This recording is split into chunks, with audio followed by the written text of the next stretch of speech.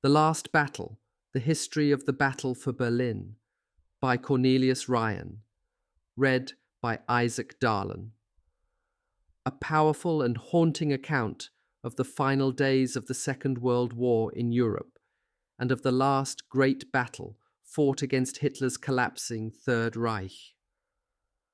As Soviet forces closed in on Berlin in the spring of 1945, the German capital became the stage for one of the bloodiest and most decisive confrontations of the entire war. Beneath the ruins of a dying empire, soldiers and civilians alike struggled to survive amid constant bombardment, fear, hunger, and uncertainty. In this remarkable work, Cornelius Ryan takes us beyond military strategy and political headlines, bringing to life the experiences of ordinary people trapped inside one of history's most catastrophic battles.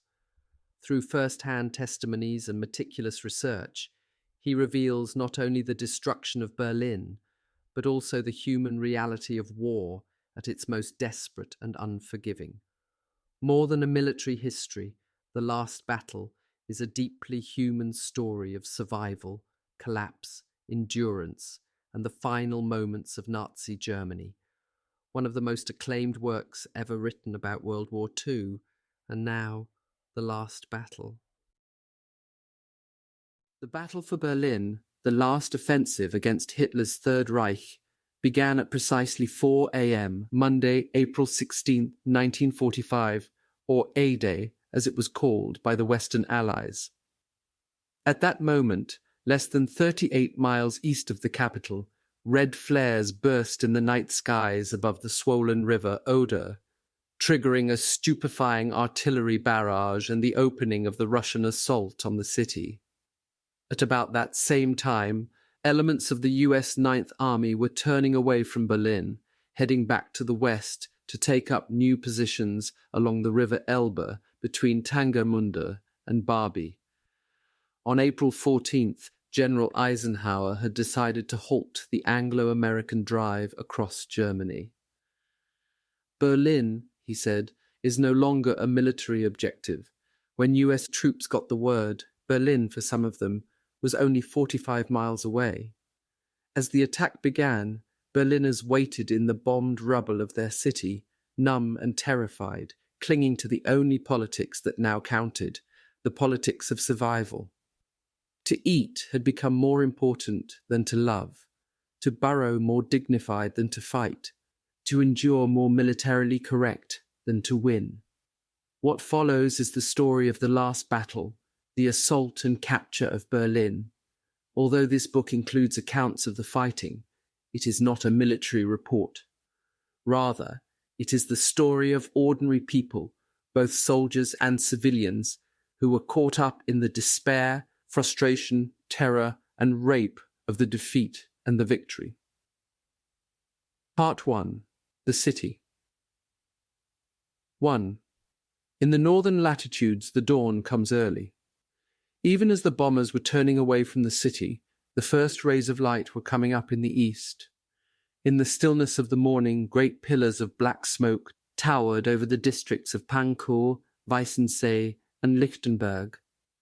On the low clouds, it was difficult to separate the soft glow of daylight from the reflections of the fires that blazed in bomb-battered Berlin.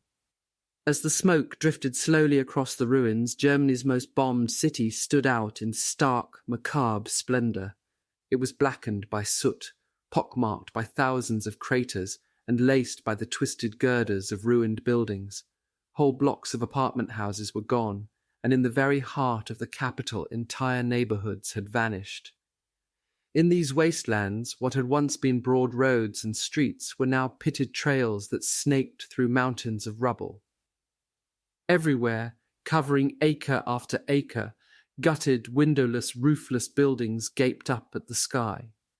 In the aftermath of the raid, a fine residue of soot and ash rained down, powdering the wreckage, and in the great canyons of smashed brick and tortured steel, nothing moved but the eddying dust. It swirled along the broad expanse of the Unter den Linden, the famous trees bare now, the leaf buds seared on the branches. Few of the banks, libraries, and elegant shops lining the renowned boulevard were undamaged, but at the western end of the avenue, Berlin's most famous landmark, the 8-story-high Brandenburg Gate, though gashed and chipped, still straddled the Via Triumphalis on its 12 massive Doric columns. On the nearby Wilhelmstrasse, lined by government buildings and former palaces, shards of glass from thousands of windows glittered in the debris. At number 73, the beautiful little palace that had been the official residence of German presidents in the days before the Third Reich had been gutted by a raging fire. Once it had been described as a miniature Versailles. Now sea nymphs from the ornate fountain in the forecourt lay shattered against the colonnaded front entrance, and along the roof line, chipped and gouged by flying fragments, the twin statues of Rhine maidens leaned headless over the littered courtyard. A block away, number 77 was scarred but intact. Piles of rubble lay all around the 3-story L-shaped building. Its yellowish-brown exterior was scabrous, and the garish golden eagles above each entrance, garlanded swastikas in their claws, were pitted and deeply scored. Jutting out above was the imposing balcony from which the world had been harangued with many a frenzied speech. The Reichskanzlei, chancellery of Adolf Hitler, still remained. At the top of the battered Kurfürstendamm, Berlin's Fifth Avenue, bulked the deformed skeleton of the once fashionable Kaiser Wilhelm Memorial Church. The hands on the charred clock face were stopped at exactly 7:30. They had been that way since 1943, when bombs wiped out 1,000 acres of the city on a single November evening. 100 yards away was the jungle of wreckage that had been the internationally famed Berlin Zoo. The aquarium was completely destroyed. The reptile, hippopotamus, kangaroo, tiger, and elephant houses, along with scores of other buildings, were severely damaged. The surrounding Tiergarten, the renowned 630-acre park, was a no-man's land of room-sized craters, rubble-filled lakes, and partly demolished embassy buildings.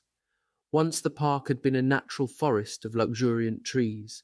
Now most of them were burned and ugly stumps. In the northeast corner of the Tiergarten stood Berlin's most spectacular ruin, destroyed not by Allied bombs but by German politics. The huge Reichstag, seat of parliament, had been deliberately set ablaze by the Nazis in 1933, and the fire had been blamed on the communists, thus providing Hitler with an excuse to seize full dictatorial power. On the crumbling portico above its 6-columned entrance, overlooking the sea of wreckage that almost engulfed the building, were the chiselled, blackened words, Dem deutschen Volke, to the German people. A complex of statuary had once stood before the Reichstag. All had been destroyed except one piece, a 200-foot-high, dark red granite and bronze column on a massive colonnaded base. After the 1933 burning, Hitler had ordered it moved. Now it stood a mile away on the Charlottenburger Chaussee, close to the centre of the east-west axis, the series of linked highways running across the city roughly from the river Havel on the west to the end of the Unter den Linden on the east. As the sun rose on this March morning, its rays caught the golden figure at the top of the column, a winged statue bearing a laurel wreath in one hand, a standard adorned with the Iron Cross in the other. Rising up out of the wasteland untouched by the bombing was Berlin's slender, graceful memorial, the Victory Column. Across the tormented city, sirens began wailing the all clear. The 314th Allied raid on Berlin was over. In the first years of the war, the attacks had been sporadic, but now the capital was under almost continuous bombardment. The Americans bombed by day, the RAF by night. The statistics of destruction had increased almost hourly. By now they were staggering. Explosives had laid waste more than 10 square miles of built-up districts, 10 times the area destroyed in London by the Luftwaffe. 3 billion cubic feet of debris lay in the streets, enough rubble for a mountain more than 1,000 feet high. Almost half of Berlin's 1,562,000 dwellings had sustained some kind of damage, and every third house was either completely destroyed or uninhabitable. Casualties were so high that a true accounting would never be possible, but at least 52,000 were dead, and twice that number seriously injured, 5 times the number killed and seriously injured in the bombing of London. Berlin had become a second Carthage, and the final agony was still to come. In this wilderness of devastation, it was remarkable that people could survive at all. But life went on with a kind of lunatic normality amid the ruins. 12,000 policemen were still on duty. Postmen delivered the mail, newspapers came out daily, telephone and telegraphic services continued, garbage was collected. Some cinemas, theatres, and even a part of the wrecked zoo were open. The Berlin Philharmonic was finishing its season. Department stores ran special sales. Food and bakery shops opened each morning, and laundries, dry cleaning establishments, and beauty salons did a brisk business. The underground and elevated railways functioned. The few fashionable bars and restaurants still intact drew capacity crowds. And on almost every street, the strident calls of Berlin's famous flower vendors echoed as in the days of peace. Perhaps most remarkable, more than 65% of Berlin's great factories were in some kind of working condition. Almost 600,000 people had jobs, but getting to them now was a major problem. It often took hours. Traffic was clogged. There were detours, slowdowns and breakdowns. As a consequence, Berliners had taken to rising early. Everyone wanted to get to work on time because the Americans, early risers themselves, were often at work over the city by 9 a.m. On this bright morning in the city's sprawling 20 districts, Berliners came forth like Neolithic cave dwellers. They emerged from the bowels of subways, from shelters beneath public buildings, from the cellars and basements of their shattered homes. Whatever their hopes or fears, whatever their loyalties or political beliefs, this much Berliners had in common. Those who had survived another night were determined to live another day. The same could be said for the nation itself. In this 6th year of World War II, Hitler's Germany was fighting desperately for survival. The Reich that was to last a millennium had been invaded from west and east. The Anglo-American forces were sweeping down on the great river Rhine, had breached it at Rayman, and were racing for Berlin. They were only 300 miles to the west. On the eastern banks of the Oder, a far more urgent and infinitely more fearful threat had materialized. There stood the Russian armies, less than 50 miles away. It was Wednesday, March 21st, 1945, the first day of spring. On radios all over the city this morning, Berliners heard the latest hit tune. This will be a spring without end. DV. To the dangers that threatened them, Berliners reacted each in his own way. Some stubbornly disregarded the peril, hoping it would go away. Some courted it. Others reacted with anger or fear, and some with the grim logic of those whose backs are to the wall, prepared bravely to meet their fate head-on. In the southwestern district of Zehlendorf, milkman Richard Poganowska was, as usual, up with the dawn. In years past, his daily routine had often seemed monotonous. Now he was grateful for it. He worked for the 300-year-old Domaine Darham farm in Zehlendorf's fashionable suburb of Darham, only a few miles from the centre of the huge capital. In any other city, the dairy's location would have been considered an oddity, but not in Berlin. 1/5 of the city's total area lay in parks and woodlands, along lakes, canals, and streams.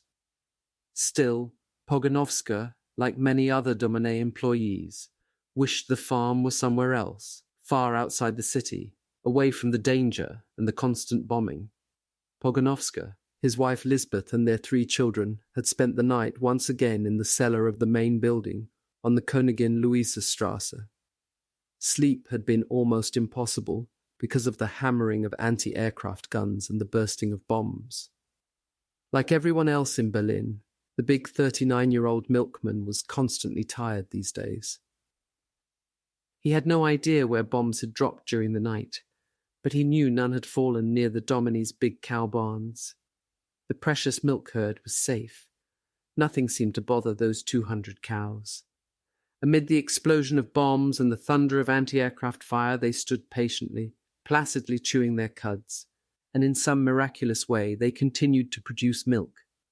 It never ceased to amaze Pogonovska. Sleepily, he loaded the ancient brown milk wagon and its trailer, hitched up his 2 horses, the fox-coloured Lisa and Hans, and with his grey Spitz dog Poldy on the seat beside him, set out on his rounds. Rattling across the courtyard cobblestones, he turned right on Pacelli Allee and headed north in the direction of Schmargendorf. It was 6 a.m. It would be 9 at night before he finished. Worn out, aching for sleep, Pogonovska still had not lost his cheerfully gruff manner. He had become a kind of morale builder for his 1,200 customers. His route lay on the fringes of 3 major districts, Zehlendorf, Schöneberg, and Wilmersdorf. All 3 had been badly bombed.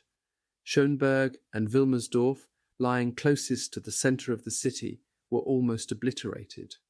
In Wilmersdorf alone, more than 36,000 dwellings were destroyed, and almost half of the 340,000 people in the 2 districts had been left homeless.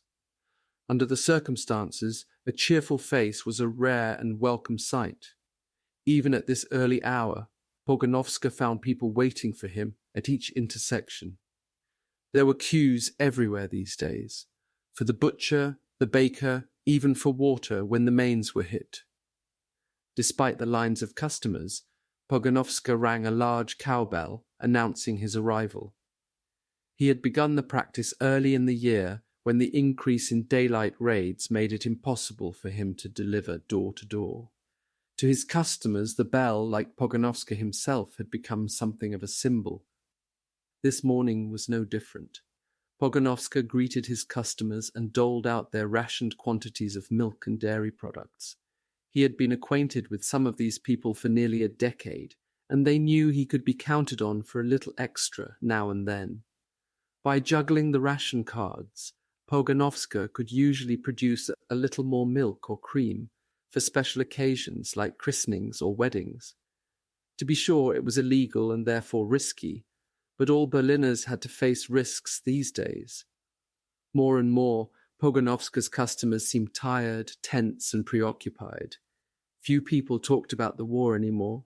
Nobody knew what was going on, and nobody could have done anything about it in any case. Besides, there were enough armchair generals. Pogonovska did not invite discussions of the news. By submerging himself in his 15-hour daily routine and refusing to think about the war, he, like thousands of other Berliners, had almost immunized himself against it. Each day now, Pogonovska watched for certain signs that helped keep him from losing heart. For one thing, the roads were still open.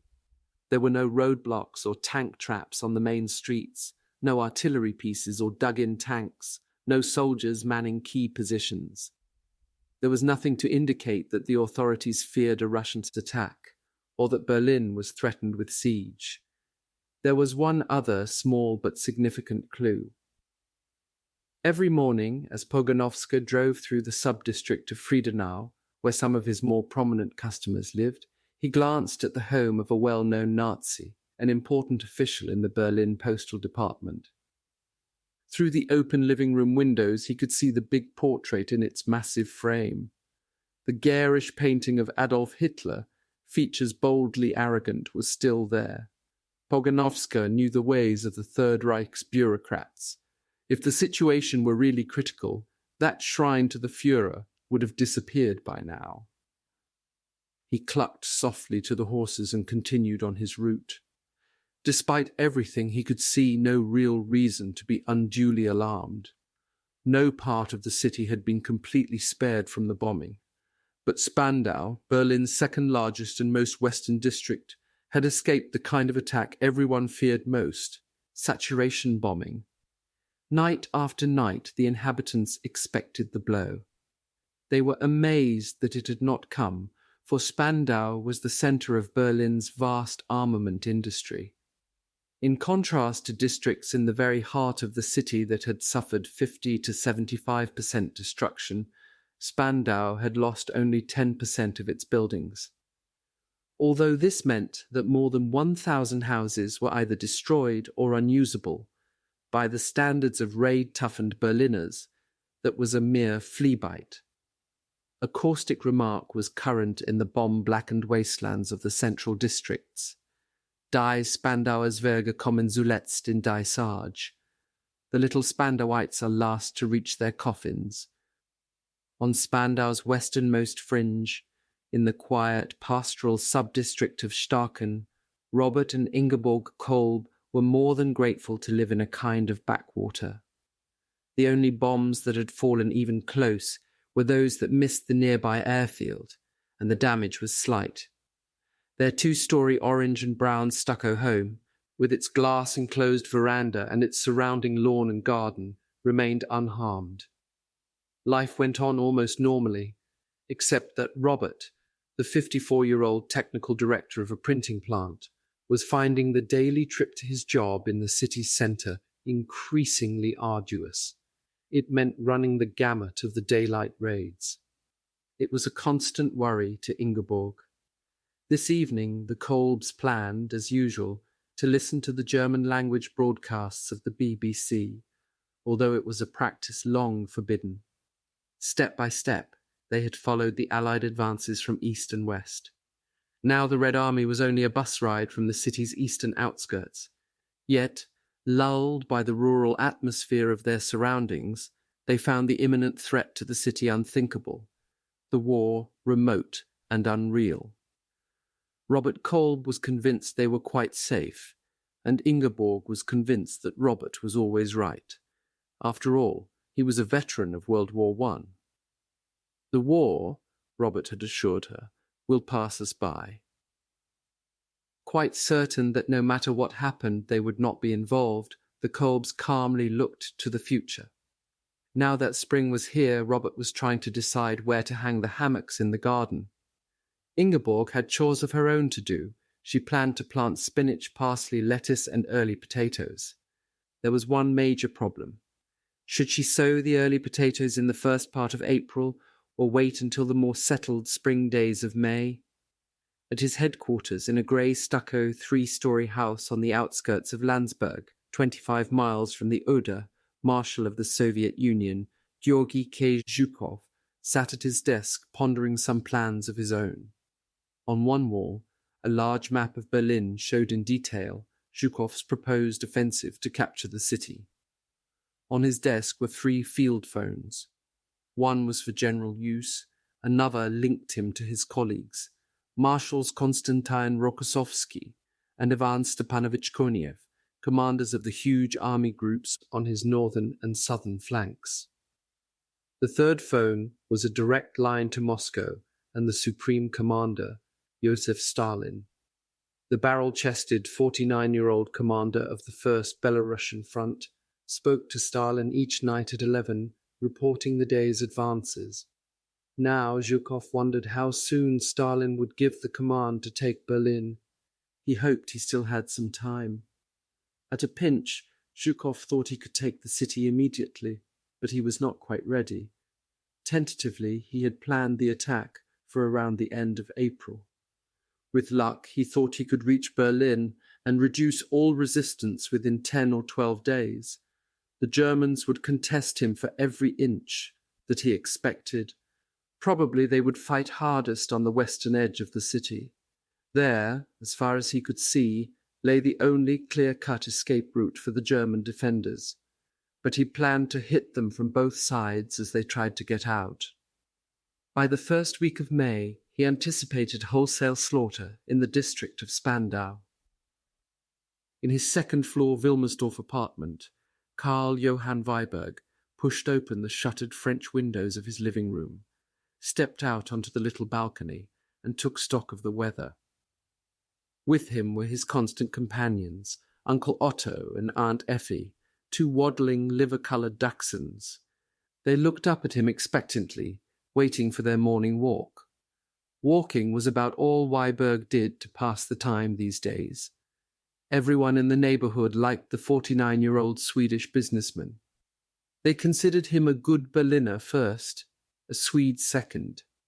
He had not left the city like so many other foreigners when the bombing began.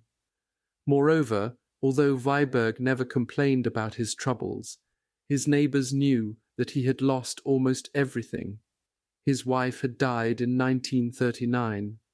His glue factories had been bombed out of business. After 30 years as a small businessman in Berlin, he had little left now but his dogs and the apartment. In the opinion of some of his neighbours, he was a better man than many a true German. Weiberg looked down at Uncle Otto and Aunt Effie. "Time to go out," he said. He closed the windows and walked across the living room to the little foyer. He put on his beautifully tailored Chesterfield and settled his carefully brushed Homburg on his head. Opening the drawer of a polished mahogany hall table, he took out a pair of suede gloves, and for a moment stood looking at a framed lithograph lying inside the drawer. The print, sketched in flamboyant colours, showed a fully armoured knight mounted on a rampaging white stallion. Attached to the knight's lance was a streaming banner. Through the helmet's open visor, the knight gazed fiercely out. A lock of hair fell over his forehead. He had piercing eyes and a small black moustache. Across the waving banner were the words Der Bannertrager, the standard bearer. Weiberg slowly closed the drawer. He kept the lithograph hidden because the derisive lampoon of Hitler was banned throughout Germany, but Weiberg did not want to get rid of it. The caricature was too amusing to throw away. Snapping leashes on the dogs, he locked the front door carefully behind him and went down the 2 flights of stairs and into the rubble of the street. Near the apartment house, he doffed his hat to some neighbours and, with the dogs leading, made his way down the street, stepping carefully around the potholes. He wondered where Der Bannertrager was now that the end seemed near. In Munich? At his eagle's nest in the mountains at Berchtesgaden? Or here in Berlin? No one seemed to know, although that was not surprising. Hitler's whereabouts was always a big secret. No one seemed to know, although that was not surprising. Hitler's whereabouts was always a big secret. This morning, Weiberg decided to drop in at his favourite bar, Harry Ross's at 7 Nesterstrasse, one of the few left open in the district. It had a varied clientele, Nazi bigwigs, German officers, and a smattering of businessmen. There was always good conversation, and one could catch up on the latest news, where last night's bombs had fallen, which factories had been hit, how Berlin was standing up under it all. Weiberg liked meeting his old friends in this convivial atmosphere, and he was interested in just about every aspect of the war, especially the effects of the bombing and the morale of the German people. In particular, he wanted to know where Hitler was. As he crossed the street, he once again tipped his hat to an old acquaintance. Despite all the questions that crowded his mind, Weiberg knew a few things that would have surprised his neighbours. For this Swede, who was more German than the Germans, was also a member of America's top secret office of strategic services. He was an Allied spy. In his ground-floor apartment in Kreuzberg, Dr. Arthur Lechscheit, evangelical pastor of the Melanchthon Church, was beset by grief and despair. His twin-spired Gothic church was destroyed and his flock dissipated. Through the windows he could see the remains of his church. A few weeks before it had received a direct hit, and minutes later incendiaries had set it ablaze. The sorrow he felt each time he looked at it had not yet abated. At the height of the raid, oblivious of his own safety, Pastor Lechscheit had rushed into the blazing church. The back of the edifice and its magnificent organ were still intact. Running swiftly up the narrow steps to the organ loft, Lechscheit had but one thought: to bid farewell to his beloved organ and to the church. Singing softly to himself, eyes filled with tears, Dr. Lechscheit played his farewell. As bombs burst all over Kreuzberg, incredulous patients in the nearby urban hospital and people sheltering in adjacent cellars heard the Melanchthon organ pealing out the ancient hymn, "From deepest need I cry to thee." Now he was saying a different kind of goodbye. On his desk was the draft of a round-robin letter he would send to those many parishioners who had left the city or were in the armed forces. "Even though fighting in the east and west is keeping us in tension," he wrote, "the German capital is constantly the center of air raids. You can imagine, dear friends, that death is reaping a rich harvest. Coffins have become a scarcity. A woman told me that she had offered 20 pounds of honey for one in which to lay her deceased husband." Dr. Lechscheit was also angered. "We ministers are not always called to burials of air raid victims," he wrote. "Often the party takes over the funerals without a minister, without God's word." And again, throughout his letter, he referred to the devastation of the city. "You cannot imagine what Berlin looks like now. The loveliest buildings have crumbled into ruins. Often we have no gas, light, or water. God keep us from a famine. Terrific prices are asked for black market commodities." And he ended on a note of bitter pessimism. "This is probably the last letter for a long time. Perhaps we shall soon be cut off from all communication. Shall we see each other again? It all rests in God's hands." Cycling purposefully through the littered streets of Darham, another clergyman, Father Bernhard Happich, had decided to take matters into his own hands. A delicate problem had worried him for weeks. Night after night he had prayed for guidance and meditated on the course he should take. Now he had reached a decision. The services of all clergymen were in great demand, but this was particularly true of Father Happich. The 55-year-old priest, who carried the words "Jesuit, not fit for military service," stamped across his identity card, a Nazi imprint like that reserved for Jews and other dangerous undesirables, was also a highly skilled doctor of medicine. Among his many other duties, he was the Father Provincial of House Darham, the orphanage, maternity hospital, and foundling home run by the Mission Sisters of the Sacred Heart. It was Mother Superior Kunegundis and her flock who had brought about his problem and his decision. Father Happich had no illusions about the Nazis or how the war must surely end. He had long ago decided that Hitler and his brutal new order were destined for disaster. Now the crisis was fast approaching. Berlin was trapped, the tarnished chalice in the conqueror's eye. What would happen to House Darham and its good but less than worldly sisters? His face serious, Father Happich pulled up outside the home. The building had suffered only superficial damage, and the sisters were convinced that their prayers were being heard. Father Happich did not disagree with them, but being a practical man, he thought that luck and bad marksmanship might have had something to do with it. As he passed through the entrance hall, he looked up at the great statue, garbed in blue and gold, sword held high, Saint Michael, God's fighting knight against all evil. The sisters' faith in Saint Michael was well founded, but just the same, Father Happich was glad he had made his decision. Like everyone else, he had heard from refugees who had fled before the advancing Russians of the horrors that had taken place in eastern Germany. Many of the accounts were exaggerated, he was sure, but some he knew to be true. Father Happich had decided to warn the sisters. Now he had to choose the right moment to tell them, and above all, he had to find the right words. Father Happich worried about that. How do you tell 60 nuns and lay sisters that they are in danger of being raped? 3. The fear of sexual attack lay over the city like a pall. For Berlin, after nearly 6 years of war, was now primarily a city of women. At the beginning, in 1939, there were 4,321,000 inhabitants of the capital.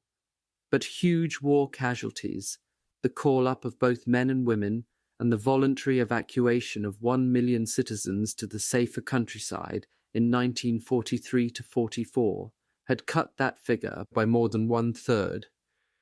By now, the only males left in any appreciable number were children under 18 and men over 60.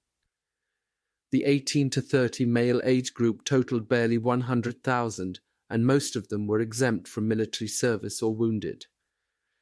In January 1945, the city's population had been estimated at 2,900,000, but now, in mid-March, that figure was certainly too high. After 85 raids in less than 11 weeks, and with the threat of siege hanging over the city, thousands more had fled. Military authorities estimated that Berlin's civil population was now about 2,700,000, of whom more than 2 million were women, and even that was only an informed guess. Complicating efforts to obtain a true population figure was the vast exodus of refugees from the Soviet-occupied eastern provinces. Some put the refugee figure as high as 500,000. Uprooted, carrying their belongings on their backs or in horse-drawn wagons or pushcarts, often driving farm animals before them, fleeing civilians had clogged the roads into Berlin for months. Most did not remain in the city, but continued west. But in their wake, they left a repository of nightmarish stories.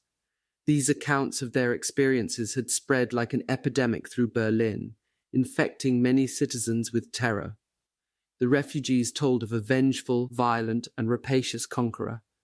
People who had trekked from as far away as Poland, or from the captured parts of East Prussia, Pomerania, and Silesia, gave bitter testimony of an enemy who offered no quarter. In fact, the refugees declared, Russian propaganda was urging the Red Army to spare no one. They told of a manifesto said to have been written by the Soviet Union's top propagandist, Ilya Ehrenberg, which was both broadcast and distributed in leaflet form to the Red troops. Kill, kill, went the manifesto. In the German race there is nothing but evil. Follow the precepts of Comrade Stalin. Stamp out the fascist beast once and for all in its lair. Use force and break the racial pride of these Germanic women. Take them as your lawful booty. Kill, as you storm onward, kill, you gallant soldiers of the Red Army. The refugees reported that advancing frontline troops were well disciplined and well behaved, but that the secondary units that followed were a disorganized rabble. In wild, drunken orgies, these Red Army men had murdered, looted, and raped. Many Russian commanders, the refugees claimed, appeared to condone the actions of their men. At least they made no effort to stop them. From peasants to gentry, the accounts were the same, and everywhere in the flood of refugees there were women who told chilling stories of brutal assault, of being forced at gunpoint to strip and then submit to repeated rapings. How much was fantasy, how much fact? Berliners were not sure. Those who knew of the atrocities and mass murders committed by German SS troops in Russia, and there were thousands who knew, feared that the stories were true. Those who were aware of what was happening to the Jews in concentration camps, a new and horrible aspect of National Socialism of which the free world was yet to learn, believed the refugees too. These more knowledgeable Berliners could well believe that the oppressor was becoming the oppressed, that the wheel of retribution was swinging full circle. Many who knew the extent of the horrors perpetrated by the Third Reich were taking no chances. Highly placed bureaucrats and top-ranking Nazi officials had quietly moved their families out of Berlin or were in the process of doing so. Fanatics still remained, and the average Berliners, less privy to information and ignorant of the true situation, were also staying. They could not or would not leave. "O Germany, Germany, my fatherland," wrote Erna Sanger, a 65-year-old housewife and mother of 6 children, in her diary. "Trust brings disappointment. To believe faithfully means to be stupid and blind, but we'll stay in Berlin. If everyone left like the neighbours, the enemy would have what he wants. No, we don't want that kind of defeat. Yet few Berliners could claim to be unaware of the nature of the danger.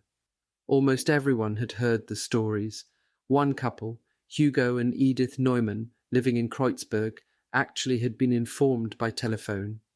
Some relatives living in the Russian-occupied zone had risked their lives, shortly before all communication ceased, to warn the Neumanns that the conquerors were raping, killing, and looting without restraint. Yet the Neumanns stayed. Hugo's electrical business had been bombed, but to abandon it now was unthinkable. Others chose to dismiss the stories, because propaganda, whether spread by refugees or inspired by the government, had little or no meaning for them any longer. From the moment Hitler ordered the unprovoked invasion of Russia in 1941, all Germans had been subjected to a relentless barrage of hate propaganda. The Soviet people were painted as uncivilized and subhuman. When the tide turned and German troops were forced back on all fronts in Russia, Dr. Joseph Goebbels, the Reich's club-footed propaganda chief, intensified his efforts, particularly in Berlin. Goebbels' assistant, Dr. Werner Naumann, privately admitted that our propaganda as to what the Russians are like, as to what the population can expect from them in Berlin, has been so successful that we have reduced the Berliners to a state of sheer terror. By the end of 1944, Naumann felt that we have overdone it. Our propaganda has ricocheted against us. Now the tone of the propaganda had changed. As Hitler's empire was sheared off piece by piece, as Berlin was demolished, block by block, Goebbels had begun to switch from terror-mongering to reassurance. Now the people were told that victory was just around the corner. About all Goebbels succeeded in doing was to generate among cosmopolitan Berliners a grotesque, macabre kind of humour. It took the form of a large collective raspberry which the population derisively directed at themselves, their leaders, and the world. Berliners quickly changed Goebbels' motto, "The Führer commands, we follow. To the Führer commands, we bear what follows." As for the propaganda chief's promises of ultimate victory, the irreverent solemnly urged all to enjoy the war, the peace will be terrible. In the atmosphere of near panic created by the refugees' reports, facts and reason became distorted as rumour took over. All sorts of atrocity stories spread throughout the city. Russians were described as slant-eyed Mongols who butchered women and children on sight. Clergymen were said to have been burned to death with flamethrowers. The stories told of nuns raped and then forced to walk naked through the streets, of how women were made camp followers and all males marched off to servitude in Siberia. There was even a radio report that the Russians had nailed victims' tongues to tables. The less impressionable found the tales too fantastic to believe. Others were grimly aware of what was to come. In her private clinic in Schönberg, Dr. Anne-Marie Durand-Weber, a graduate of the University of Chicago and one of Europe's most famous gynecologists, knew the truth. The 55-year-old doctor, well known for her anti-Nazi views, she was the author of many books championing women's rights, equality of the sexes and birth control, all banned by the Nazis, was urging her patients to leave Berlin. She had examined numerous refugee women and had reached the conclusion that, if anything, the accounts of assault understated the facts. Dr. Durand-Weber intended to remain in Berlin herself, but now she carried a small, fast-acting cyanide capsule everywhere she went.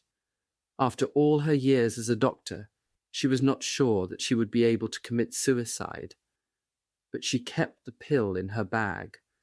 For if the Russians took Berlin, she thought that every female from 8 to 80 could expect to be raped. Dr. Margot Sauerbruch also expected the worst. She worked with her husband, Professor Ferdinand Sauerbruch, Germany's most eminent surgeon, in Berlin's oldest and largest hospital, the Charité, in the Mitte district. Because of its size and location close by the main railway station, the hospital had received the worst of the refugee cases. From her examination of the victims, Dr. Sauerbruch had no illusions about the ferocity of the Red Army when it ran amok. The rapes, she knew for certain, were not propaganda. Margot Sauerbruch was appalled by the number of refugees who had attempted suicide, including scores of women who had not been molested or violated. Terrified by what they had witnessed or heard, many had slashed their wrists. Some had even tried to kill their children. How many had actually succeeded in ending their lives, nobody knew.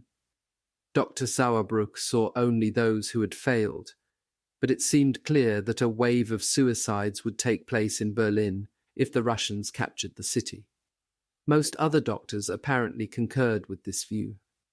In Wilmersdorf, Surgeon Günther Lamprecht noted in his diary that the major topic, even among doctors, is the technique of suicide.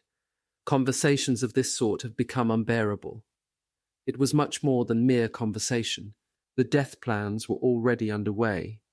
In every district, doctors were besieged by patients and friends seeking information about speedy suicide and begging for poison prescriptions. When physicians refused to help, people turned to their druggists. Caught up in a wave of fear, distraught Berliners by the thousands had decided to die by any means rather than submit to the Red Army. "The first pair of Russian boots I see, I'm going to commit suicide," 20-year-old Christa Meunier confided to her friend, Juliane Bochnik. Christa had already secured poison. So had Juliane's friend, Rosie Hoffman, and her parents.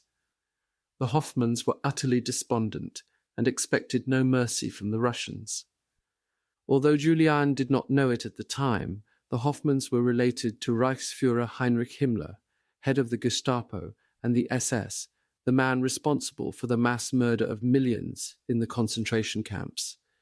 Poison, particularly cyanide, was the preferred method of self-destruction. One type of capsule, known as a KCB pill, was in especially great demand. This concentrated hydrocyanic compound was so powerful that death was almost instantaneous. Even the fumes could kill. With Germanic forethought, some government agency had laid down vast quantities of it in Berlin. Nazi officials, senior officers, government department heads, and even lesser functionaries were able to get supplies of poison for themselves, their families and friends with little difficulty. Doctors, druggists, dentists, and laboratory workers also had access to pills or capsules. Some even improved on the tablet's potency.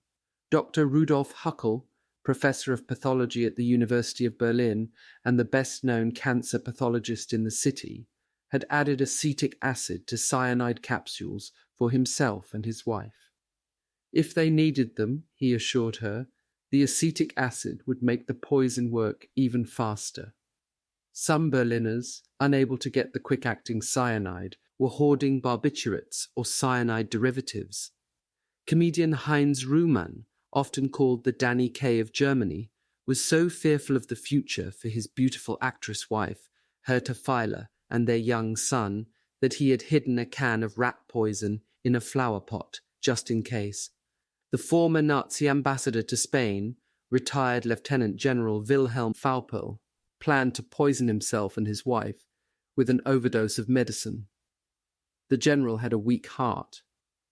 When he suffered attacks, he took a stimulant containing digitalis.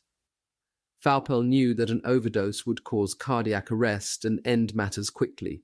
He had even saved enough for some of his friends. For others, a fast bullet seemed the best and bravest end. But an astonishing number of women, mostly middle-aged, had chosen the bloodiest way of all, the razor.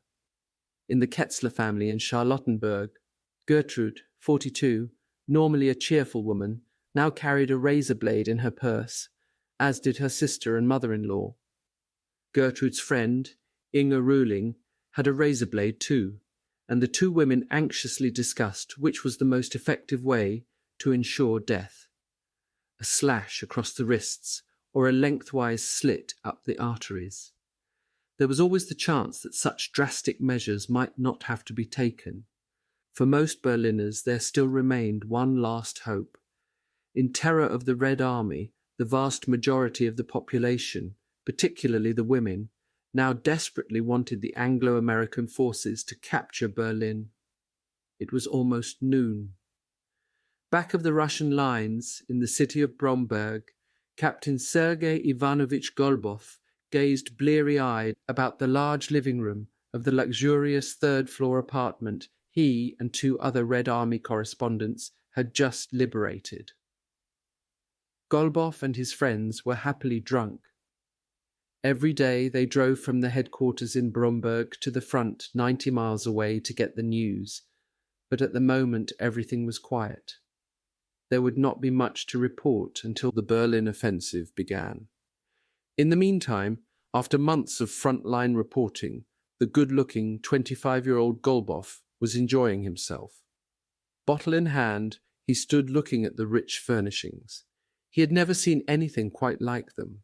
Heavy paintings in ornate gold frames adorned the walls.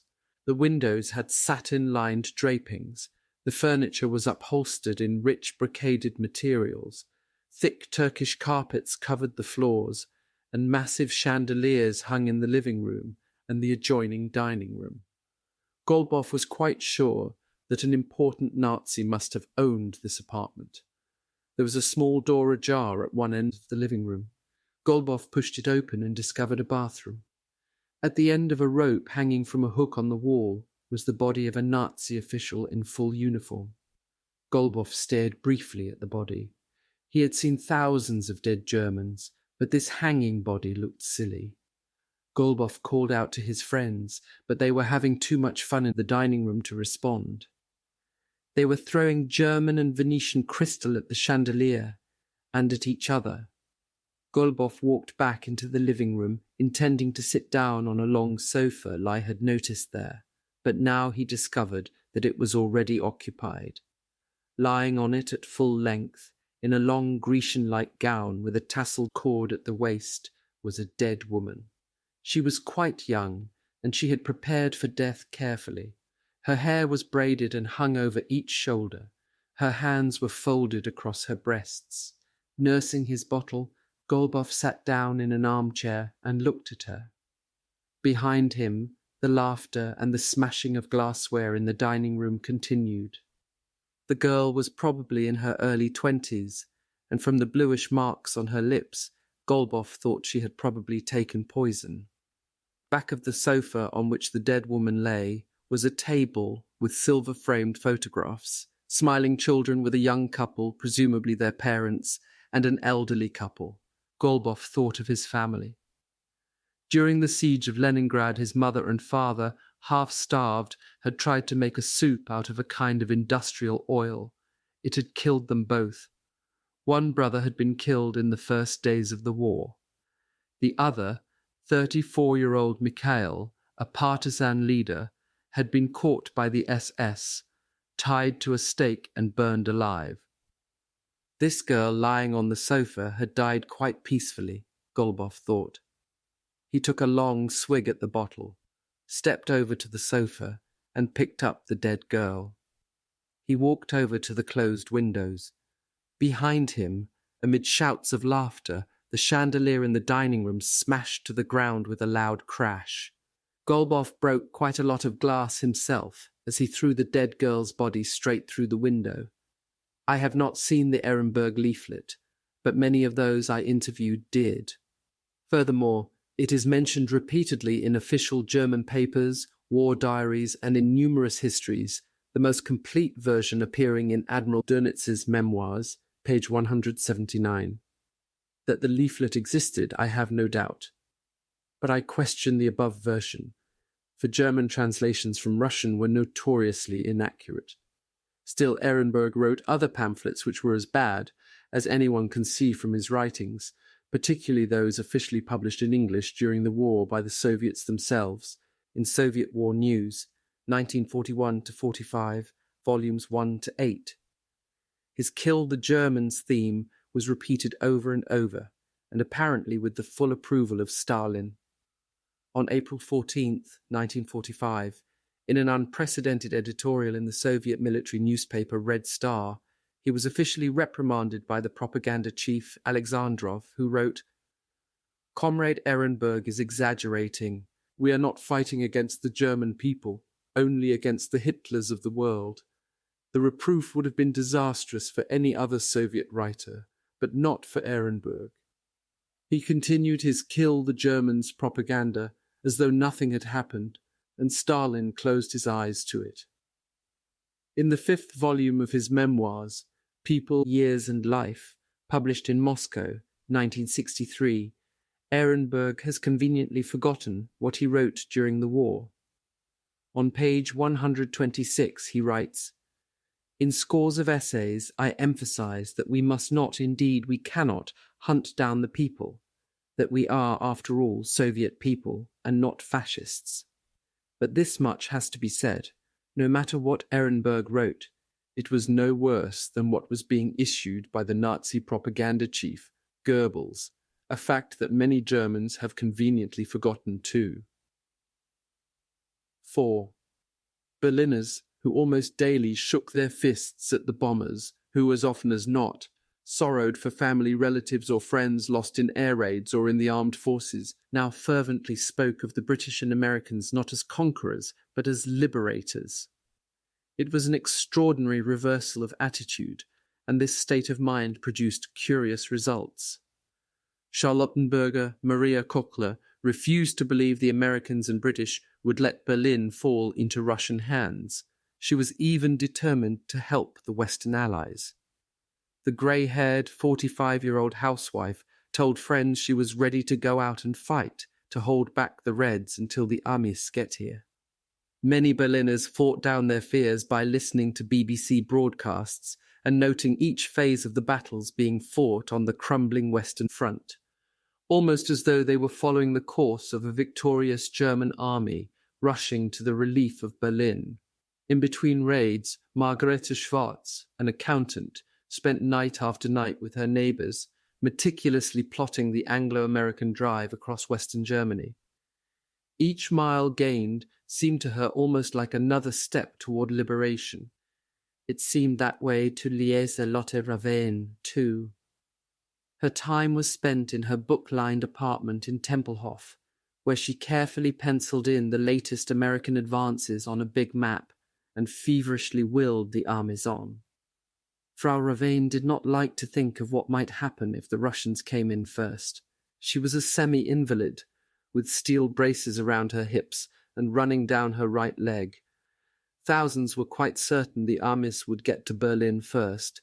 Their faith was almost childlike, vague and unclear. Frau Anna Maria Huckel, whose husband was a doctor, began tearing up old Nazi flags to use as bandages for the great battle she was expecting on the day the Americans arrived. Charlottenburger Brigitte Weber, 20-year-old bride of 3 months, was sure the Americans were coming, and she thought she knew where they intended to live. Brigitte had heard that Americans enjoyed a high standard of living and liked the finer things of life. She was ready to bet they had carefully chosen the wealthy residential district of Nikolassy. Hardly a bomb had fallen there. Others, while hoping for the best, prepared for the worst. Sober-minded Pia van Hoven and her friends Ruby and Eberhard Borgmann reluctantly reached the conclusion that only a miracle could keep the Russians from getting to Berlin first. So they jumped at the invitation of their good friend, the jovial, fat-cheeked Heinrich Scheller, to join him and his family when the battle for the city began. Schell managed Gruben Souchet, one of the most famous wine shops and restaurants in Berlin, situated on the ground floor below the Borgmanns. He had turned one of his cellars into a resplendent shelter, complete with oriental rugs, draperies and provisions to withstand the siege. There was little food except for potatoes and canned tuna fish, but there were ample supplies of the rarest and most delicate of German and French wines in the adjacent wine cellar, plus Hennessy cognac and case after case of champagne. "While we wait for God knows what," he told them, "we might as well live comfortably." Then he added, "If we run out of water, there's always the champagne." Biddy Jungmittag, 41-year-old mother of 2 young daughters, thought that all the talk about the Americans and British coming was, in her own words, just so much tripe. The British-born wife of a German, she knew the Nazis only too well. Her husband, suspected of belonging to a German resistance group, had been executed 5 months before. The Nazis, she thought, would fight as fiercely against the Western Allies as against the Russians, and a glance at the map showed that the odds were against the Anglo-Americans getting to Berlin first. But the Red Army's impending arrival did not unduly alarm Biddy. They would not dare touch her. In her sensible English way, Biddy intended to show the first Russians she met her old British passport. There were some who felt no need for documents to protect them. They not only expected the Russians, they longed to welcome them. That moment would be the fulfillment of a dream for which small groups of Germans had worked and schemed most of their lives. Hunted and harassed at every turn by the Gestapo and the criminal police, a few hardened cells had somehow survived. The German communists and their sympathizers waited eagerly for the saviors from the East. Although totally dedicated to the overthrow of Hitlerism, the communists of Berlin had been so scattered that their effectiveness, to the Western Allies at any rate, was minimal. A loose-knit communist underground did exist, but it took its orders solely from Moscow and worked exclusively as a Soviet espionage network. Hildegard Radosch, who had been a communist deputy to the Berlin House of Assembly from 1927 to 1932, was getting by almost on faith alone. She was half-starved, half-frozen and in hiding, along with a few other communists near the village of Prieros on the southeastern fringe of Berlin. With her girlfriend Elsa, Eddie Klopsch, she lived in a large wooden machinery crate measuring 10 feet by 8 and set in concrete. It had no gas, electricity, water or toilet facilities, but to the burly 42-year-old Hildegard, who described herself as the man around the house, it was the perfect refuge. Hildegard and Eddie had lived together since 1939. They had existed underground in Prieros for almost 10 months. Hildegard was on the Nazi wanted list, but she had outwitted the Gestapo again and again. Her greatest problem, like that of the other communists in the area, was food. To apply for ration cards would have meant instant disclosure and arrest. Luckily, Eddie, though a sympathizer, was not wanted as a communist and had weekly rations. But the meagre allowance was hardly enough for one. The official Nazi newspaper, the Völkischer Beobachter, had printed the week's adult allowance as 4¼ pounds of bread, 2 pounds meat and sausage, 5 ounces fat, 5 ounces sugar, and every 3 weeks 2¼ ounces of cheese and 3½ ounces of ersatz coffee. Occasionally the two women were able to supplement their diet by cautious buying on the black market, but prices were exorbitant. Coffee alone cost from $100 to $200 per pound. Hildegard was preoccupied with two thoughts constantly: food and liberation by the Red Army. But waiting was hard, and simply surviving was growing more difficult month by month, as she methodically recorded in her diary. On February 13th, 1945, she wrote, "It is high time the Russians got here. The dogs haven't got me yet." February 18th. No report since the 7th from Zhukov about the Berlin front, and we are so desperately awaiting their arrival. Come, Tovarishti, the quicker you are here, the quicker the war will end. February 24th. To Berlin today, coffee from thermos, 1 piece of dry bread. 3 men looked at me suspiciously during the trip. So comforting to know that Eddie is beside me, didn't get anything to eat anywhere. Eddie really took the trip to get cigarettes on the ration card she bought on the black market. 10 cigarettes were due on that. None in the store, so she took 5 cigars. She had hoped to barter a silk dress and 2 pairs of stockings for something edible. Nothing doing. No black market bread either. February 25th. 3 cigars are gone. Still no communiques from Zhukov, none from Koniev either. February 27th. I'm getting nervous from all this waiting. It is catastrophic for someone anxious to work to be cooped up here. March 19th. Wonderful meal at noon, potatoes with salt. In the evening, potato pancakes fried in cod liver oil. Taste isn't so hot. Now, on this first day of spring, Hildegard was still waiting, and her diary noted, almost crazy for something to eat. There were no reports from the Russian front. All she could find to write down was that winds are sweeping winter from field and meadow. Snowdrops are blooming. The sun is shining and the air is warm. The usual air raids. Judging by the detonations, the planes are coming closer to us. And later, noting that the Western Allies were on the Rhine and could, by her reckoning, be in Berlin in 20 days, she bitterly recorded that Berliners would rather have the men from the capitalistic countries. She hoped that the Russians would arrive quickly, that Zhukov would attack by Easter. About 25 miles due north of Prieros, at Neuenhagen on the eastern fringes of Berlin, another communist cell grimly waited. Its members, too, lived in constant fear of arrest and death, but they were more militant and better organized than their comrades in Prieros, and they were luckier, too.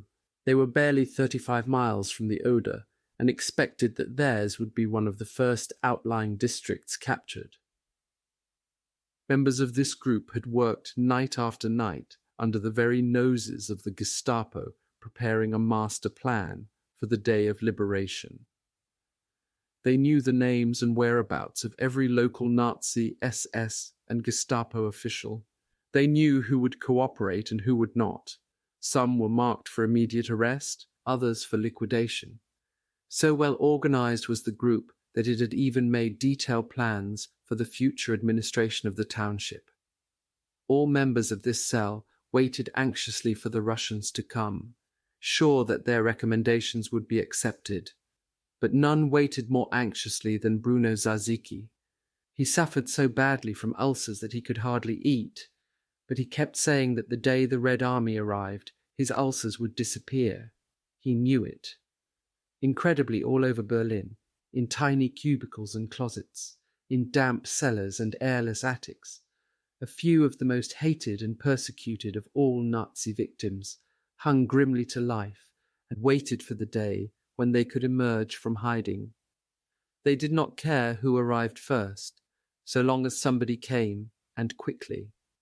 Some lived in 2s and 3s, some as families, some even in small colonies.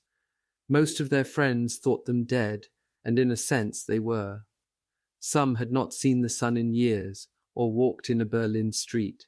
They could not afford to be sick, for that would mean getting a doctor, immediate questions, and possible disclosure. Even during the worst bombings, they stayed in their hiding places, for in air raid shelters they would have been spotted immediately. They preserved an iron calm, for they had learned long ago never to panic. They owed their very lives to their ability to quell nearly every emotion. They were resourceful and tenacious, and after 6 years of war and nearly 13 years of fear and harassment in the very capital of Hitler's Reich, almost 3,000 of them still survived.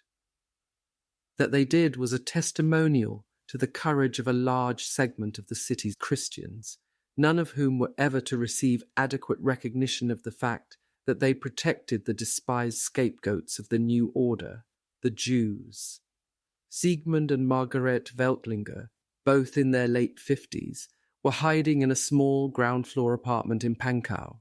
A family of Christian Scientists, the Moorings, risking their own lives, had taken them in. It was crowded. The Moorings, their 2 daughters, and the Weltlingers all lived together in a 2-room flat.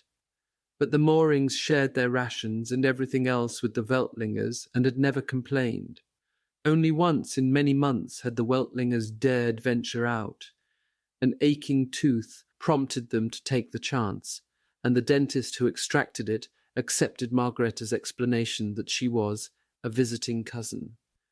They had been lucky up to 1943.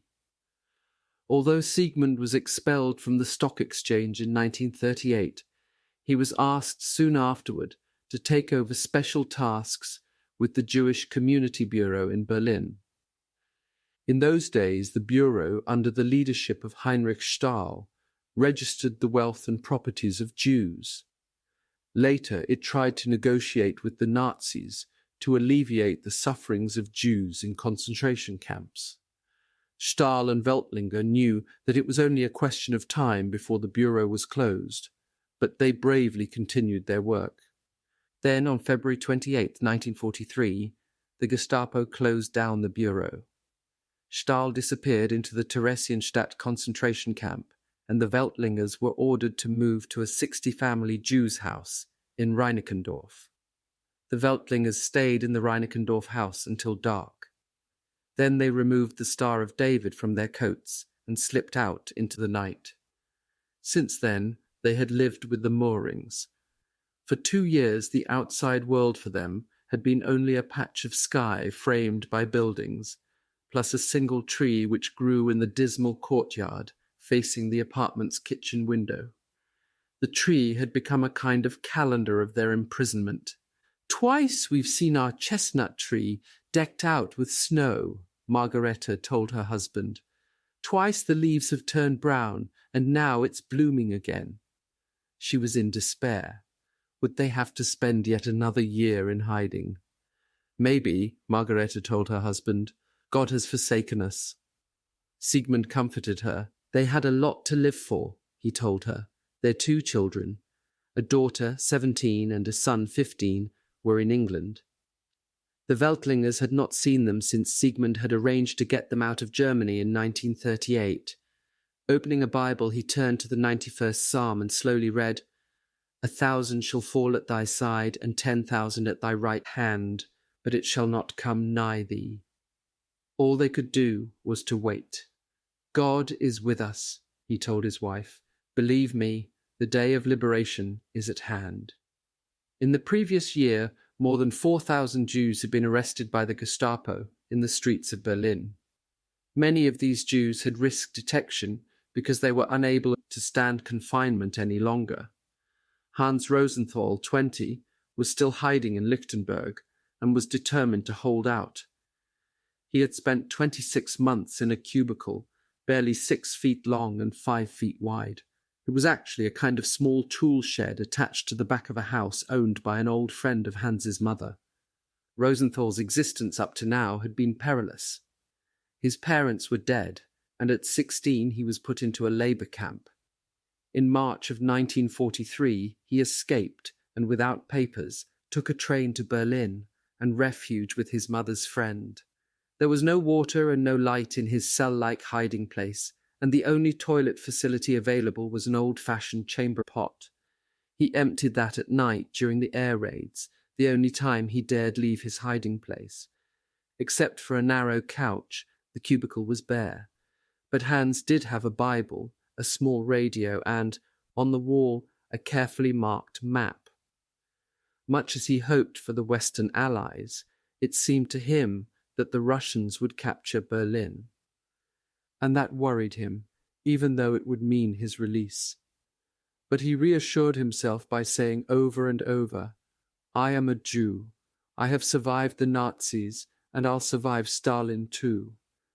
In the same district, in a cellar in Karlshorst, Joachim Lipschitz lived under the protection of Otto Kruger. On the whole, it was quiet in the Kruger cellar, but sometimes Joachim thought he heard the distant boom of Russian guns. The sound was soft and muttering, like a bored audience applauding with gloved hands. He put it down to imagination. The Russians were much too far away. Still, he was familiar with Russian cannonading. The son of a Jewish doctor and a Gentile mother, he had been inducted into the Wehrmacht. In 1941, on the Eastern Front, he had lost an arm on the battlefield. But service to Germany had not saved him from the crime of being a half-Jew. In April 1944, he had been marked for internment in a concentration camp. From that moment on, he had been in hiding. The 27-year-old Joachim wondered what would happen now as the climax approached.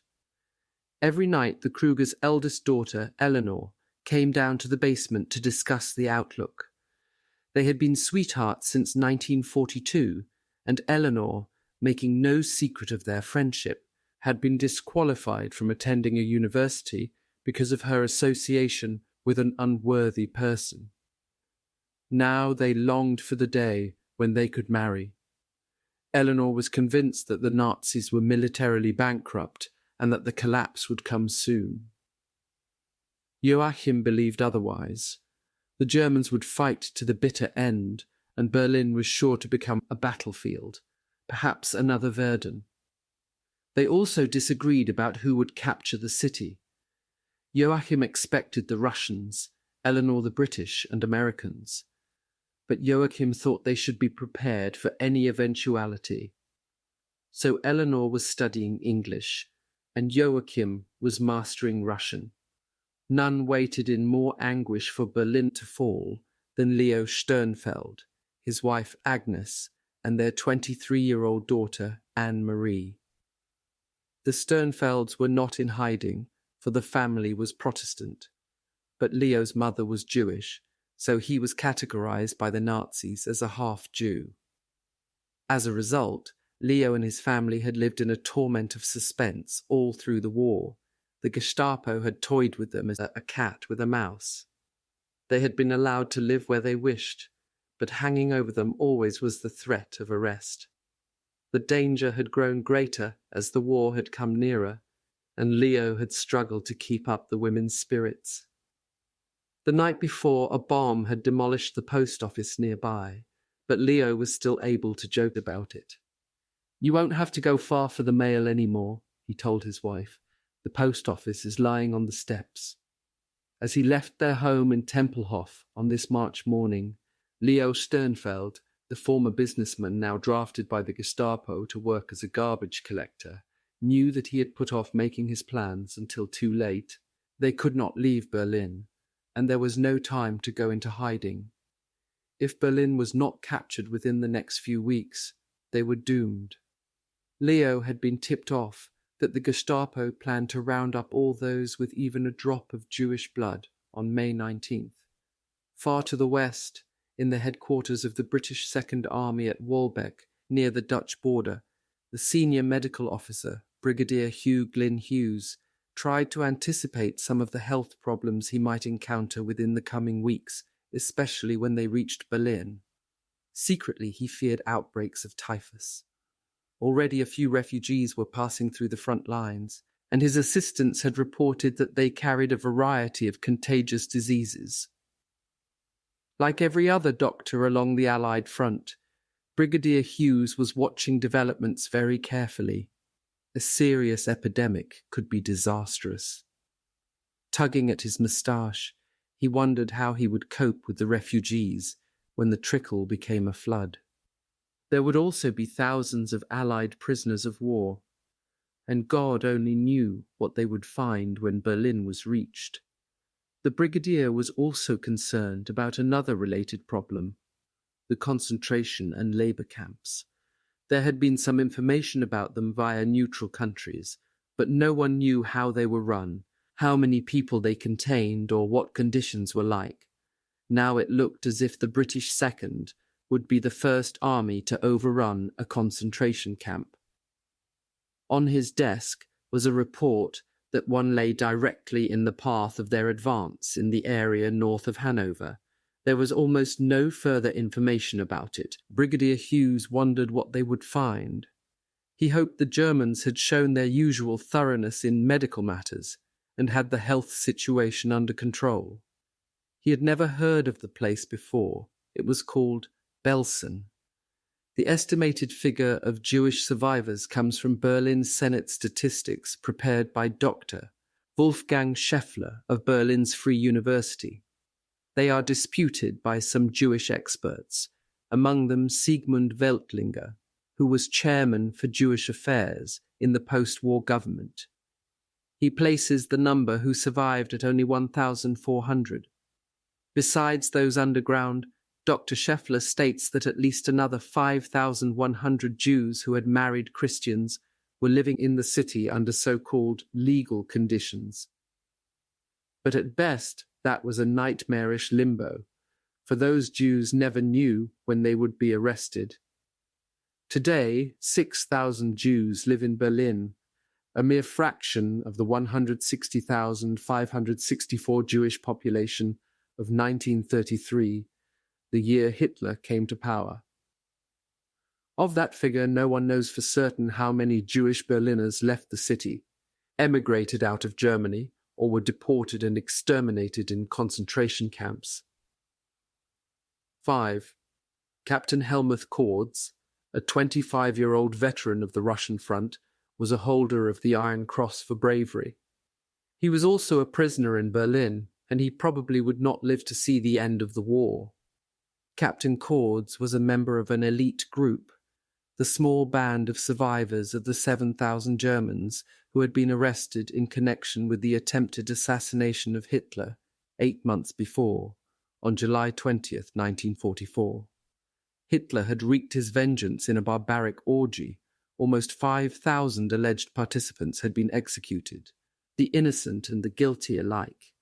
Whole families had been wiped out. Anyone even remotely connected with the plotters had been arrested and, as often as not, summarily executed. They had been put to death in a manner prescribed by Hitler himself. They must all be hanged like cattle, he had ordered. The principals were hanged in exactly that fashion, from meat hooks. Instead of rope, most of them were strung up with piano wire. Now, in Wing B of the star-shaped Lehrterstrasse prison, the last group of the alleged plotters waited. They were both conservatives and communists. They were army officers, doctors, clergymen, university professors, writers, former political figures, ordinary workingmen and peasants. Some had no idea why they were imprisoned. They had never been formally charged. A few had been tried and were awaiting retrial. Some had actually been proved innocent, but were still being held. Others had been given sham trials, had been hurriedly sentenced, and were now awaiting execution. No one knew exactly how many prisoners there were in Wing B.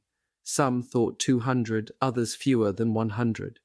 There was no way of keeping count. Each day prisoners were taken out, never to be seen again. It all depended on the whims of one man, the Gestapo chief, SS Gruppenführer Heinrich Müller. The incarcerated expected little mercy from him. Even if the Allies were at the very prison gates, they believed Müller would continue the butchery. Kords was one of the innocent. In July 1944, he had been stationed at Bendlerstrasse as a junior officer on the staff of the Chief of Staff of the Reserve Army, Colonel Klaus Graf von Stauffenberg. There was, as it turned out, just one thing wrong with that assignment. The distinguished-looking 36-year-old von Stauffenberg.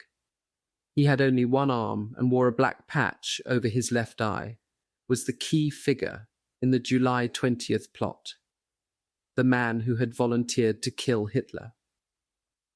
At the Führer's headquarters in Rastenburg, East Prussia, during one of Hitler's lengthy military conferences, von Stauffenberg had placed a briefcase containing a time bomb beneath the long map table near where Hitler stood. Minutes after von Stauffenberg had slipped out of the room to start back to Berlin, the bomb exploded. Miraculously, Hitler had survived the blast. Hours later in Berlin, von Stauffenberg, without benefit of a formal trial, was shot to death in the courtyard of the Bendlerstrasse headquarters, along with 3 other key military figures in the plot. Everyone even remotely associated with him was arrested, including Helmuth Kords. Kords' fiancée, Jutta Sorge, granddaughter of the former German Chancellor and Foreign Minister Gustav Stresemann, had also been arrested and imprisoned. So had her mother and father. All of them, including Helmuth Kords, had been held without trial ever since. Corporal Herbert Kosny, imprisoned in the same building, knew even less about the July 20th plot than Kords. But Kosny had been implicated unwittingly. He was part of a communist resistance group, and his participation in the assassination attempt had consisted of transporting an unknown man from Lichterfelde to Wannsee. Although not a communist, Herbert had been on the fringes of various Red underground groups since 1940. In November 1942, while he was on military leave in Berlin, his elder brother Kurt, a member of the Communist Party since 1931, had violently dissuaded Herbert from returning to the front. He broke Herbert's arm with a rifle, took him to a military hospital, and explained that he had found the injured soldier lying in a ditch. The trick worked. Herbert never returned to the front. He was stationed with a reserve battalion in Berlin, and every 3 months got a new medical certificate from Dr. Albert Olberts, which kept him on light duty. Dr. Olberts happened to be a member of a communist resistance group too. It was Olberts who brought about Herbert's imprisonment. A few days after the attempt on Hitler's life, Olberts told Herbert to come with him on an urgent transportation job. Taking a military ambulance, they picked up a man unknown to Herbert, a senior officer in the Gestapo, General Arthur Neber, chief of the criminal police, who was wanted for questioning. Sometime later, Neber was captured. So were Olberts and Herbert. Olberts committed suicide. Neber was executed. Herbert was tried and condemned to death by a civilian court, but because he was still in the army, a retrial by a military court was necessary. Herbert knew it was a mere formality, and formalities meant little to Gestapo chief Müller. As he looked out his cell window, Herbert Kosny wondered how soon he would be executed. Not very far away, another man sat wondering what the future had in store for him. Herbert's brother, Kurt Kosny. He had been interrogated again and again by the Gestapo, but so far he had told them nothing about his communist activities. Certainly he had not revealed anything to incriminate his younger brother. He worried about Herbert. What had happened to him? Where had he been taken? Only a few cells separated the two brothers, but neither Kurt nor Herbert knew that they were in the same prison. Although they were not in jail, another group of prisoners was living in Berlin. Uprooted from their families, forcibly removed from their homelands, they had but one desire, like so many others, and that was for speedy deliverance by anybody. These were the slave labourers, the men and women from almost every country that the Nazis had overrun. There were Poles, Czechs, Norwegians, Danes, Dutch, Belgians, Luxembourgers, French, Yugoslavs, and Russians. In all, the Nazis had forcibly imported nearly 7 million people, the equivalent of almost the entire population of New York City, to work in German homes and businesses. Some countries were bled almost white.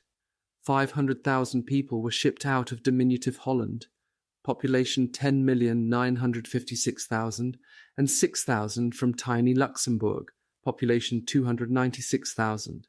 More than 100,000 foreign workers, mostly French and Russian, worked in Berlin alone. The foreign labourers were engaged in every conceivable type of work. Many top Nazis acquired Russian girls as domestic servants. Architects engaged in war work staffed their offices with young foreign draftsmen.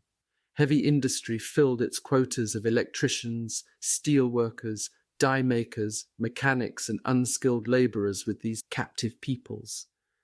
Gas, water, and transportation utility companies employed extra thousands with virtually no pay.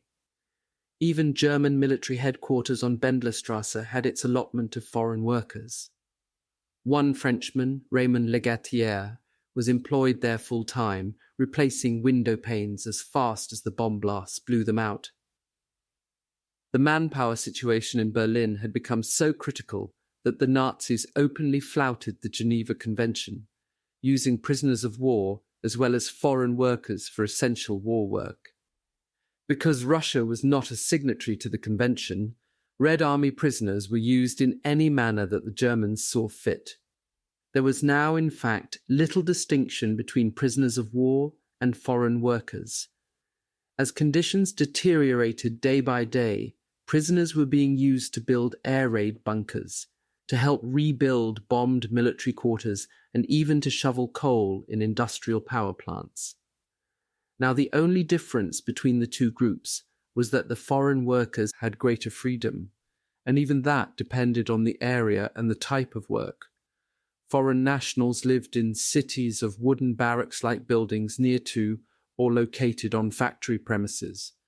They ate in community mess halls and wore identifying badges.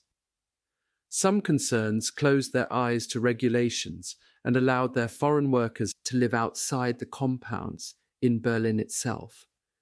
Many were free to move about the city, go to movies or other places of entertainment, provided they observed the strict curfew.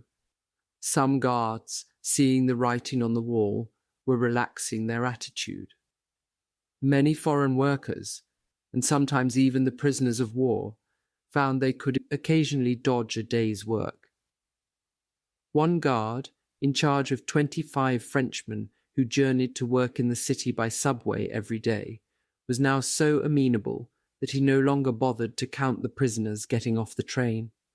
He did not care how many got lost on the trip, so long as everyone was at the Potsdamer Platz subway station by 6 p.m. for the journey back to camp. Not all the foreign workers were so lucky. Thousands were closely restricted, with virtually no freedom at all. This was particularly true in municipal or government plants. Frenchmen, working for the gas utility company in Marienfelde in South Berlin, had few privileges and were poorly fed in comparison with workers at private plants. Still, they were better off than their Russian counterparts. One Frenchman, André Bourdeau, wrote in his diary that the chief guard, Fessler, never sends anybody to a concentration camp, and on a Sunday, to supplement the rations, allows us to go into the fields to pick a potato or two. Bourdeau was glad he was not from the East. The Russian compound, he wrote, was terribly overcrowded, with men, women and children all jammed together, their food, most of the time, inedible. Elsewhere, in some privately run plants, Russian workers fared as well as those from the West. Curiously, Western workers all over Berlin noted a change in the Russians, almost with each passing day. In the Schering chemical plant in Charlottenburg, the Russians, who might be expected to be elated at the course of events, were, on the contrary, greatly depressed. The Ukrainian and Belarusian women in particular seemed uneasy about the possible capture of the city by their compatriots. On their arrival, 2 and 3 years before, the women had been dressed in simple peasant style. Gradually, they had changed, becoming more sophisticated in dress and manner. Many had begun using cosmetics for the first time. Hair and dress styles had altered noticeably. The Russian girls copied the French or German women around them. Now others noticed that the Russian girls, almost overnight, had reverted to peasant dress again. Many workers thought that they anticipated some sort of reprisals from the Red Army, even though they had been shipped out of Russia against their will. Apparently the women expected to be punished because they had become too Western. Among the Western workers, morale was high all over Berlin. At the Alkit plant in Ruhleben, where 2,500 French, Belgian, Polish and Dutch nationals worked on the production of tanks, everyone except the German guards was planning for the future. The French workers in particular were elated. They spent their evenings talking about the enormous meals they would have the moment they set foot in France, and singing popular songs. Maurice Chevalier's Ma Pomme and Prosper were among the favourites. Jean Boutin, 20-year-old machinist from Paris, felt especially cheerful. He knew he was playing some part in the Germans' downfall. Boutin and some Dutch workers had been sabotaging tank parts for years. The German foreman had repeatedly threatened to ship saboteurs off to concentration camps, but he never did, and there was a very good reason. The manpower shortage was so acute that the plant was almost totally dependent on the foreign workers. Jean thought the situation was pretty amusing. Each ball-bearing part he worked on was supposed to be finished in 54 minutes. He tried never to turn in a finished machined piece in under 24 hours, and that was usually defective.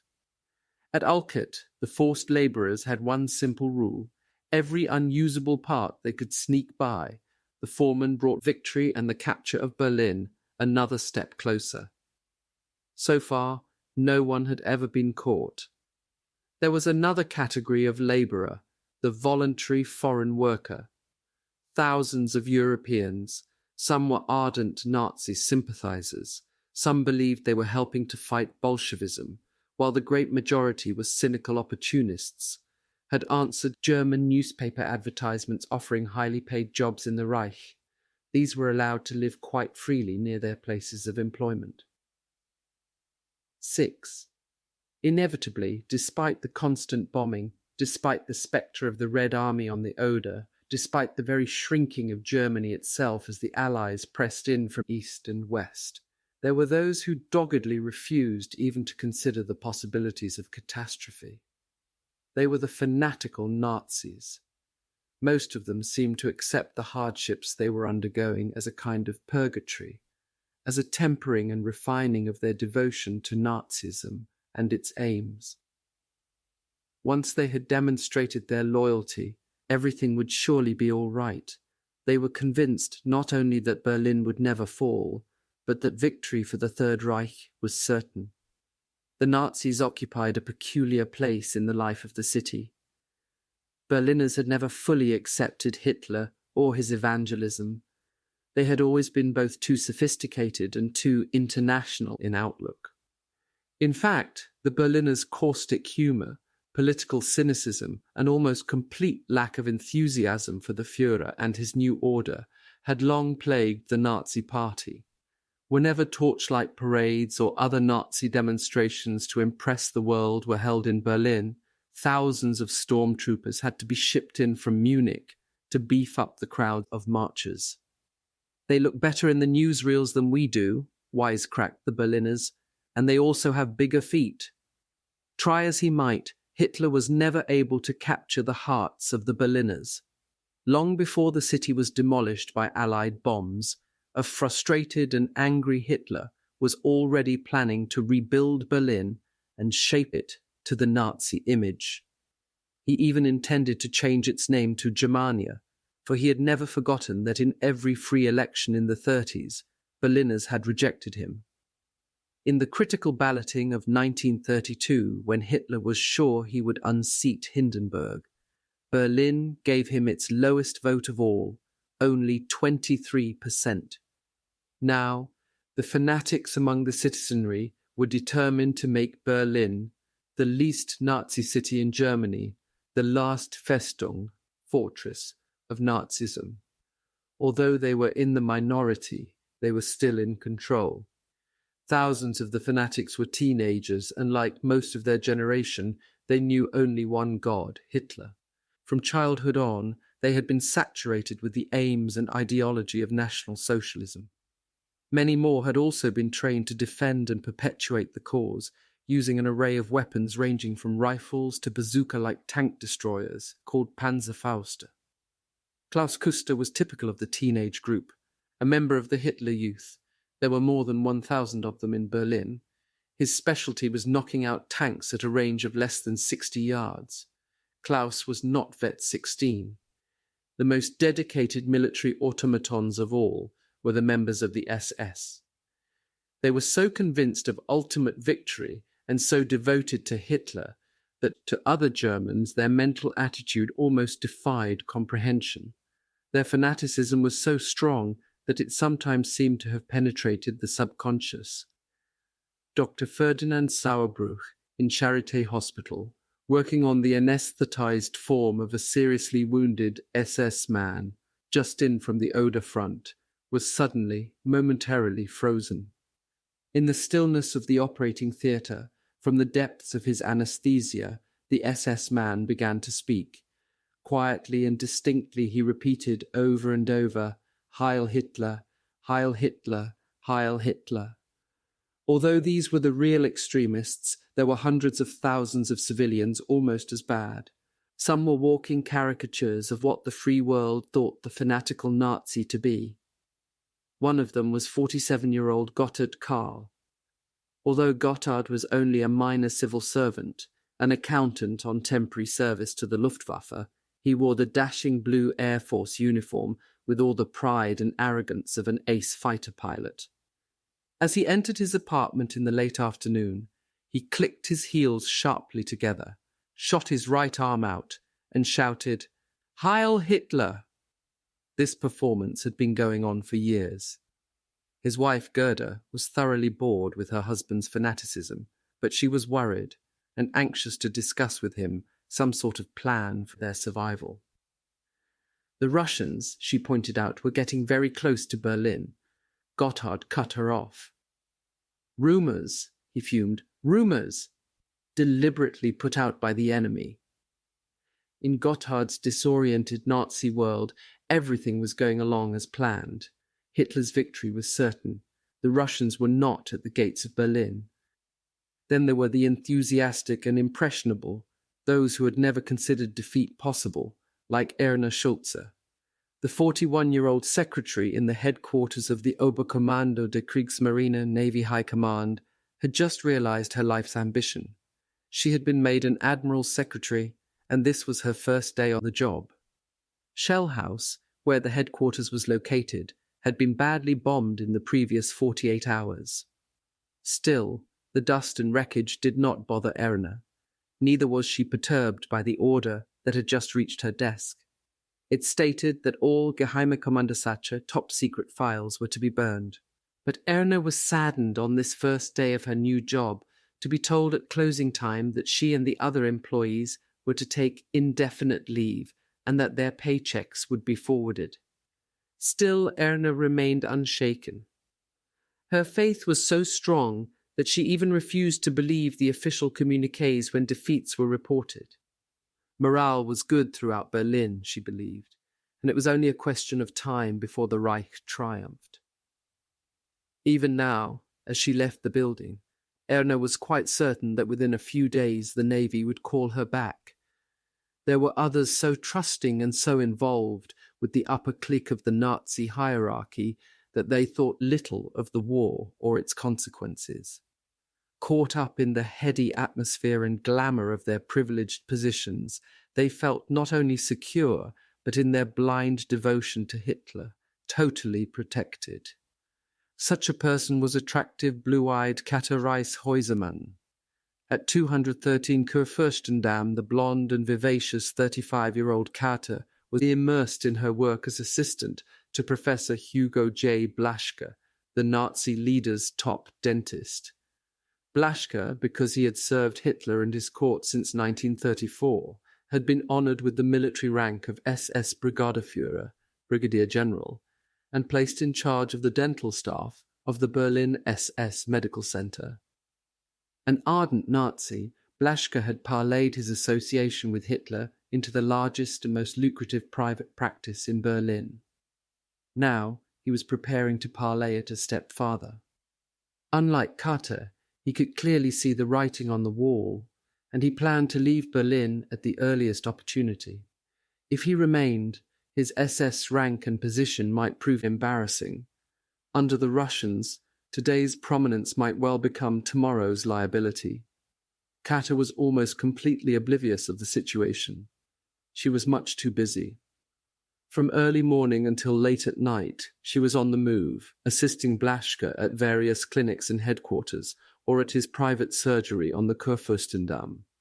Competent and well-liked, Kater was so completely trusted by the Nazi elite that she had attended nearly all of Hitler's entourage, and once the Führer himself. That occasion had been the highlight of her career. In November 1944, she and Blaschke had been urgently summoned to the Führer's headquarters in Rastenburg, East Prussia. There they had found Hitler in acute pain. His face, particularly the right cheek, was terribly swollen, she later recalled. His teeth were extremely bad. In all, he had 3 bridges. He had only 8 upper teeth of his own, and even these were backed by gold fillings. A bridge completed his upper dental work, and it was held securely in place by the existing teeth. One of them, the wisdom tooth on the right side, was badly infected. Blaschke took one look at the tooth and told Hitler that it had to come out. There was no way he could save it. Blaschke explained that he would need to remove 2 teeth, a false tooth at the rear of the bridge as well as the infected one next to it. That meant cutting through the porcelain and gold bridge at a point in front of the false tooth, a procedure that called for a considerable amount of drilling and sawing. Then, after making the final extraction, at some later date he would either make an entirely new bridge or re-anchor the old one. Blaschke was nervous about the operation. It was intricate and there was no telling how Hitler would behave. Complicating matters even further was the Führer's dislike of anesthetics. He told Blaschke, Katter remembered, that he would accept only the bare minimum. Both Blaschke and Katter knew he would suffer excruciating pain. Furthermore, the operation might last as long as 30 to 45 minutes.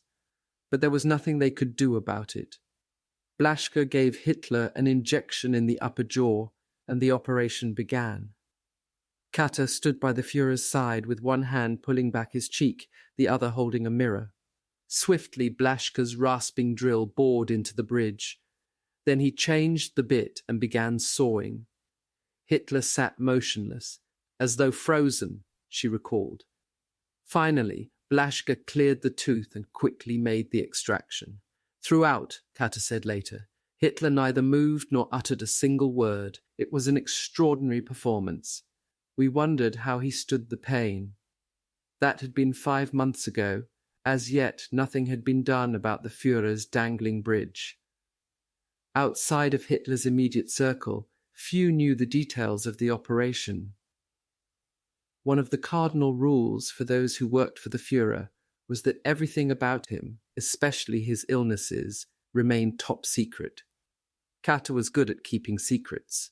For example, she knew that a special denture was being constructed for the Reich's acknowledged but unwed First Lady. Blaschke intended to fit the gold bridge next time she was in Berlin. Hitler's mistress, Eva Braun, certainly needed it. Finally, Katter knew one of the most closely guarded secrets of all.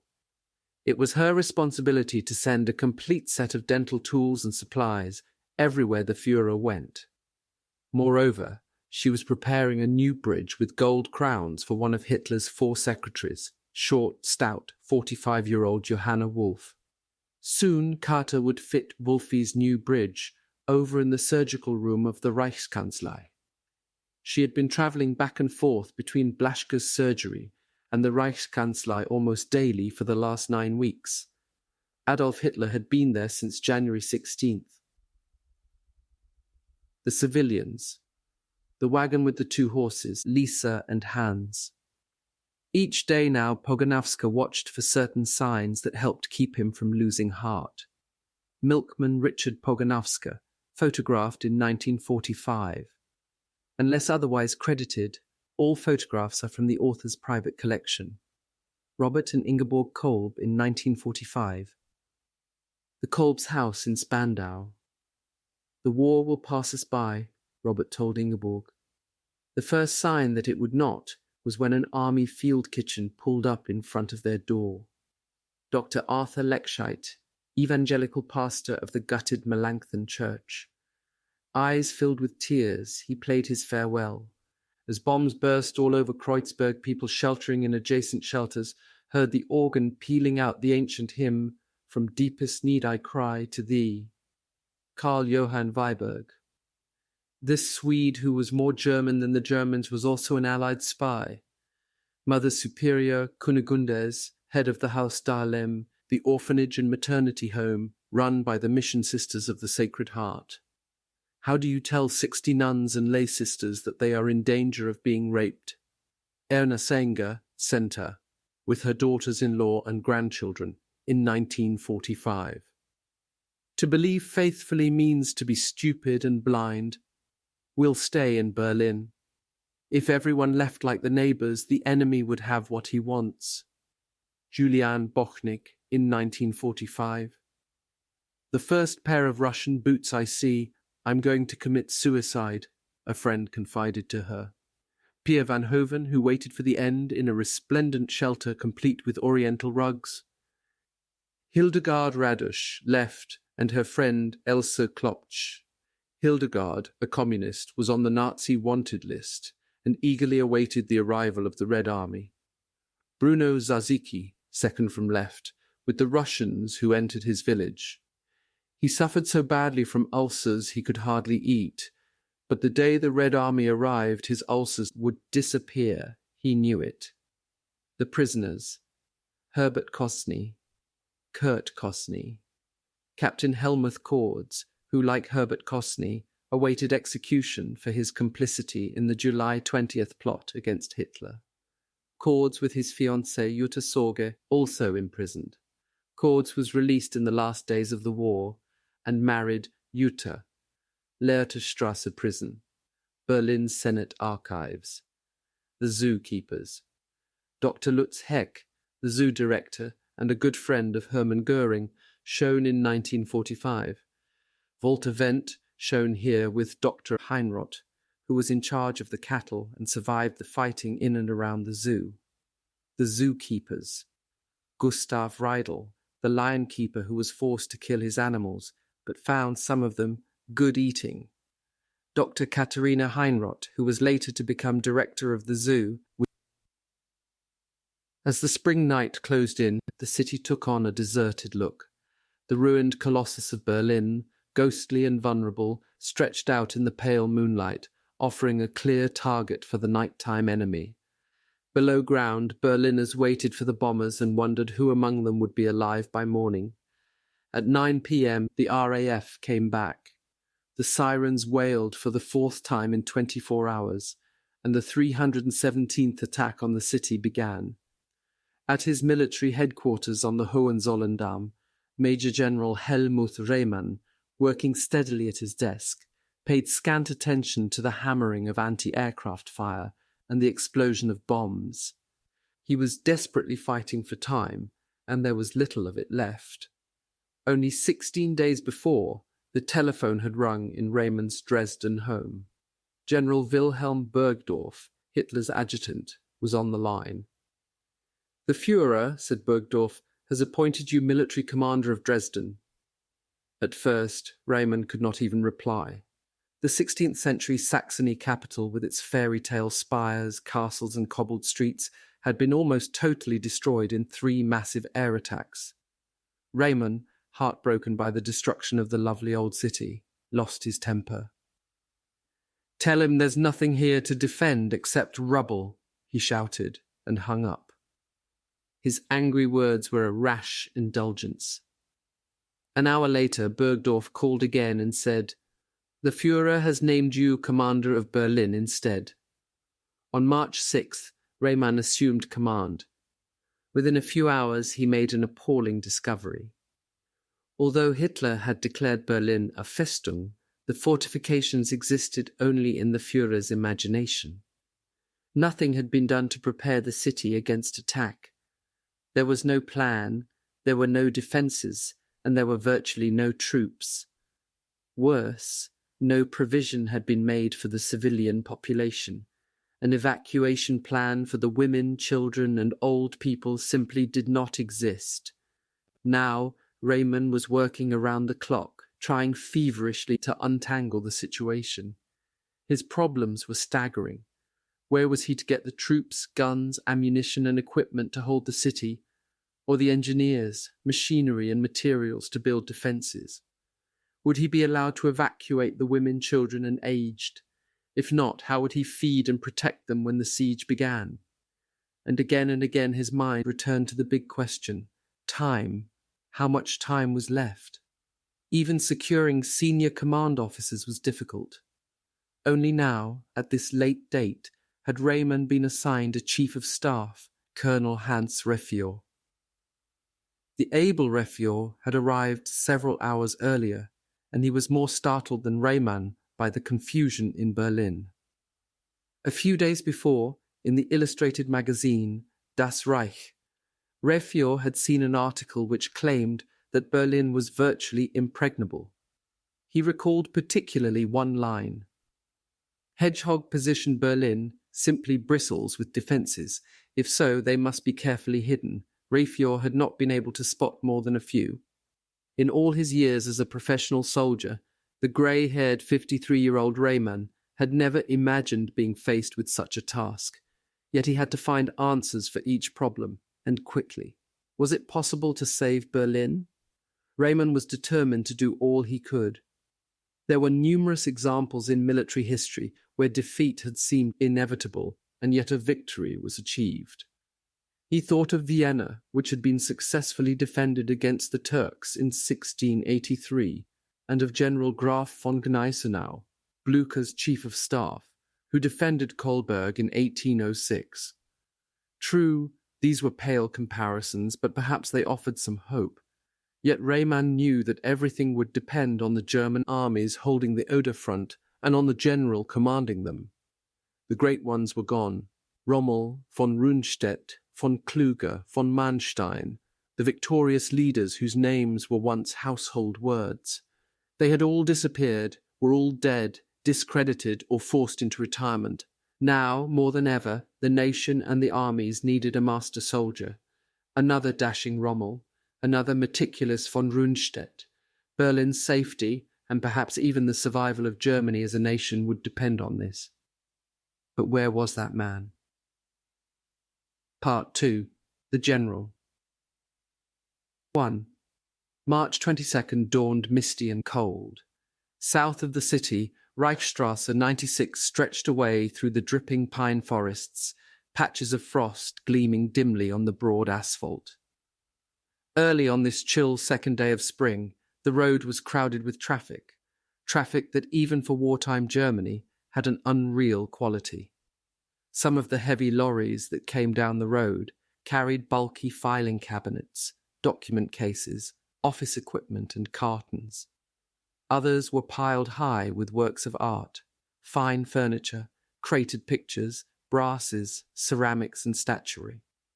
Atop one open truck, a sightless bust of Julius Caesar rocked gently back and forth. Scattered among the trucks were heavy passenger cars of every kind: Hawks, Wanderers, Mercedes limousines. All bore the silvered swastika medallion that marked them as official vehicles of the Nazi Party. And all were travelling along Reichsstrasse 96 in one direction, south. In the cars were the party bureaucrats of the Third Reich, the golden pheasants, those privileged to wear the gilded swastika of the Nazi elite. Together with their wives, children, and belongings, the golden pheasants were emigrating. Hard-faced and sombre in their brown uniforms, the men gazed fixedly ahead, as though haunted by the possibility that they might be halted and sent back to the one place where they did not want to be: Berlin. Speeding northward on the opposite side of the road came a Wehrmacht staff car, a big Mercedes with the checkerboard black, red and white metal flag of a Heeresgruppe commander on its left mudguard. Hunched in an ancient sheepskin coat, a muffler at his throat, Colonel General Gotthard Hinrichi sat beside his driver and looked out bleakly at the road. He knew this highway, as did all of the Reich's general officers.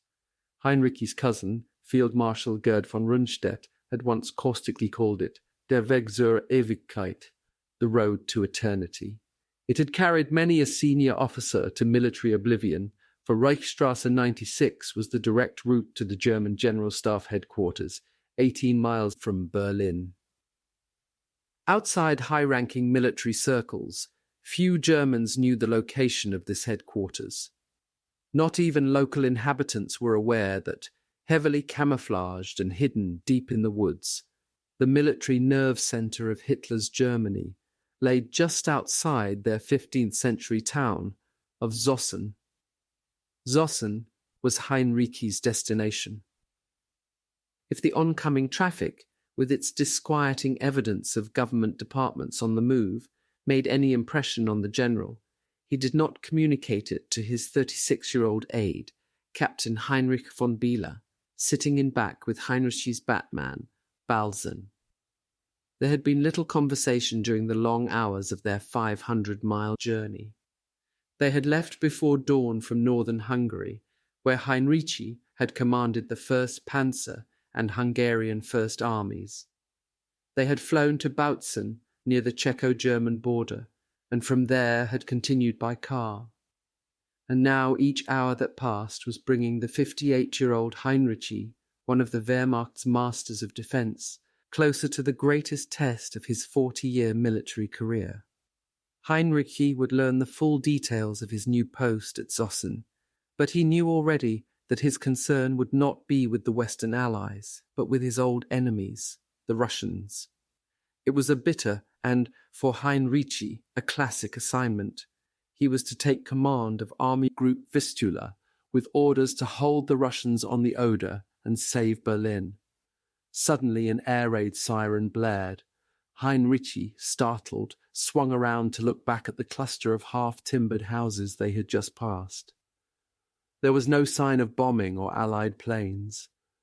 The wailing continued, the warbling sound fading now in the distance. It was not the sound that had startled him. He was no stranger to bombing attacks. What had surprised him was the realization that this deep inside Germany, even little villages were having air raid alerts. Slowly, Hinrichi turned back. Although he had commanded units from the very beginning of the war in 1939, first on the Western Front, then after 1941 in Russia, he had not been in Germany for more than 2 years, and he had little idea of the impact of total war on the home front. He realized that he was a stranger in his own country. He was depressed. He had not expected anything like this. Yet few German generals had experienced more of the war, and conversely, few of such high rank had achieved less prominence. He was no dashing Rommel, lionized by the Germans for his successes, and then honored by a propaganda-wise Hitler with a field marshal's baton. Outside of battle orders, Hinrichi's name had scarcely appeared in print. The fame and glory that every soldier seeks had eluded him, for in his long years as a combat commander on the Eastern Front, he had fought the Russians in a role that by its very nature relegated him to obscurity.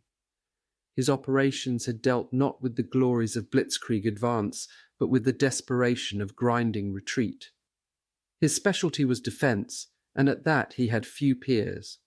A thoughtful, precise strategist, a deceptively mild-mannered commander, Hinrichi was nevertheless a tough general of the old aristocratic school, who had long ago learned to hold the line with the minimum of men and at the lowest possible cost.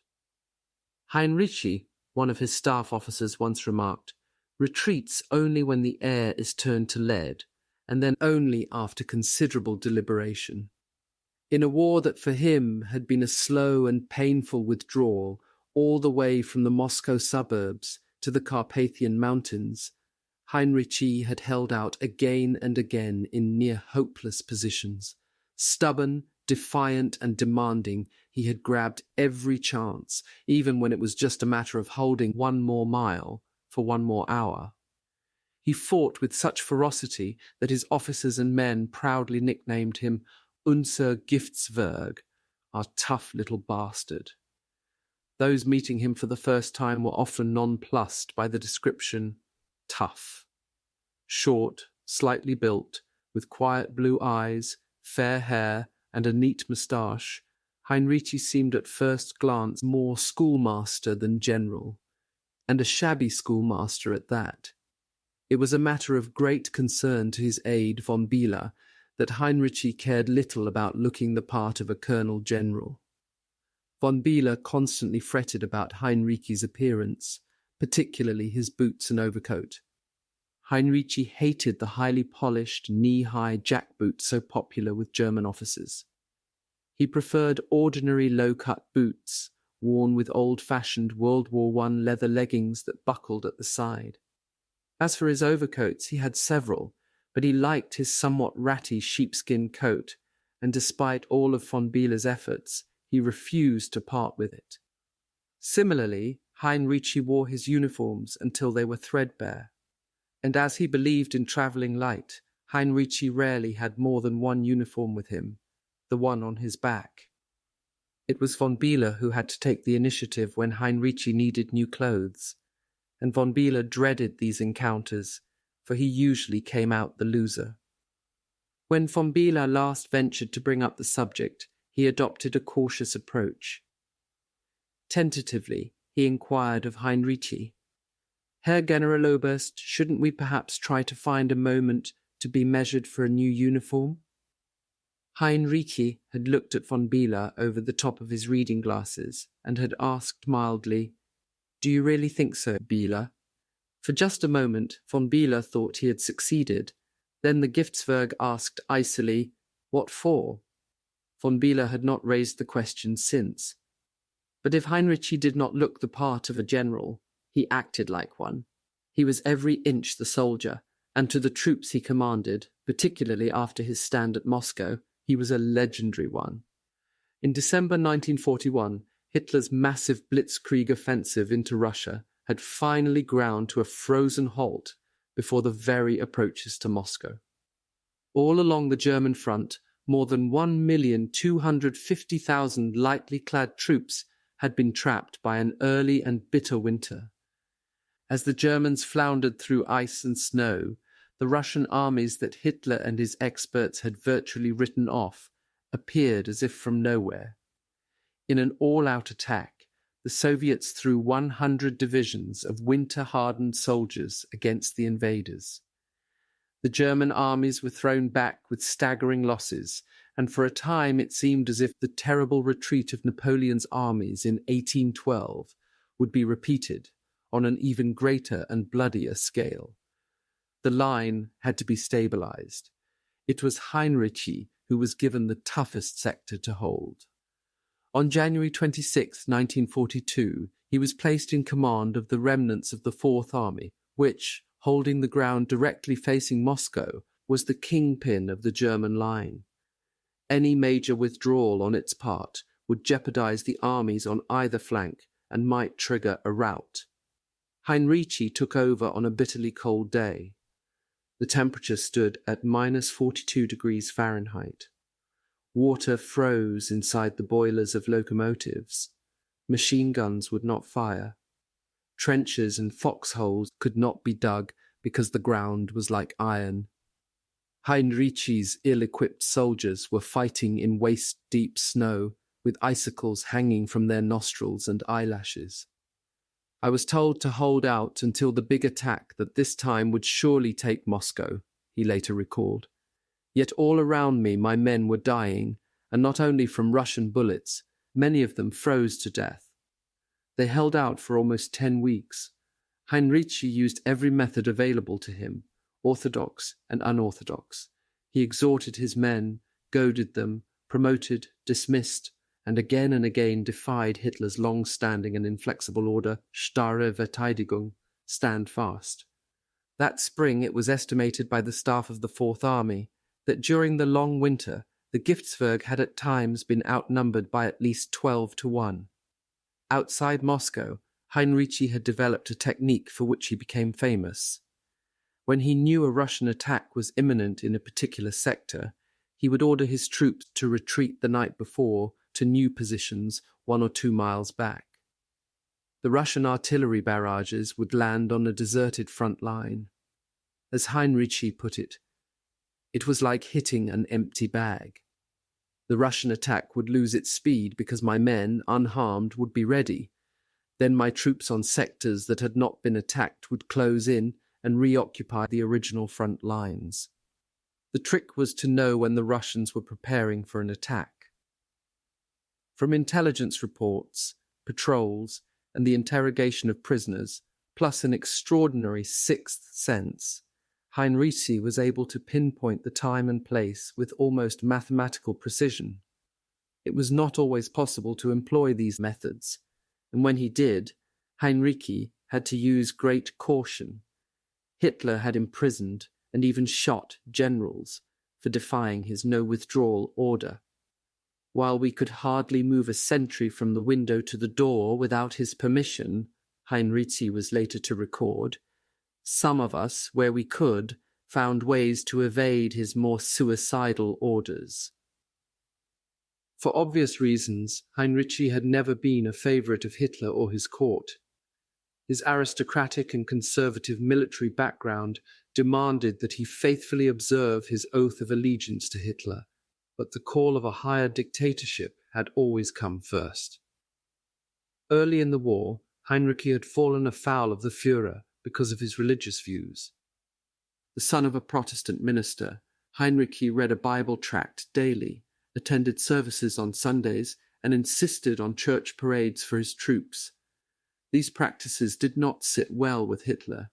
Several broad hints were dropped to Hinrichi that Hitler thought it unwise for a general to be seen publicly going to church. On his last trip to Germany, while on leave in the town of Münster, Westphalia, Hinrichi was visited by a high-ranking Nazi party official sent from Berlin specifically to talk with him. Hinrichi, who had never been a member of the Nazi party, was informed that the Führer considers your religious activities incompatible with the aims of National Socialism. Stonily, Hinrichi listened to the warning. The following Sunday, he, his wife, son and daughter attended church as usual. Thereafter, he was promoted slowly and reluctantly. Promotion might have been denied him entirely, except for his undeniably brilliant leadership and the fact that the various commanders under whom he served, particularly Field Marshal Gunther von Kluge, kept insisting on his promotion. Late in 1943, Hinrichi incurred the enmity of Reichsmarschall Hermann Göring, once again on religious grounds. Göring vehemently complained to Hitler that during the retreat of the Fourth Army in Russia, Hinrichi had failed to carry out the Führer's scorched earth policy. Specifically, he charged that the general had deliberately defied the orders to burn and lay waste every habitable building in Smolensk. Among other buildings left standing had been the town's great cathedral. Hinrichi explained solemnly that, had Smolensk been fired, I could not have withdrawn my forces through it. The answer failed to satisfy either Hitler or Göring, but there was just sufficient military logic in it to prevent a court-martial. Hitler, however, did not forget. Hinrichi, a victim of poison gas in World War I, had suffered ever since from various stomach disorders. Some months after the incident with Göring, Hitler, citing these ailments, placed Hinrichi on the non-active list because of ill health. He was retired to a convalescent home in Karlsbad, Czechoslovakia, and there, in Hinrichi's words, they simply let me sit. A few weeks after his dismissal, the Russians for the first time broke through his old command, the Fourth Army. During the opening months of 1944, Hinrichi remained in Karlsbad, a remote spectator to the apocalyptic events that were slowly bringing Hitler's empire down in ruins. The invasion of Normandy by the Western Allies in June, the Anglo-American advance up the boot of Italy and the capture of Rome, the abortive plot to assassinate Hitler on the 20th of July, the overwhelming offensives of the Russians as they drove across Eastern Europe. As the situation grew increasingly critical, Hinrichi found his inaction unbearably frustrating. He might have had a command by entreating the Führer, but that he refused to do. At last, in the late summer of 44, after 8 months of enforced retirement, Hinrichi was ordered back to duty, this time to Hungary, in command of the hard-pressed 1st Panzer and Hungarian First Armies. In Hungary, Hinrichi resumed his old ways. At the height of the battle there, Colonel General Ferdinand Schörner, Hitler's protégé and Hinrichi's superior in Hungary, issued a directive that any soldier found behind the front without orders was to be executed immediately and his body exhibited as a warning. Hinrichi, disgusted by the command, angrily retorted, "Such methods have never been used under my command and never shall be." Although he was forced to retreat from northern Hungary into Czechoslovakia, He contested the ground so tenaciously that on March 3rd, 1945, he was informed that he had been decorated with the swords to the oak leaves of his Knight's Cross, a remarkable accomplishment for a man who was disliked so intensely by Hitler. And now, just 2 weeks later, he was rushing to Zossen, with orders in his pocket to take over the command of Army Group Vistula. As he watched Reichsstrasse 96 rushing away beneath the wheels of his speeding Mercedes, Hinrichi wondered where it would ultimately lead him. He remembered the reaction of his staff in Hungary when his appointment became known, and he was ordered to report to General Heinz Guderian, Chief of the General Staff of OKH, Oberkommando des Heeres, the Army High Command. They were shocked. "Do you really want the job?" asked his Chief of Staff. To his worried subordinates, the outspoken Hinrichi seemed headed for certain trouble. As the commander of the Oder Front, the last major line of defense between the Russians and Berlin, he would be constantly under the supervision of Hitler and the court jesters, as one of Hinrichi's officers called them. Hinrichi had never been a sycophant, had never learned to varnish the facts. How could he avoid clashing with the men around the Führer? And everyone knew what happened to those who disagreed with Hitler. As delicately as they could, officers close to Hinrichi had suggested that he find some excuse to turn the command down, perhaps for health reasons. Surprised, Hinrichi replied simply that he would follow his orders, just like Private Schultz or Schmidt. Now, as he approached the outskirts of Zossen, Hinrichi could not help remembering that at his departure his staff had looked at him as though I was a lamb being led to the slaughter. Unser Giftswerk literally means our poison dwarf, and the term was often applied to Hinrichi in this sense by those who disliked him. DV. At the main gate of the base, Hinrichi's car was quickly cleared. The inner red and black guardrail swung up, and in a flurry of salutes the car passed into the Zossen headquarters. It was almost as though they had driven into another world. In a way it was just that, a hidden, camouflaged, orderly military world, known only to a few and identified by the code words Maybach I and Maybach II. The complex through which they drove was Maybach I, the headquarters of OKH, the Army High Command, headed by General Guderian. From here he directed the armies on the Eastern Front. A mile farther in was another completely separate encampment, Maybach II, the headquarters of OKW, Armed Forces High Command. Despite its secondary designation, Maybach II was the higher authority, the headquarters of the Supreme Commander, Hitler. Unlike General Guderian, who operated directly from his OKH headquarters, the top echelon of OKW, its Chief of Staff, Field Marshal Wilhelm Keitel, and Chief of Operations, Colonel General Alfred Jodl, stayed close to Hitler wherever he chose to be. Only the operational machinery of OKW remained at Zossen. Through it, Keitel and Jodl commanded the armies on the Western Front, besides using it as a clearinghouse for all of Hitler's directives to the entire German armed forces. Thus Maybach II was the Holy of Holies, so cut off from Guderian's headquarters that few of his officers had even been permitted inside it.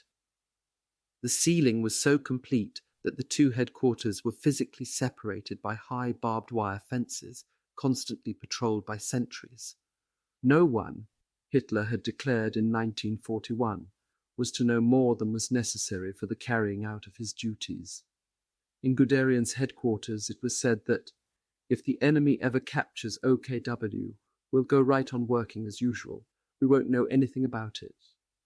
Beneath the protective canopy of the forest, Hinrichi's car followed one of the many narrow dirt roads that crisscrossed the complex. Spotted among the trees in irregular rows were low concrete buildings. They were so spaced that they got maximum protection from the trees, but just to be sure, they had been painted in drab camouflage colours of green, brown and black. Vehicles were off the roads, parked by the sides of the barracks-like buildings beneath camouflaged netting. Sentries stood everywhere, and at strategic points around the camp, the low humps of manned bunkers rose above the ground. These were part of a warren of underground installations extending beneath the entire encampment, for there was more of Maybach I and Maybach II below ground than above. Each building had 3 floors underground and was connected to the next by passageways. The largest of these subterranean installations was Exchange 500, the biggest telephone, teletype, and military radio communications exchange in Germany. It was completely self-contained, with its own air conditioning, including a special filtration system against enemy gas attacks, water supply, kitchens, and living quarters. It was almost 70 feet beneath the surface, the equivalent of a 7-story building below ground. Exchange 500 was the only facility shared by OKH and OKW. Besides connecting all the distant senior military, naval, and Luftwaffe commands with the 2 headquarters in Berlin, it was the main exchange for the Reich government and its various administrative bodies. It had been completed in 1939, designed to serve a far-flung empire. In the main trunk or long lines room, scores of operators sat before boards with blinking lights. Above each was a small card bearing the name of a city: Berlin, Prague, Vienna, Copenhagen, Oslo, and so on. But the lights had gone out on some consoles, boards that still carried labels such as Athens, Warsaw, Budapest, Rome, and Paris. Despite all the camouflaging precautions, the Zossen complex had been bombed. Hinrichi could see the evidence plainly as his car rolled to a stop outside Guderian's command building. The area was pitted with craters, trees had been uprooted, and some buildings were badly damaged. But the effect of the bombing had been minimized by the heavy construction of the buildings, some of which had walls up to 3 feet thick. There was more evidence of the attack inside the main building. The first person Hinrichi and von Bieler saw was Lieutenant General Hans Krebs, Guderian's chief of staff, who had been injured in the raid. Monocle rammed in his right eye, he sat behind a desk in an office close to Guderian's, his head wrapped in a large white turban of bandages. Hinrichi did not care much for Krebs, though the chief of staff was extremely intelligent. Hinrichi saw him as a man who refused to believe the truth, who could change black to white so as to minimize the true situation for Hitler. Hinrichi looked at him. Foregoing the niceties, he asked abruptly, "What happened to you?" Krebs shrugged. "Oh, it was nothing," he replied. "Nothing." Krebs had always been unperturbable. Before the war, he had been military attaché at the German embassy in Moscow, and he spoke near-perfect Russian. After the signing of the Russo-Japanese Neutrality Pact in 1941, Stalin had embraced Krebs, saying, "We shall always be friends." Now, chatting casually with Hinrichi, Krebs mentioned that he was still learning Russian. "Every morning," he said, "I place a dictionary on a shelf beneath the mirror, and while shaving, learn a few more words." Hinrichi nodded. Krebs might find his Russian useful soon. Major Freitag von Loringhoven, Guderian's aide, joined them at that moment. With him was Captain Gerhard Bolt, another member of Guderian's personal staff. They formally greeted Hinrichi and von Bieler, then escorted them to the general's offices. To von Bieler, everyone seemed immaculately dressed in shining high boots, well-cut, well-pressed field grey uniforms, with the red tabs of staff rank at the collar. Hinrichi, walking ahead with von Loringhoven, seemed, as usual, sartorially out of place, especially from behind. The fur-collared sheepskin coat made von Bieler wince.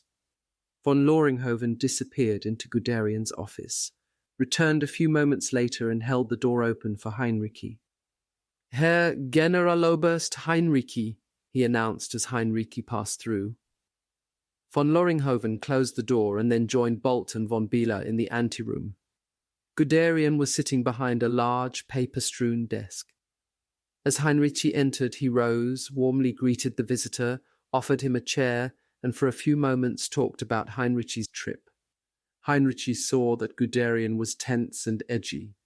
broad-shouldered, of medium height, with thinning grey hair and a straggling moustache.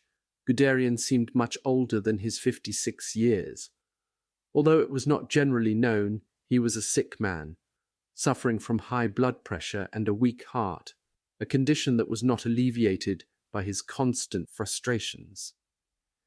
These days, the creator of Hitler's massive panzer forces, the general whose armoured techniques had brought about the capture of France in 1940 in just 27 days, and who had nearly succeeded in accomplishing as much in Russia, found himself almost completely powerless.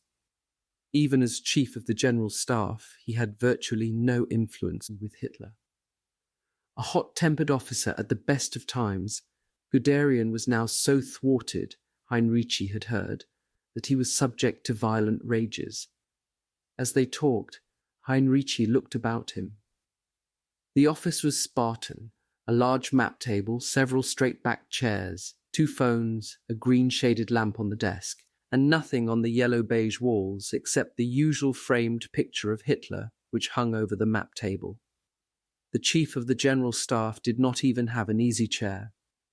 Though Guderian and Hinrichi were not intimate friends, they had known each other for years, respected each other's professional competence, and were close enough to converse freely and informally. As soon as they got down to business, Hinrichi spoke frankly. "General," he said, "I've been in the wilds of Hungary. I know almost nothing about Army Group Vistula, what it's composed of or what the situation is on the Oder." Guderian was equally blunt. Briskly he replied, "I should tell you, Hinrichi, that Hitler didn't want to give you this command. He had somebody else in mind." Hinrichi remained silent. Guderian continued, "I was responsible. I told Hitler that you were the one man needed. At first he wouldn't consider you at all. Finally, I got him to agree." Guderian spoke in a businesslike, matter-of-fact fashion, but as he warmed to his subject, the tone of his voice changed. Even 20 years later, Hinrichi would remember in detail the tirade that followed. "Himmler," Guderian snapped. "That was the biggest problem. Getting rid of the man you're to replace. Himmler." Abruptly, he got up from his chair, walked around the desk, and began pacing the room. Hinrichi had only recently learned that Reichsführer Heinrich Himmler was commander of the army group Vistula. The news had so astonished him that at first he did not believe it. He knew of Himmler as a member of Hitler's inner cabinet, probably the most powerful man in Germany next to the Führer. He did not know that Himmler had any experience commanding troops in the field, let alone directing the activities of a group of armies. Bitterly, Guderian recounted how, in January, as the Polish front began to collapse before the tidal wave of the Red Army, he had desperately urged the formation of Army Group Vistula. At that time, it was envisioned as a northern complex of armies holding a major defense line between the Oder and the Vistula, roughly from East Prussia to a point farther south, where it would link with another army group. If the line held, it would prevent the Russian avalanche from driving directly into the very heart of Germany, through Lower Pomerania and Upper Silesia, then into Brandenburg and finally Berlin. To command the group, Guderian had suggested Field Marshal Freiherr von Weichs. At the time, he was just the man for this situation, Guderian said. What happened? Hitler said von Weichs was too old. Jodl was present at the conference and I expected him to support me. But he made some remark about von Weichs's religious feelings. That ended the matter. Then, thundered Guderian, whom did we get? Hitler appointed Himmler. Of all people, Himmler. Guderian had, in his own words, argued and pleaded against the appalling and preposterous appointment of this man who had no military knowledge. But Hitler remained adamant. Under Himmler, the front had all but collapsed. The Red Army had moved exactly as Guderian had predicted. Once the Russians were across the Vistula, part of their forces swung north and reached the Baltic at Danzig, cutting off and encircling some 20 to 25 divisions in East Prussia alone. The remaining Soviet armies sliced through Pomerania and Upper Silesia and reached the Oder and Neisse rivers. Everywhere along the Eastern Front, the German line was overwhelmed, but no sector had collapsed so fast as Himmler's. His failure had opened the gates to the main drive across Germany and the link-up with the Western Allies. Above all, it had placed Berlin in jeopardy. Guderian told Hinrichi that just 48 hours before, he had driven to the Army Group Vistula headquarters at Birkenhain, roughly 50 miles north of Berlin, to try to persuade Himmler to give up the command. There, he was informed that Himmler was ill. He had finally located the SS commander 20 miles away, near the town of Leichen, cowering in a sanatorium with nothing more than a head cold. Guderian quickly saw that Himmler's illness could be used to advantage. He expressed sympathy with the Reichsfuhrer and suggested that perhaps he had been overworking, that the number of posts he held would tax the strength of any man. Besides being the commander of Army Group Vistula, the ambitious Himmler was also Minister of the Interior, Chief of the Gestapo, the German police forces and security services, head of the SS, and commander of the training army. Why not relinquish one of these posts, Guderian suggested, say the Army Group Vistula? Himmler grasped at the proposal. It was all too true, he told Guderian. His many jobs did indeed call for enormous endurance. But, Himmler asked, how can I possibly suggest to the Führer that I give up Vistula? Guderian quickly told Himmler that, given the authorization, he would suggest it. Himmler quickly agreed. That night, added Guderian, Hitler relieved the overworked, overburdened Reichsführer, but only after a lot of grumbling and with obvious reluctance. Guderian paused, but only for a moment. His acrimonious recital of disaster had been punctuated by bursts of anger. Now he flared again. His voice choking with rage, he said, "The mess we're in is fantastic. The way the war is being run is unbelievable, unbelievable." Through the previous months, Guderian recalled, he had tried to get Hitler to understand that the real danger lay on the Eastern Front and that drastic measures were necessary. He urged a series of strategic withdrawals from the Baltic states, particularly from Courland in Latvia, and from the Balkans, and even suggested abandoning Norway and Italy. Everywhere lines needed shortening. Each division relieved could be sped to the Russian front.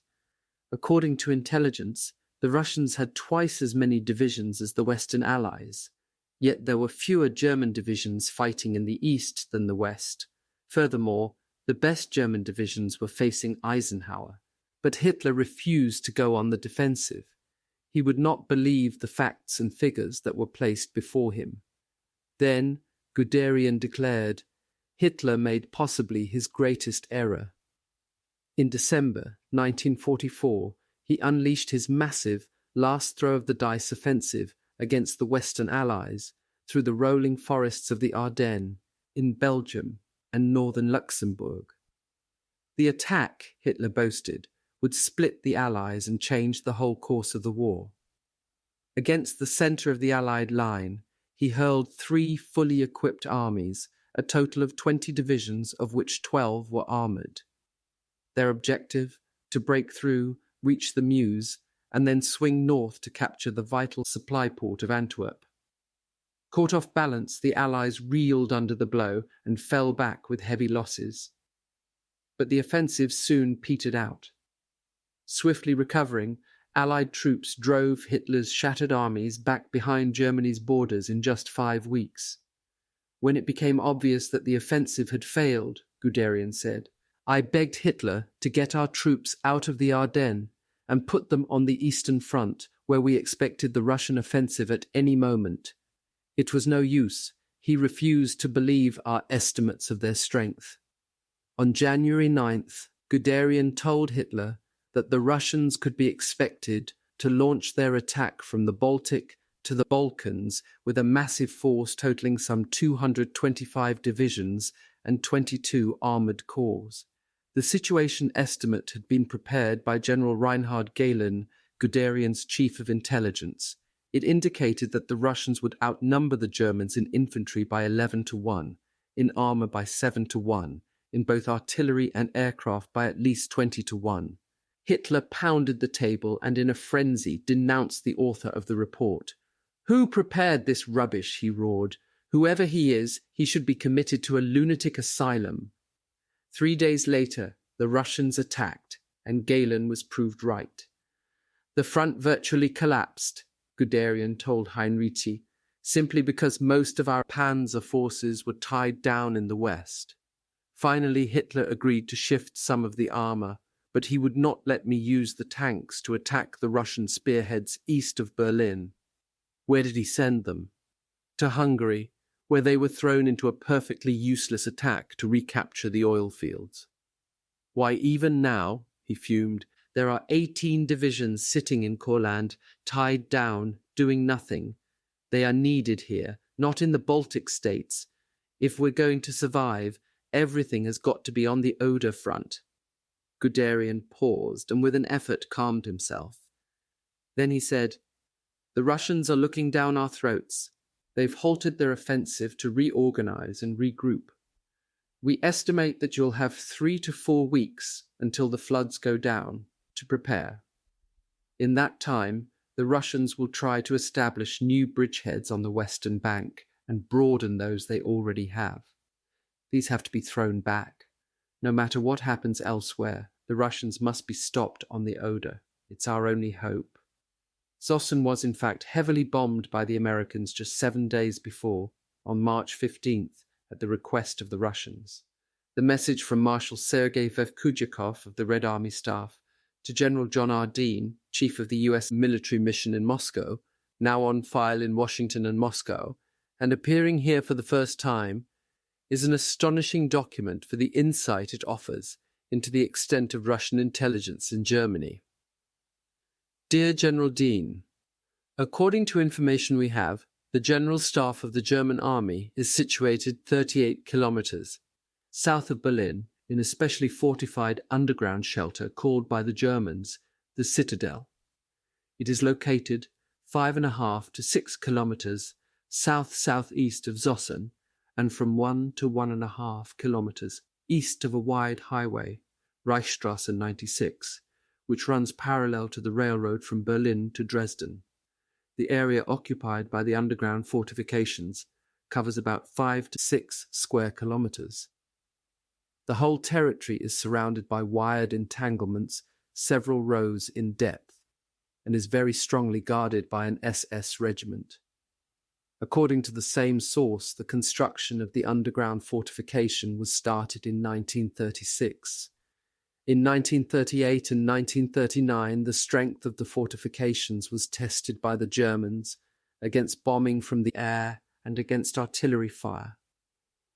I ask you, dear General, not to refuse the kindness as soon as possible to give directions to the Allies' air forces to bomb the citadel with heavy bombs.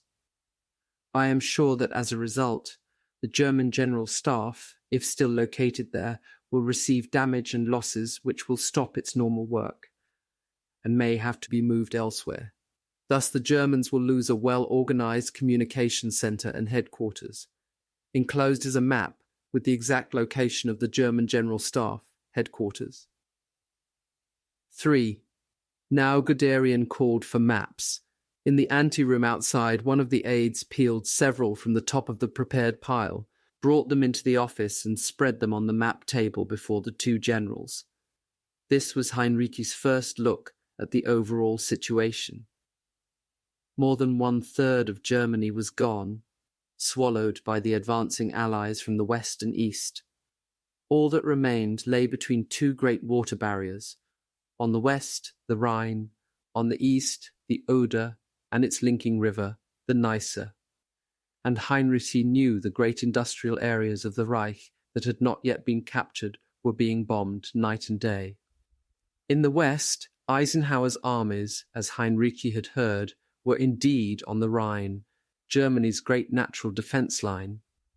The Anglo-American forces stretched for nearly 500 miles along the western bank, roughly from the North Sea to the Swiss border. At one point, the Rhine had even been breached. On March 7th, the Americans had seized a bridge at Remagen, south of Bonn, before it could be completely destroyed. Now a bridgehead 20 miles wide and 5 miles deep sprawled along the eastern bank. Other crossings were expected momentarily. In the east, the Soviets had swarmed across Eastern Europe and held a front of more than 800 miles, from the Baltic to the Adriatic. In Germany itself, they stood along the Oder-Neisse river lines all the way to the Czechoslovakian border. Now, Guderian told Hinrichi, they were feverishly preparing to resume their offensive. Reconnaissance planes had spotted reinforcements pouring toward the front. Every railhead was disgorging guns and equipment. Every road was clogged with tanks, motor and horse-drawn convoys, and marching troops. What the Red Army's strength might be at the time of attack, nobody could even estimate, but 3 army groups had been identified in Germany, concentrated for the most part directly opposite Army Group Vistula's positions. Looking at the front he had inherited, Hinrichi saw for the first time what he would later describe as the whole shocking truth. On the map, the thin wavering red line marking the Vistula's positions ran for 175 miles, from the Baltic coast to the juncture of the Oder and Neisse in Silesia, where it linked with the forces of Colonel General Schorner. Most of the front lay on the western bank of the Oder, but there were 3 major bridgeheads still on the eastern bank. In the north, Stettin, the 13th century capital of Pomerania. In the south, the town of Kustrin and the old university city of Frankfurt on Oder, both in the vital sector directly opposite Berlin.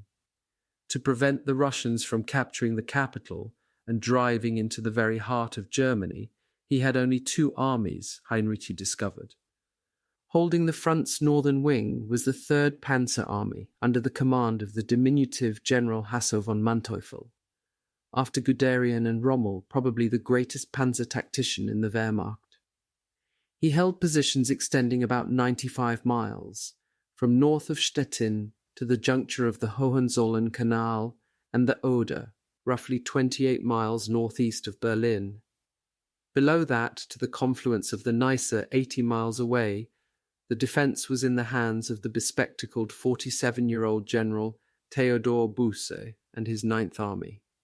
Depressed as he was by the overall picture, Hinrichi was not unduly surprised by the huge forces arrayed against him.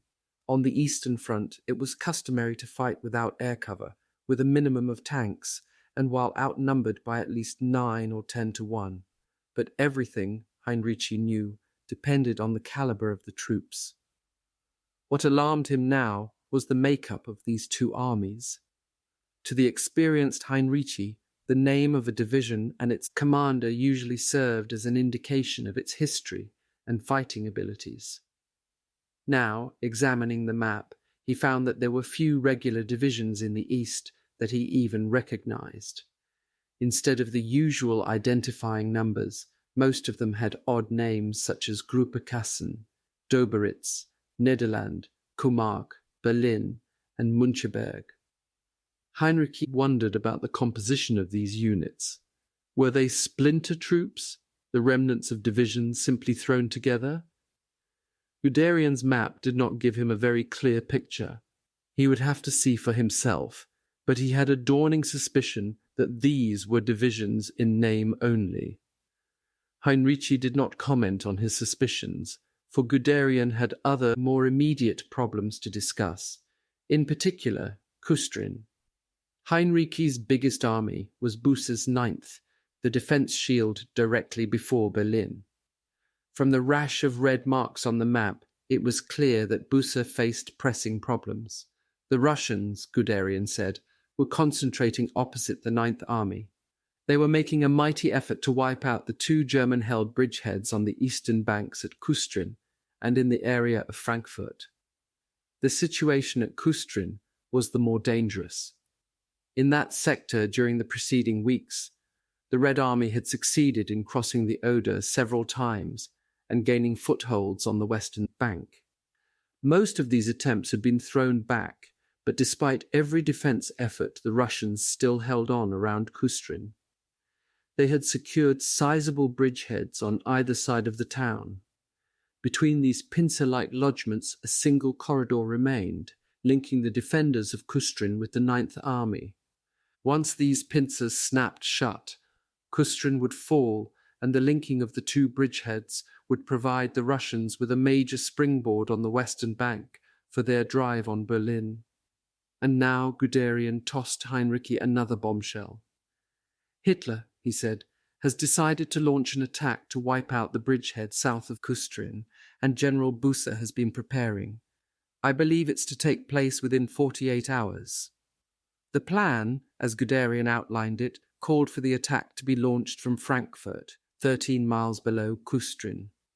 5 Panzer Grenadier divisions were to cross the river into the German bridgehead, and from there attack along the eastern bank and hit the Russian bridgehead south of Kustrin from the rear. Hinrichi studied the map. Frankfurt on Oder straddles the river with its greatest bulk on the western bank. A single bridge connects the two sections of the city. To the new commander of the army group Vistula, 2 facts were starkly clear. The hilly terrain on the eastern bank offered ideal conditions for Russian artillery. From the heights, they could stop the Germans dead in their tracks. But worse, the bridgehead across the river was too small for the assembly of 5 motorized divisions. For a long moment, Hinrichi pored over the map. There was no doubt in his mind that the assembling German divisions would be instantly detected, and first pulverized by artillery, then hit by planes. Looking at Guderian, he said simply, "It's quite impossible." Guderian agreed. Angrily, he told Hinrichi that the only way the divisions could assemble was to roll over the bridge, one after the other, making a column of men and tanks about 15 miles long. But Hitler had insisted on the attack. It will succeed, he had told Guderian, because the Russians won't expect such a daring and unorthodox operation. Hinrichi, still examining the map, saw that the sector between Kustrin and Frankfurt was jammed with Russian troops. Even if the attack could be launched from the bridgehead, the Russians were so strong that the German divisions would never reach Kustrin. Solemnly, Hinrichi warned, "Our troops will be pinned with their backs to the Oder. It will be a disaster." Guderian made no comment. There was nothing to say. Suddenly, he glanced at his watch and said irritably, "Oh God, I've got to get back to Berlin for the Führer's conference at 3. The mere thought of it set off another furious outburst. "It's impossible to work," Guderian spluttered. "Twice a day I stand for hours listening to that group around Hitler talking nonsense, discussing nothing. I can't get anything done. I spend all of my time either on the road or in Berlin listening to drivel." Guderian's rage was so violent that it alarmed Hinrichi. The chief of staff's face had turned beet red, and for a moment Hinrichi feared Guderian would drop dead on the spot from a heart attack. There was an anxious silence as Guderian fought for control. Then he said, "Hitler is going to discuss the Kustrin attack. Perhaps you'd better come with me." Hinrichi declined. "If I'm supposed to launch this insane attack the day after tomorrow," he said, "I'd better get to my headquarters as soon as possible." Then stubbornly he added, "Hitler can wait a few days to see me." In the anteroom, Heinrich von Bieler was timing the meeting by the diminishing pile of maps and charts as they were taken into Guderian's office. There were only 1 or 2 left, so the briefing, he thought, must be almost over. He wandered over to the table and looked idly at the top map. It showed the whole of Germany, but the lines on it seemed somehow different. Von Bieler was about to turn away when something caught his eye. He looked closer. The map was different from all the others. It was the lettering that now caught his attention. It was in English. He bent down and began to study it carefully. 4. It was almost 6 when the weary Hinrichi reached his headquarters at Birkenhain, near Prenzlau.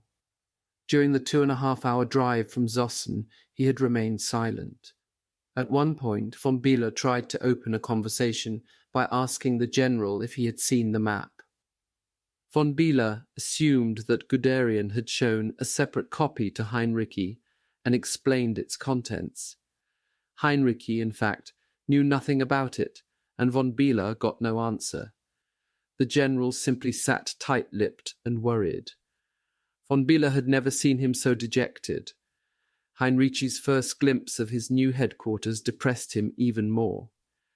The Army Group Vistula command post consisted of a large, imposing mansion flanked on either side by wooden barracks. The main building was an architectural monstrosity, a massive, ornate affair with a row of oversized columns along its front.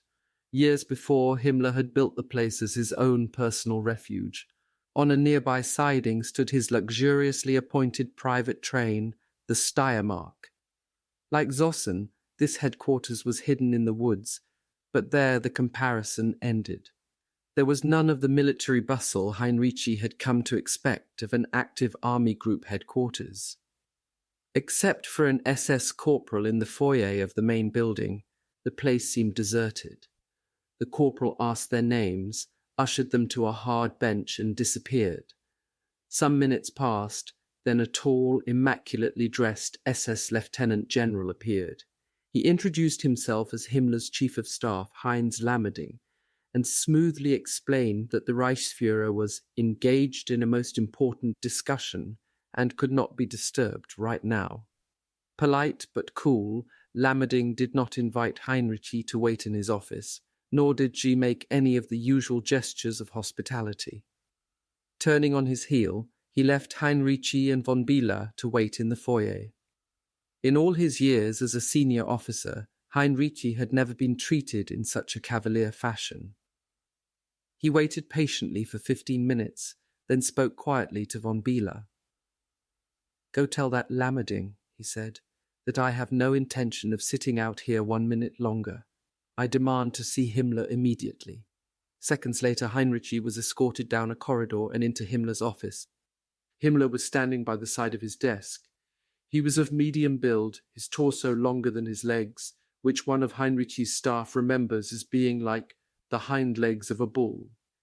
He had a narrow face, a receding chin, squinting eyes behind plain wire spectacles, a small moustache and a thin mouth. His hands were small, soft and effeminate, the fingers long. Hinrichi noted the texture of his skin, which was pale, sagging and somewhat spongy. Himmler came forward, exchanged greetings, and immediately launched into a long explanation.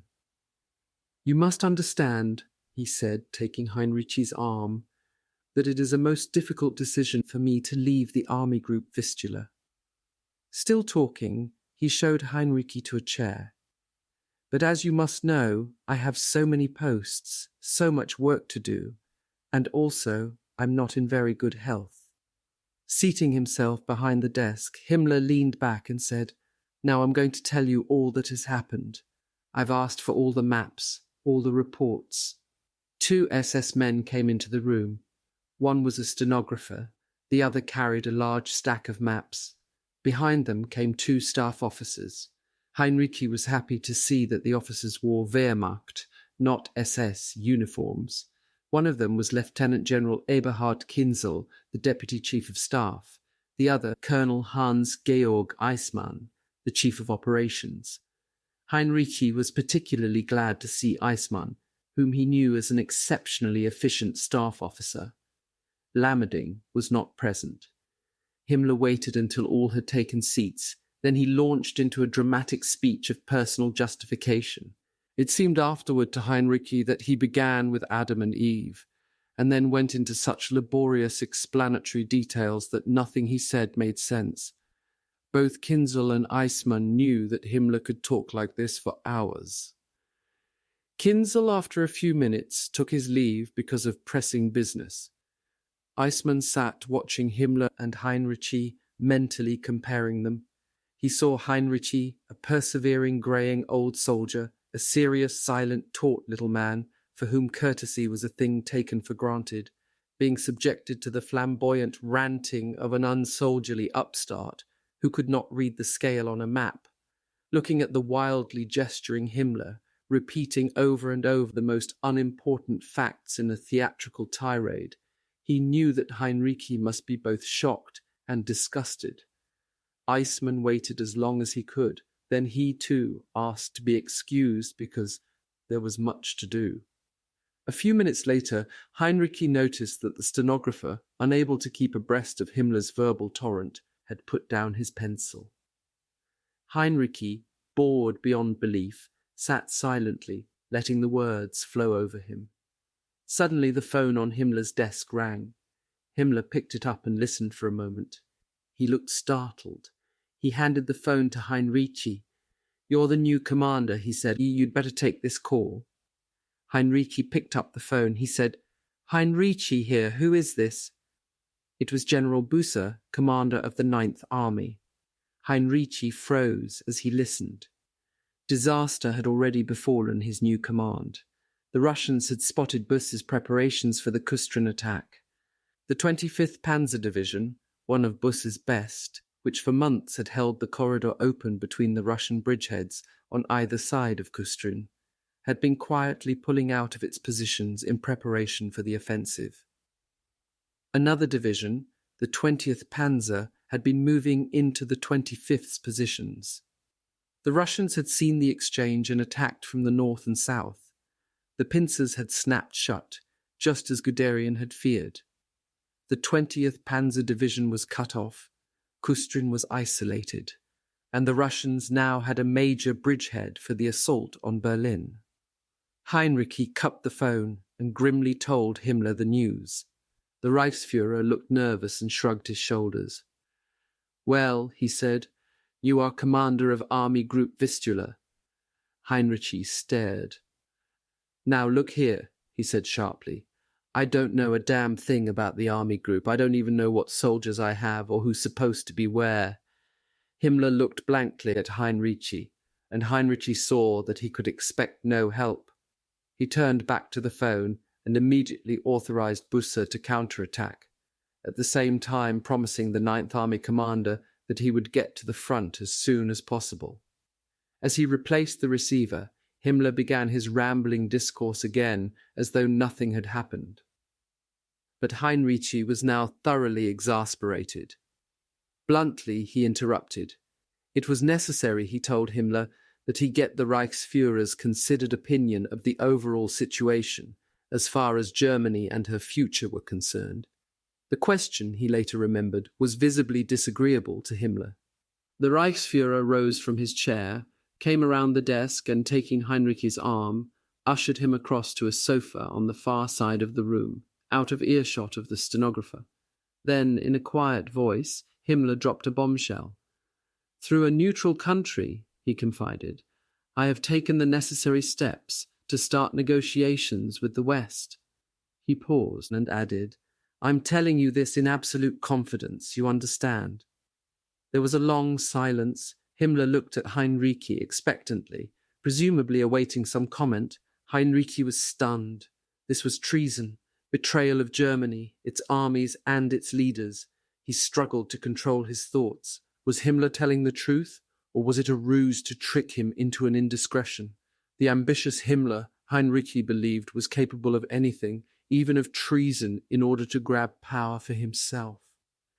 The experienced frontline general sat speechless, revolted by Himmler's very presence. Suddenly the door opened, and an SS officer appeared.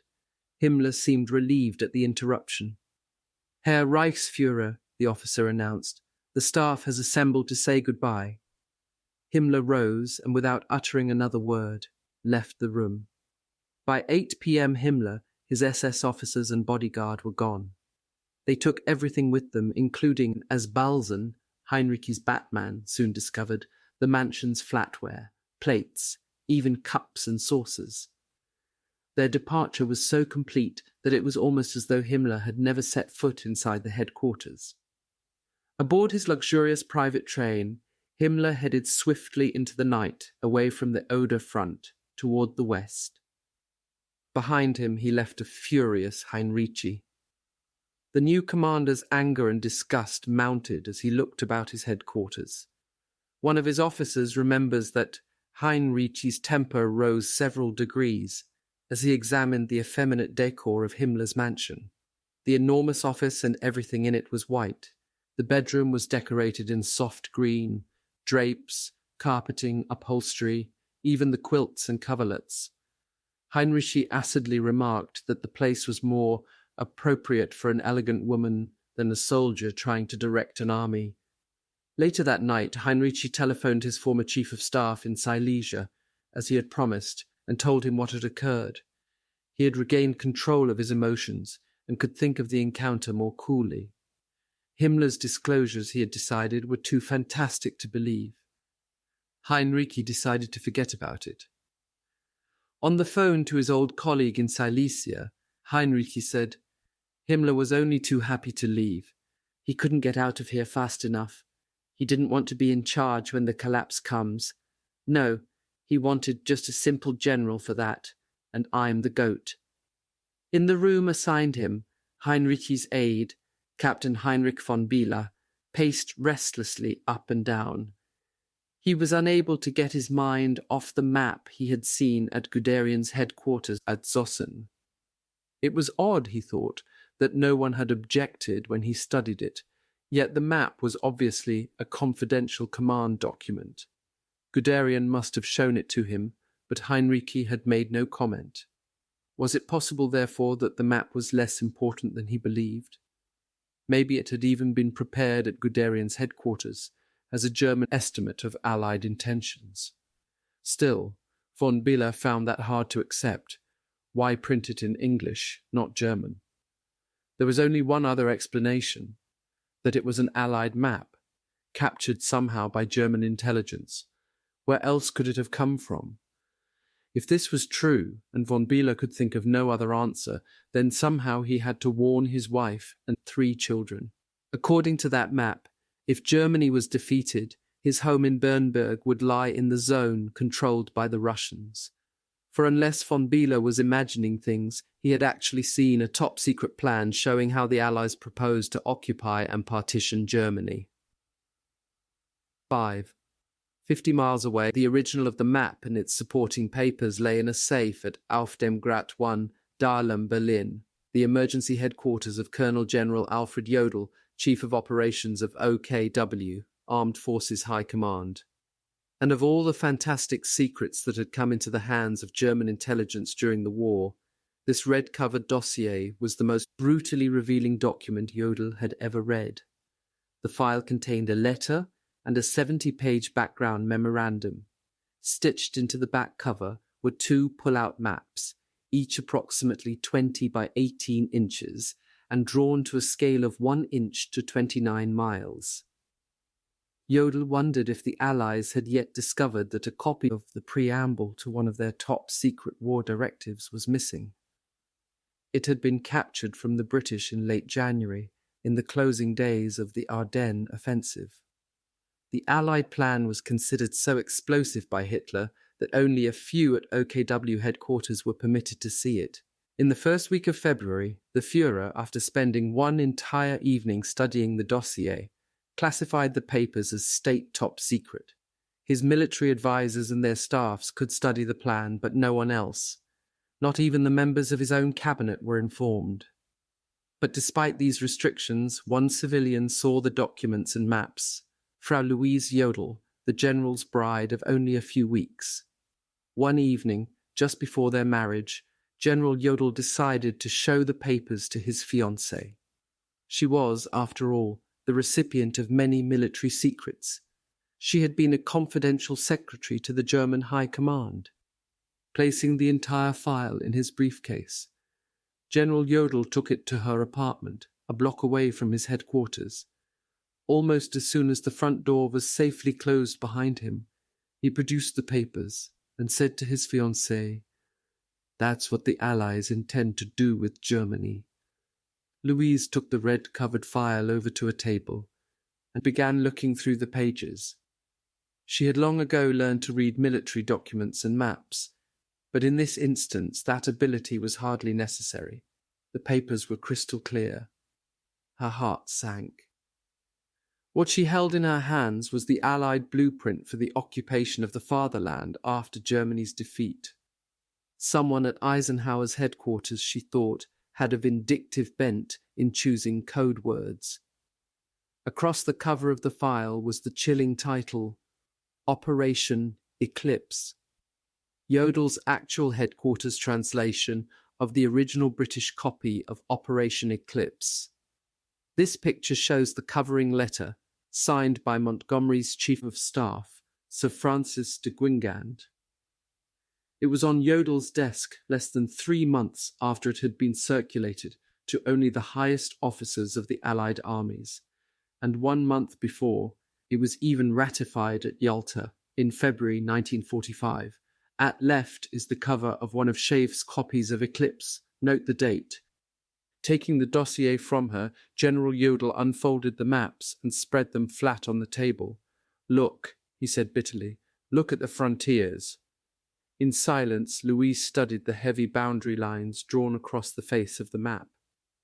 The north and northwest area bore the inch-high initials UK. The southern Bavarian zone carried the letters USA, and the remainder of the Reich, roughly the entire central region, and from there due east, was labelled USSR. Even Berlin, she noted with dismay, was sliced up among the big three.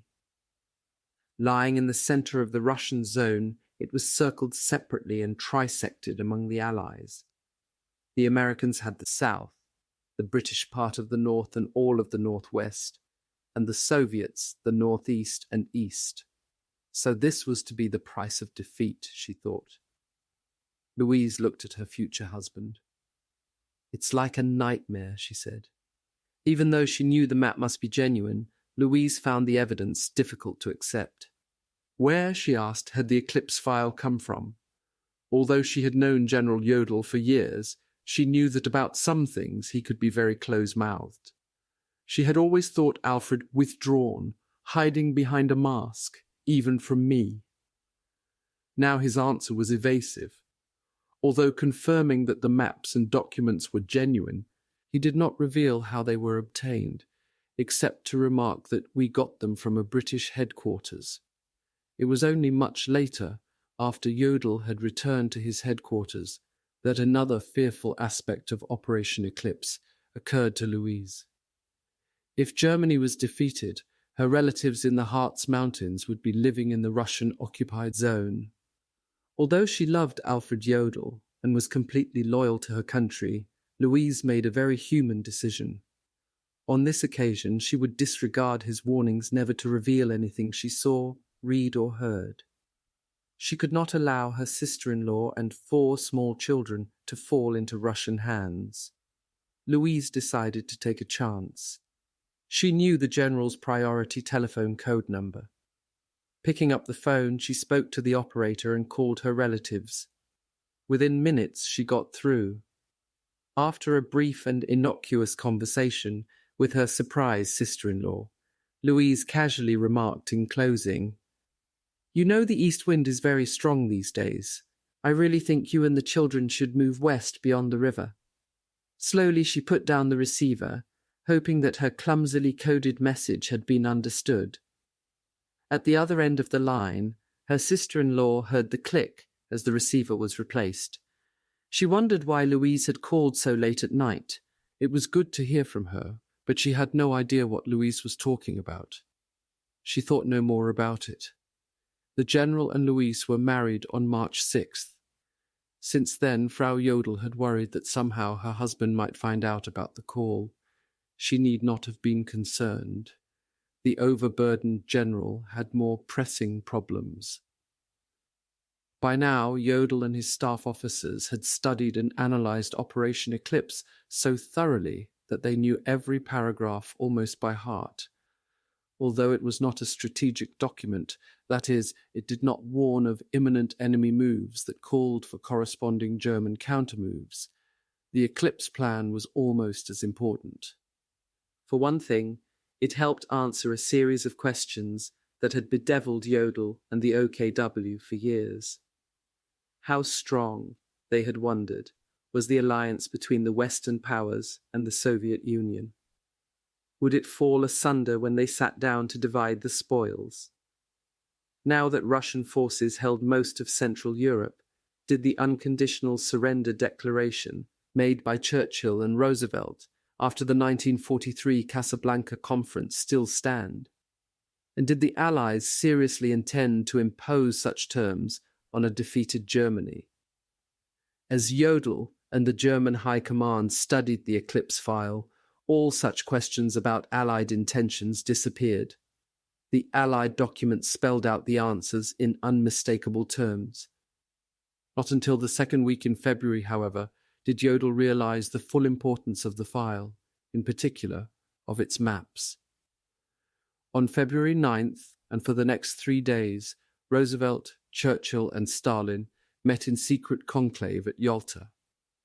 In spite of intelligence efforts to find out exactly what had transpired at the meeting, about all Jodl learned was contained in the official communiqué issued to the world's press on February 12th. But that was enough, vague and guarded as the announcement was. It left no doubt that the Eclipse papers and maps were the key to the announced Allied intentions. One paragraph in the official communiqué stated, "We have agreed on common policies and plans for enforcing the unconditional surrender terms which we shall impose together. These terms will not be made known until the final defeat of Germany. Under the agreed plan, the forces of the three powers will each occupy a separate zone of Germany." It was not necessary for the Allies to state the terms. Jodl had already read them in the Eclipse file. And though the Yalta communiqué did not reveal the proposed zones of occupation, Jodl knew them too. The position and precise boundaries of each zone were shown on the Eclipse maps. There were many other conclusions that could be deduced, but one was particularly bitter for Jodl. It was clear that whatever else had occurred at Yalta, the Allied plans for Germany had been merely ratified at the meeting of the Big Three.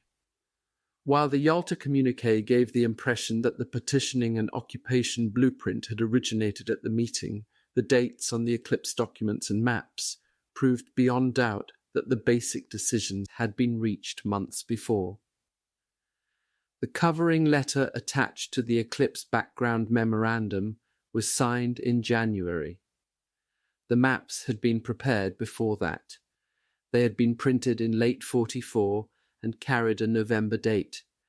Plainly, Operation Eclipse, which was defined as planning and operations for the occupation of Germany, could never have been produced at all unless there was complete unity among the Allies, a sobering fact that withered one of Germany's last hopes. From the moment the Red Army crossed the Reich's eastern frontiers, Hitler and his military advisers had waited for the first cracks of disunity to appear among the Allies. It would surely happen, they believed, because the West would never allow Soviet Russia to dominate Central Europe. Jodl shared these views. He was banking especially on the British, for he felt that they would never tolerate such a situation. But that was before he set eyes on Operation Eclipse. Eclipse indicated clearly that the alliance was still intact, and Yalta had confirmed it. Beyond that, the very first paragraph of the covering letter, a foreword to the entire file, showed the complete agreement among the Allies. It read, "In order to carry out the surrender terms imposed on Germany, the governments of the United States, the Soviet Union, and the United Kingdom, the latter also in the name of the Dominions, have agreed that Germany is to be occupied by the armed forces of the three powers." And there was no disputing the authority of the letter.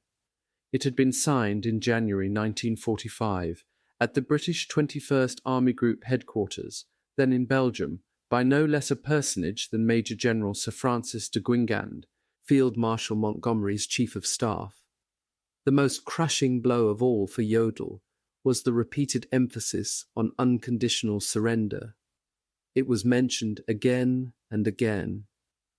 From the beginning, the Germans had felt sure the unconditional surrender declaration had been intended much as morale-building propaganda for the Allied home fronts. Now they knew better. The Allies had obviously meant every word of it. The only possible answer to the trumpets of total war, Eclipse said, is total defeat and total occupation. It must be made clear that the Germans will not be able to negotiate in our sense of that word. The Allied intent promised no hope, no future for Germany. It was clear that even if the Reich wished to capitulate, there was no way she could do so short of unconditional surrender. To Jodl, this meant that there was nothing left for Germany but to fight to the bitter end. Asterisk. It was during the last week of March, the exact day no one could later remember, that General Reinhard Gehlen, Guderian's chief of intelligence, drove to Prenzlau for a meeting with the new commander of Army Group Vistula. In his briefcase was a copy of Operation Eclipse. Gehlen outlined for Hinrichi the latest known dispositions of the Russian troops on the Oder. Then he produced the Eclipse file and explained what it was. Hinrichi slowly looked through the pages. Then he pored over the maps. For a long time he studied them. Finally, Hinrichi looked at Gehlen and in one line summarized what everyone in the High Command really knew the document to mean. Das ist ein Todesurteil. This is a death sentence, he said. The defenders. The General. Colonel General Gotthard Hinrichi, commander of Army Group Vistula. Hinrichi in his sheepskin coat. Hinrichi today with the author. Berlin. Hinrichi's Chief of Staff, Major General von Trotha. General Max Pemsel, the fortifications expert who found Berlin's defences utterly futile. Major General Helmut Rayman, military commander of Berlin, examining an Italian rifle. Colonel Hans Reffio, Wright, Raymond's Chief of Staff. Frau Jodl in 1945, as she is today. Colonel General Alfred Jodl and his wife on their wedding day, March 7, 1945. Major General Reinhard Gehlen, Guderian's Chief of Intelligence, now head of the West Germany Intelligence Service. This is the only picture known to exist of him. Colonel General Heinz Guderian, Chief of the General Staff in 1945. The mess we're in is fantastic. This photograph was taken in May 1940, when Guderian commanded the spearhead of the German panzer thrust to the Channel. General Walter Wenck, in whose hurriedly organized 12th Army Hitler placed his last hopes. He is shown in 1945 above today. SS General Felix Steiner, commander of Group Steiner, photographed today, whose orders were to save Berlin and free the Führer. Colonel Theodor von Düffing in 1945 and today. Von Düffing was Chief of Staff to General Karl Weidling, commander of the 56th Panzer Corps, whom Hitler first ordered shot, then appointed commandant of Berlin. Weidling and von Düffing surrendered the city to Chuikov on May 2nd, 1945. The Russian photograph below purports to show Weidling after the capitulation, but it is probably a posed shot, since the actual surrender took place in a house in Tempelhof rather than in a bunker. The commanders. General Theodor Busse, commander of the 9th Army at left in 1945, at right today. General Hasso von Manteuffel, commander of the 3rd Panzer Army. We have an army of ghosts. Colonel Hans Oskar Wollemann, artillery commander, 56th Panzer Corps. Everywhere, he said, were soldiers, running away like madmen. The commanders. Colonel Gunther Reichhelm, 12th Army Chief of Staff, in 1945 and today. Lieutenant General Wolf Hegemann, 9th Army. Captain Helmut Lang, shown standing behind Rommel, 1944, joined Hinrichi in the closing hours of the war with a message of warning. The Hitler Youth. The dream was gone. Willi Feldheim, who fought as a Hitler Youth in Berlin. The top photograph shows him at the age of 15 in 1945. The middle photograph shows him after his release by the Russians from 2 years in a POW camp. The bottom photograph shows him today. The soldiers of the Berlin defense, aged between 12 and 15, photographed after capture. This picture was released to the author by the Russians. the Volkssturm Home Guard, some in their 70s. A rare view toward the Brandenburg Gate, showing one of the enormous camouflage canopies that were hung umbrella-like over various parts of the city as protection against air raid reconnaissance aircraft. The city before the attack. The Tiergarten, littered with wreckage, in the background, the Reichstag. A few days later, on Palm Sunday, March 25th, Colonel General Jodl examined the Eclipse maps again. He had good reason to do so. Units of General George S. Patton's U.S. Third Army had crossed the Rhine on Thursday night at the farming village of Oppenheim, near Mainz, and were now heading for Frankfurt. The following day, in the north, Field Marshal Montgomery's forces swept across the river in a massive assault on a 25-mile front. Despite everything, the Rhine line was crumbling, and the Western Allies were driving fast. Now, Jodl, anxiously re-examining the Eclipse maps, wondered how deeply the Allies intended to drive into Germany. That was one question the Eclipse background memorandum did not answer. Jodl wished he had the other sections of the plan, particularly the part covering military operations. Still, the maps provided a clue. He had even mentioned the matter to his wife. It was only a hunch, but Jodl thought he was right. The maps showed that the line of demarcation between the Anglo-Americans and the Russians ran roughly along the river Elbe from Lübeck to Wittenberge, and from there coiled south to the vicinity of Eisenach, then swung due east to the Czech border. Was that line, besides being a zonal boundary, also the terminating point of the Anglo-American advance? Jodl was nearly certain that it was. He told his wife he did not think the Americans and British were driving for Berlin. He believed they had decided to leave the capture of the capital to the Red Army. Unless the Eclipse maps had been changed, it looked to Jodl as though Eisenhower's forces would grind to a halt on the Eclipse boundary line.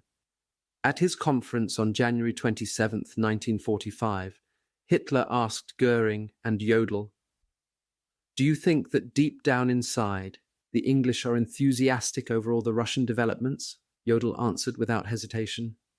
"Certainly not," he replied. "Their plans were quite different later. The full realization will come." Goering was also confident. "They certainly didn't plan that we hold them off while the Russians conquer all of Germany," he said. "They had not counted on us holding them off in the west like madmen while the Russians drive deeper and deeper into Germany."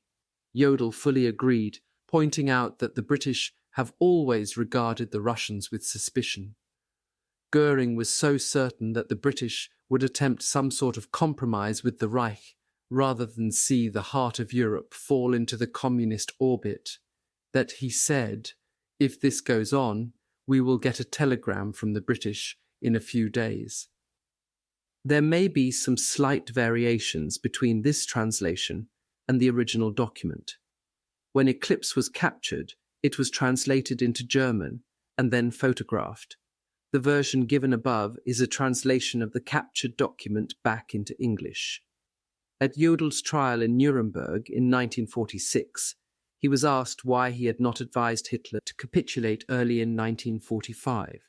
Jodl said, "The reasons against it were primarily unconditional surrender, and even if we had any doubt as to what faced us, it was completely removed by the fact that we captured the English Eclipse."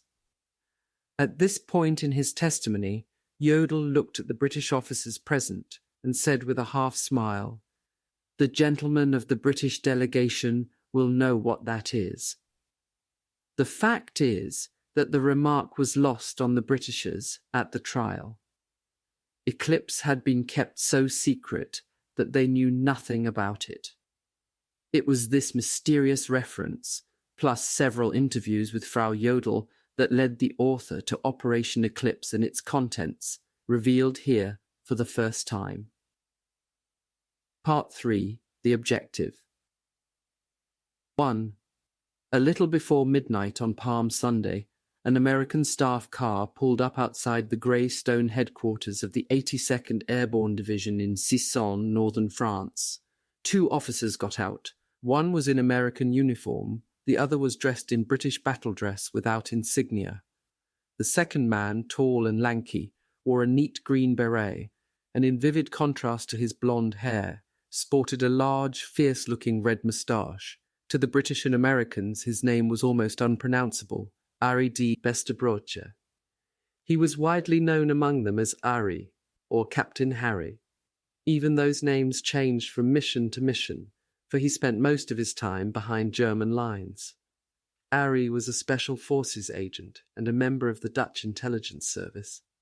A few days before, Ari had been called to Brussels by his superiors and told that he was being assigned to the 82nd Division for a special operation.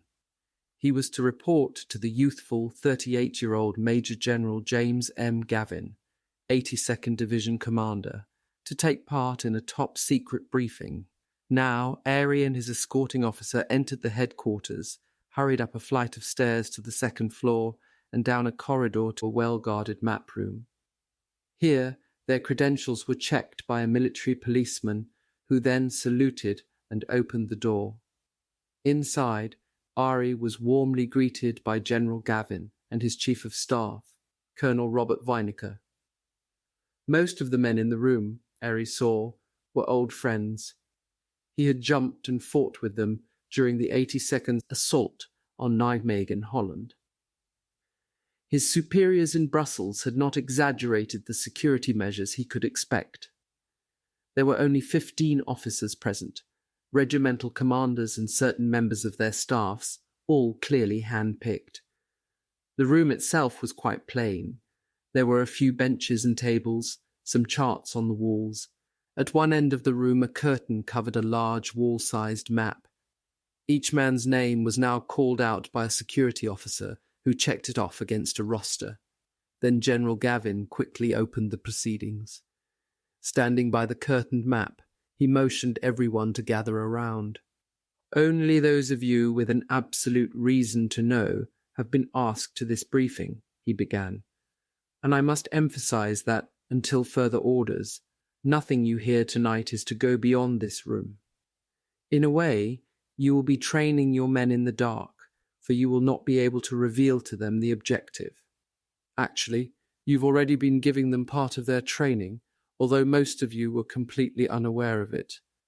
Over the last few weeks, you and your men have been jumping or flying onto a specific training area deliberately marked and laid out to simulate the actual dimensions of our next assault target. Gentlemen, we're going in for the kill. This is the Sunday punch." He yanked the cords at the side of the map. The curtains slid back, revealing the target, Berlin. Ari looked closely at the faces of the officers as they stared at the map. He thought he saw eagerness and anticipation. It did not surprise him. These commanders had been frustrated for months. Most of them had jumped with their units into Sicily, Italy, Normandy, and Holland, but lately the division had been relegated to ground actions, mainly in the Ardennes during the Battle of the Bulge. Ari knew that as crack airborne troops, they felt they had been denied their true role, assaulting objectives in front of the advancing armies and then holding on until relieved. The truth was that the Allied advance had been so fast that planned parachute drops had been cancelled again and again. The assault on Berlin, Gavin explained, would be part of a first Allied airborne army operation calling for units from 3 divisions. The 82nd, designated Task Force A, was to have the major role. Unrolling a transparent overlay from the top of the map, Gavin pointed to a series of squares and ovals marked in black grease pencil that outlined the various objectives and drop zones. "As plans now stand," he said, "the 101st Airborne Division will grab Gatow Airfield, west of the city. A brigade from the British 1st Airborne Corps is to seize Oranienburg Airfield to the northwest." He paused and then continued. "Our piece of real estate is right in Berlin itself, Tempelhof Airport. The 82nd's target seemed incredibly small. In the sprawling 321 square miles of the city and its environs, the airport looked like a postage stamp, a smudge of green barely 1.5 miles square, lying in a heavily built-up area. On its north, east, and southern fringes there were, rather ominously, no less than 9 cemeteries. 2 regiments will hold the perimeters, Gavin said, and the 3rd will move into the buildings north of the field, toward the centre of Berlin. We'll hang on to this airhead until the ground forces get to us. That should not be long, not more than a few days at the most. Blind training of the paratroopers, Gavin said, was to be intensified. Terrain models of Tempelhof and the surrounding areas would be set up in a secure room of the headquarters. Photographic coverage of the drop zone, intelligence appreciations, and other materials would be made available to the regimental commanders and their staffs for specific planning. We are also lucky, said Gavin, to have the services of Captain Harry. He is an expert on Berlin, particularly on Tempelhof and the surrounding region. He will be jumping with us, and from now on will be available for briefings and to answer all your questions. Gavin paused again and looked at his officers. I'm sure all of you want to know the answer to the big question, how soon? That's up to the Germans. The airborne plan has been in the works since last November. There have been constant changes, and we must expect many more before we get a target date. A-Day, as that day has been designated, will depend on the speed of the Allied advance toward Berlin. Certainly the drop won't be scheduled until the ground forces are within a reasonable distance of the city, but A-Day may only be a matter of 2 or 3 weeks away, so we don't have much time. That's all I can tell you now. Gavin stepped back and turned the meeting over to his staff officers. One after the other they went into each phase of the operation, and as they talked, Gavin sat half listening. As he later recalled, he regretted the fact that security had prevented him from revealing the details fully. He had been less than candid, for he had told his men only one part of the first Allied airborne operation, the operational section calling for the assault in conjunction with the Allied drive to capture Berlin. What he had not mentioned was that the same airborne drop might be ordered under a different military condition, the sudden collapse or surrender of Germany and her armed forces. But that part of the plan was still top secret. It was the logical extension to Operation Overlord, the invasion of Europe, and for a time had been known as Operation Rankin, Case C, and later as Operation Talisman. That last title had been changed in November 1944 for security reasons. Now it bore the codename Operation Eclipse. Eclipse was so secret that, apart from high-ranking staff officers at Supreme Headquarters, only a score of generals had been permitted to study it. They were army or corps commanders or those in the other services with equivalent responsibilities. Few division commanders knew anything about Eclipse. Gavin had learned only some of the plan's objectives and those parts of it that specifically concerned him and his division. During the previous months, at numerous conferences attended by General Lewis H. Brereton, commander of the 1st Allied Airborne Army, and Gavin's immediate superior, Major General Matthew B. Ridgway, commander of the 18th Corps, Eclipse had been referred to as the occupation plan for Germany. It detailed the operational moves which would immediately take place in the event of a German surrender or collapse. Its main objectives were the enforcement of unconditional surrender and the disarmament and control of all German forces. Under Eclipse conditions, the airborne assault plan on Berlin called for the paratroopers to move swiftly to gain control over the enemy's capital and foremost administrative and transportation centre, and display our armed strength.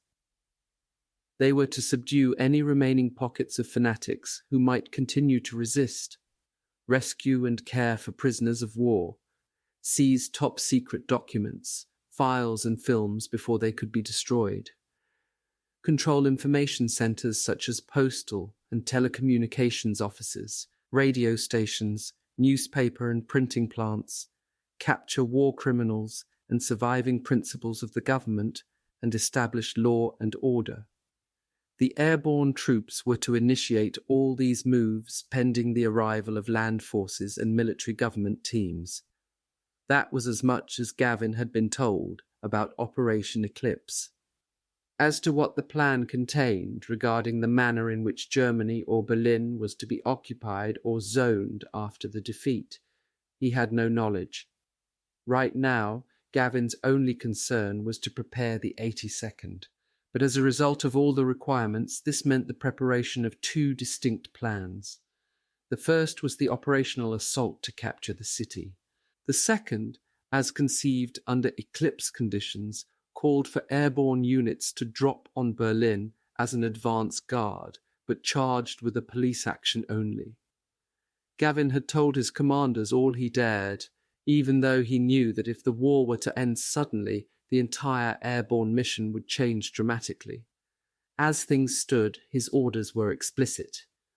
He was to follow the operational plan and get the 82nd ready for an airborne assault to capture Berlin. Gavin was suddenly aware that the Dutch intelligence officer was concluding his part of the briefing.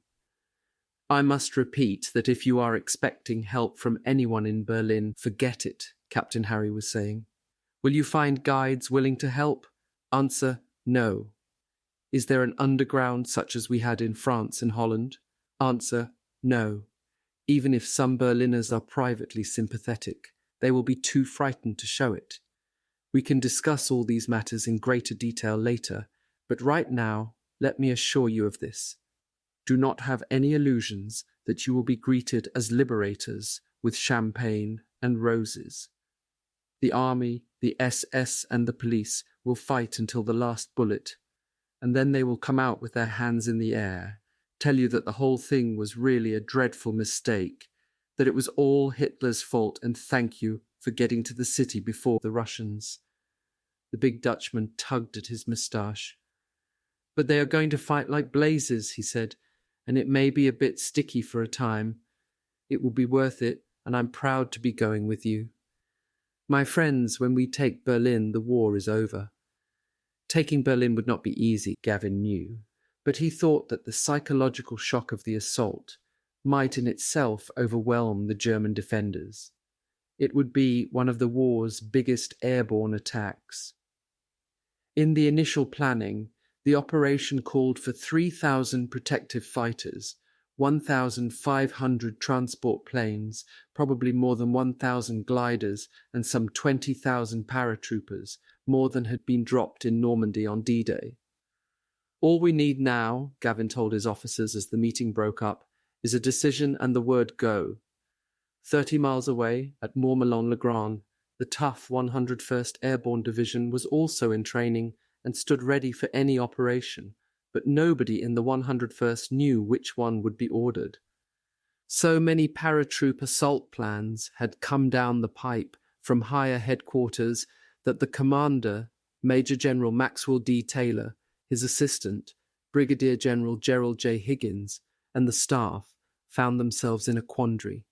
They had to prepare for all of them, but they seriously wondered if any of the projected drops would ever take place.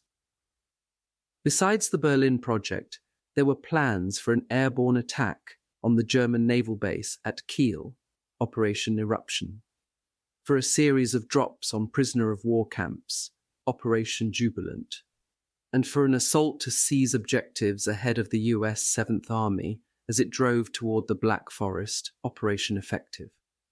Many others were under study, and some were quite fantastic. The 101st Headquarters had learned that the staff of the 1st Allied Airborne Army was even considering a jump on the mountains around Berchtesgaden in Bavaria to seize the Eagle's Nest on the Obersalzberg and perhaps its owner, Adolf Hitler. Obviously, not all the drops could be scheduled. As General Higgins told the staff, there just aren't that many transport planes to accommodate the airborne demands if all these operations are ordered. Anyway, we're not greedy, all we want is one. But which operation would the airborne army get?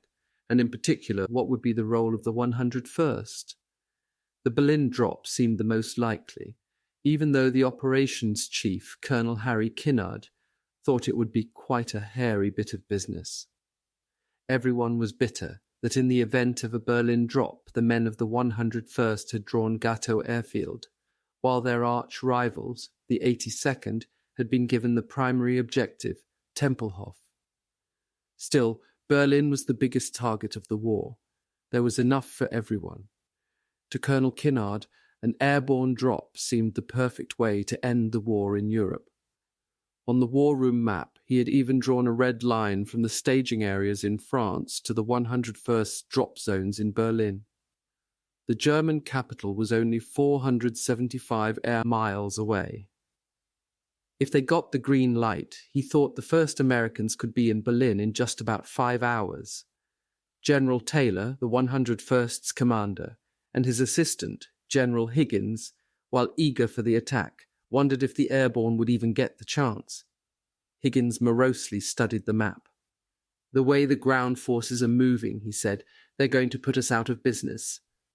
On this same day, Sunday, March 25th, the military leaders of the Western Allies received gratifying news from Supreme Headquarters of the Allied Expeditionary Force, SHAEF. In Washington and London, General George C. Marshall, U.S. Chief of Staff, and Field Marshal Sir Alan Brooke, Chief of the Imperial General Staff, studied a cable from General Dwight D. Eisenhower that had arrived the night before. The recent series of victories west of the Rhine has resulted as planned in the destruction of a large proportion of available enemy forces on the Western Front. While not desiring to appear over-optimistic, it is my conviction that the situation today presents opportunities for which we have struggled and which must be seized boldly.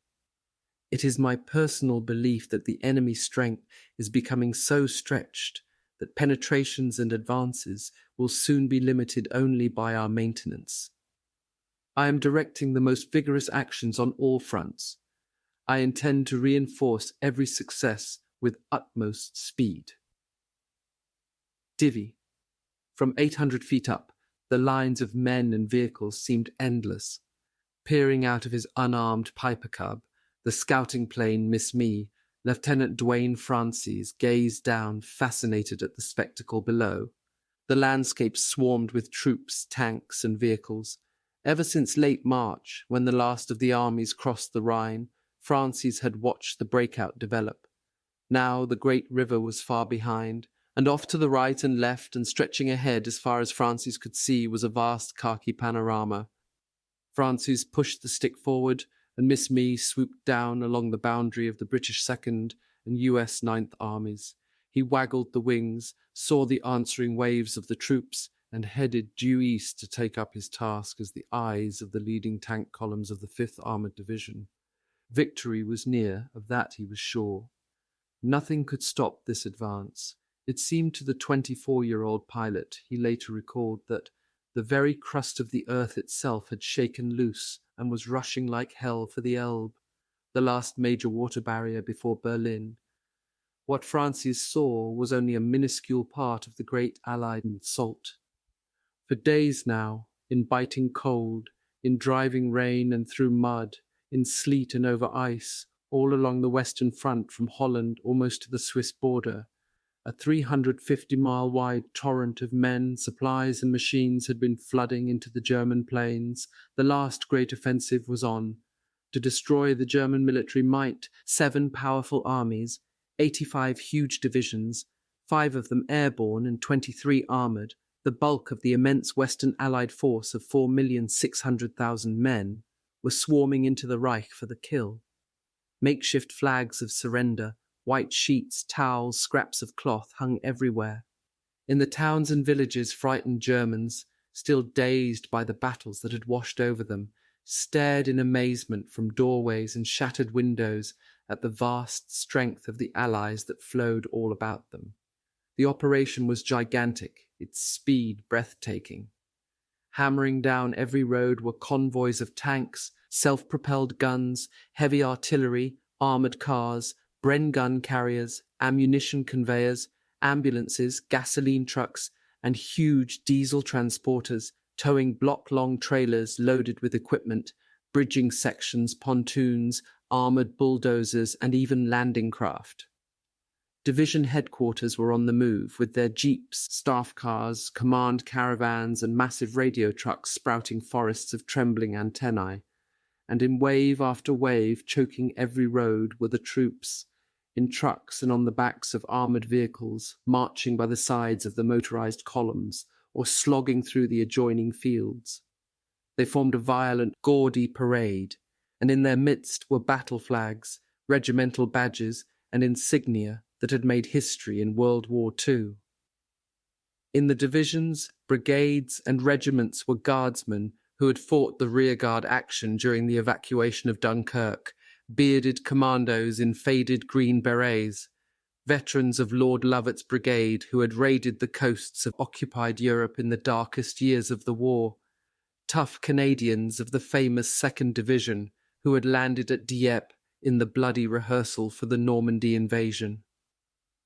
In the armoured columns, pennants fluttering, were a few of the original desert rats of the 7th Armoured Division who had helped run Field Marshal Erwin Rommel to ground in the Libyan sands. And riding high above the tremendous din of men and arms was the skirling music of the Devils in Skirts, the 51st Highland Division, their pipes sounding the prelude to battle as they had always done. In the phalanxes of Americans were divisions with impudent names and colourful legends: the Fighting 69th, the 5th Armoured Victory Division, the Rail Splitters of the 84th Infantry, the 4th Infantry, Ivy Division. There was the 2nd Armoured, Hell on Wheels, whose unconventional tank tactics had caused havoc for the Germans all the way from the wadis of North Africa to the banks of the Rhine. There was the 1st Division, the big red one, with a record of more assault landings than any other American unit.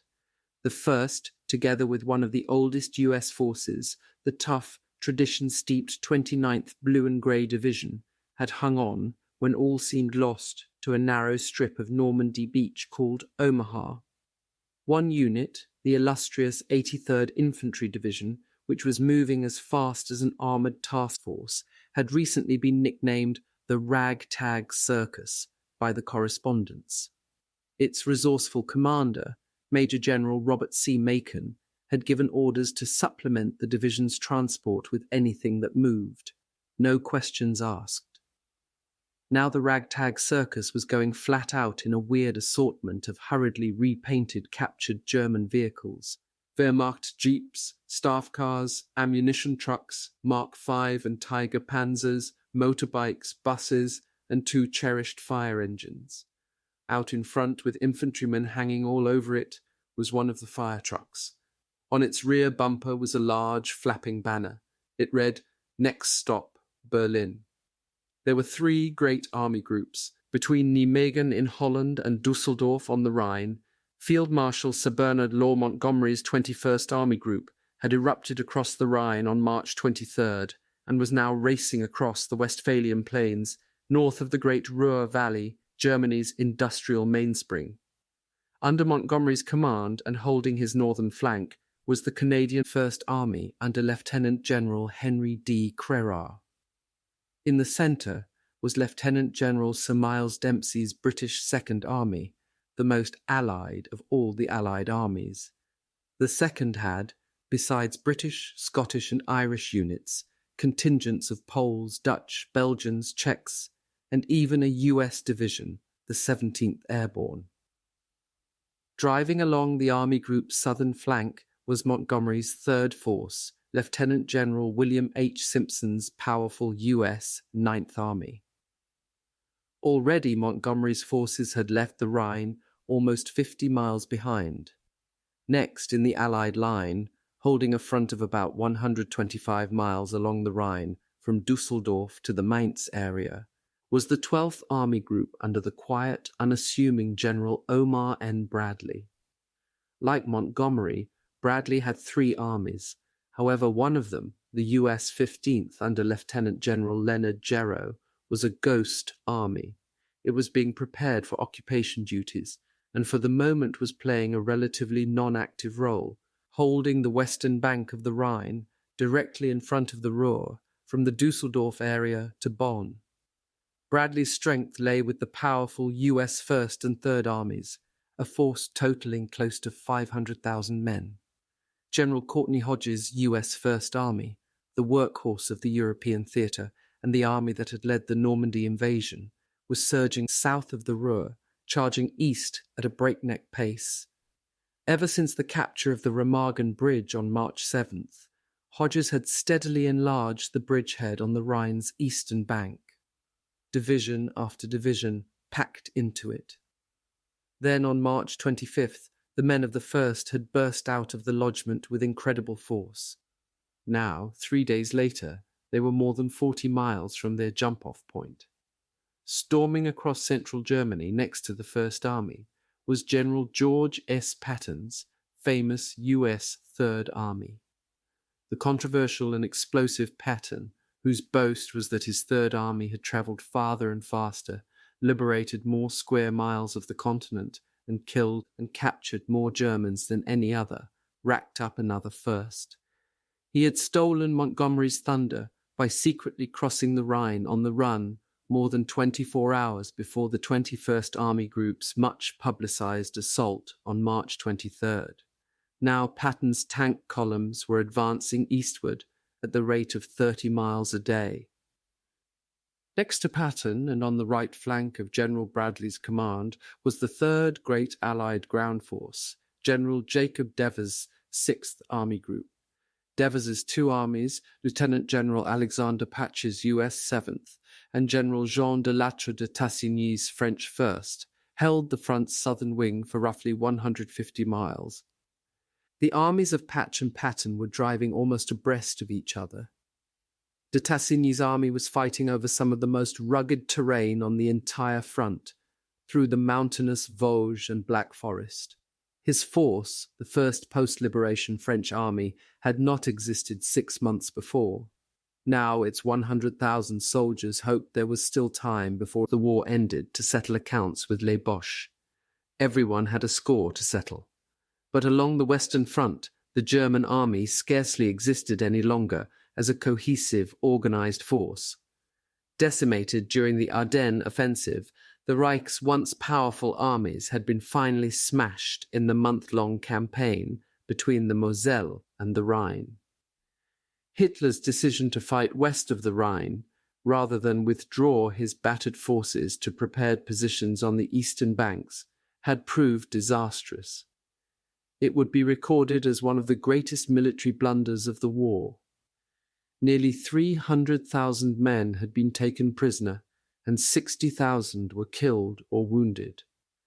In all, the Germans lost the equivalent of more than 20 full divisions. Now it was estimated that although more than 60 German divisions remained, they were merely paper divisions, with only 5,000 men apiece, instead of the full-strength complement of 9,000 to 12,000 each. In fact, it was believed that there were barely 26 complete divisions left in the West, and even these were ill-equipped, lacking ammunition, drastically short of fuel and transport, artillery and tanks. In addition, there were the shattered remnants of divisions, splintered SS groups, anti-aircraft gun troops, thousands of Luftwaffe men. The German Air Force had almost disappeared. Quasi-military organizations, Home Guard Volkssturm units composed of untrained old men and boys, and even cadres of teenage officer cadets. Disorganized, lacking communications, and often without competent leaders, the German army was unable to stop or even slow up the systematic onslaught of Eisenhower's armies. With the offensive from the Rhine barely a week old, the racing armies from Montgomery's and Bradley's groups were already closing in on the last German stronghold, the heavily defended Ruhr. Simultaneous with the developing drive eastward, 3 U.S. armies had suddenly and abruptly wheeled to take on the envelopment of the Ruhr from north and south. On the north, Simpson's 9th Army changed direction from due east and was beginning to march southeast. To the south, Hodges' 1st and Patton's 3rd armies, moving parallel, with Patton on the outside, were also turning and heading northeast for a link-up with Simpson. The trap had been sprung so quickly that the Germans, principally Field Marshal Walter Model's Army Group B, a force of no less than 21 divisions, seemed almost unaware of the pincers closing around them. Now they were threatened with encirclement, caught up in a pocket some 70 miles long and 55 miles wide, a pocket that Allied intelligence said contained more men and equipment than the Russians had captured at Stalingrad. In the overall plan to defeat Germany, the crossing of the Rhine and the capture of the Ruhr had always been considered essential and formidable objectives.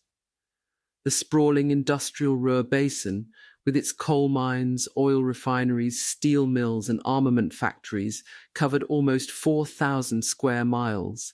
It had been thought that its capture might take months, but that was before the German debacle on the Rhine. Now the pincer maneuver, the stratagem of the quiet Missourian, Omar Bradley, was being executed at breathtaking pace. The Americans were moving so fast that division commanders now talked of completing the encirclement in a matter of days. Once the Ruhr was sealed, Germany would have little strength left to impede the progress of the great Allied offensive. Even now, the enemy was so disrupted that there was no continuous defense line. So disorganized were the German forces, in fact, that Major General Isaac D. White, commanding the U.S. 2nd Armored Division, ordered his men to bypass any major resistance and keep on going. The 2nd, spearheading the 9th Army's pincer movement along the northern rim of the Ruhr, had thereupon dashed more than 50 miles in just under 3 days. The Germans fought hard in isolated pockets, but the 2nd encountered more trouble from blown bridges, hurriedly erected roadblocks, minefields, and bad terrain than from enemy action. It was the same nearly everywhere. Lieutenant Colonel Wheeler G. Merriam, leading the 2nd's dash with his 82nd Reconnaissance Battalion, was encountering a great deal of confusion and very little fighting. On March 28th, with his tanks spread out on either side of a main railway line running east and west, Merriam called a halt to report his new position. As his radio man tried to raise headquarters, Merriam thought he heard a steam whistle. Suddenly a German train, filled with troops and hauling flat cars loaded with armoured vehicles and guns, puffed along the line, passing right through his units. Germans and Americans gazed at each other in amazement. Merriam, looking up at the Wehrmacht soldiers leaning out of the train windows, was so close that he distinctly noted the individual hairs on men's faces where they hadn't shaved. His men, flabbergasted, gazed after the train as it headed west. Not a single shot was fired by either side. At last, galvanized into action, Merriam grabbed the radio telephone. Some miles to the west, the division commander, Major General White, saw the train come into sight at almost the same time that he heard Merriam's excited warning on his jeep radio. White saw an MP, directing the Anne's columns, suddenly halt the traffic that was moving across the tracks, and then White, like Merriam, stood mesmerized as the train rolled by. Seconds later, field telephone in hand, White was calling for artillery fire. Within minutes, the 92nd Field Artillery, set up farther west, let loose a salvo that cut the train cleanly in two. Later, it was discovered that the flat cars carried numerous anti-tank guns, field pieces, and a 16-inch railway gun. Captured soldiers who had been on the train said that they had been completely ignorant of the Allied advance. They had thought the Americans and British were still west of the Rhine. Confusion was both an ally and a foe. Lieutenant Colonel Ellis W. Williamson of the 30th Infantry Division was moving so fast that he was even fired on by the artillerymen of another Allied division. They thought Williamson's men were Germans retreating to the east. Lieutenant Clarence Nelson of the 5th Armoured had an equally bizarre experience. His jeep was shot out from under him, and Nelson jumped into a half-track, which came under heavy fire. He ordered a tank to wipe out the enemy's strongpoint. It moved out, breasted a hill, and fired 2 rounds into a British armoured car. The occupants were irate but unhurt. They had been lying in wait, hoping to find a target of their own. And Chaplain Ben L. Rose of the 113th Mechanized Cavalry remembers a tank commander reporting solemnly to the group leader, "We advanced the last 100 yards, sir, under grass. Resistance is heavy, both enemy and friendly." So rapid were the maneuvers, and so fast were the German defences crumbling, that many commanders worried more about fatalities from road accidents than from enemy fire. Captain Charles King of the famed British 7th Armoured Division begged his men to be careful driving on these roads. "It would be a pity," he warned, "to die in an accident just now." A few hours later, King, one of the original desert rats, was dead. His jeep had hit a German landmine. Most men had no idea where they were or who was on their flanks. Forward units, in many instances, were already running off their maps. The resourceful scouts of the 82nd Reconnaissance Battalion were not in the least concerned. They were using emergency charts, silken handkerchief-size US Air Force escape maps supplied to all combat flyers earlier in the war to help them slip out of enemy territory if they were shot down. The 82nd Scouts confirmed their positions simply by checking with German signposts. In the 84th Division sector, Lieutenant Colonel Norman D. Carnes discovered that in his whole battalion there were only 2 maps left showing proposed advances. He was not worried either, not so long as his radios worked and he could keep in touch with headquarters.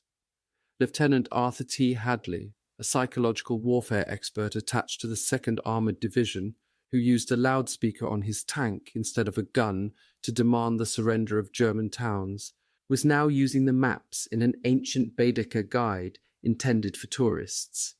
And Captain Francis Schommer of the 83rd Division always knew where he had led his battalion. He just grabbed the first German he saw, stuck a gun in his ribs, and in fluent German demanded to know where he was. He hadn't had a wrong answer yet. To the men of the armoured divisions, the advance from the Rhine was their kind of warfare.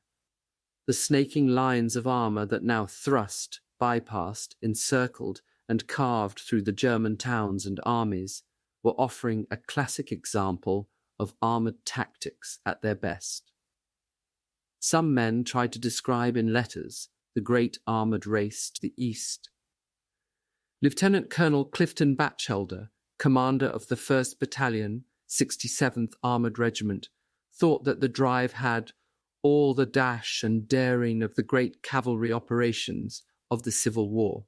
Lieutenant Gerald P. Liebman, noting that as the 5th Armoured Division cut through the enemy, thousands of Germans were left behind, fighting in isolated pockets, wrote tongue-in-cheek that "we are exploiting the enemy's rear areas after breaching his frontal positions." To Liebman, the attack was reminiscent of General Patton's armoured dash out of the Normandy hedgerows in which he had also participated. "No one eats or sleeps," he noted. "All we do is attack and push on, attack and push on. It is France all over again, except this time the flags flying from the houses are not French tricolours, but flags of surrender." In the Devonshire Regiment, racing along with the British 7th Armoured Division, Lieutenant Frank Barnes told his friend Lieutenant Robert Davey that it is wonderful to be going forward all the time. Both men were elated, for at the briefing before the attack, they had been told that this was the last great push and that the ultimate objective was Berlin. Field Marshal Montgomery had always known that Berlin was the ultimate objective. Quick to anger, impatient of delays, temperamental and often tactless, but always both realistic and courageous, Montgomery had fixed his sights on Berlin as far back as his great victory in the desert at El Alamein. The one man who had unreservedly said go when weather might have delayed the invasion of Normandy, he now demanded the green light again. In the absence of any clear-cut decision from the Supreme Commander, Montgomery had announced his own. At 6:10 p.m. on Tuesday, March 27th, in a coded message to Supreme Headquarters, he informed General Eisenhower, Today I issued orders to army commanders for the operations eastwards, which are now about to begin. My intention is to drive hard for the line of the Elbe, using the 9th and 2nd Armies.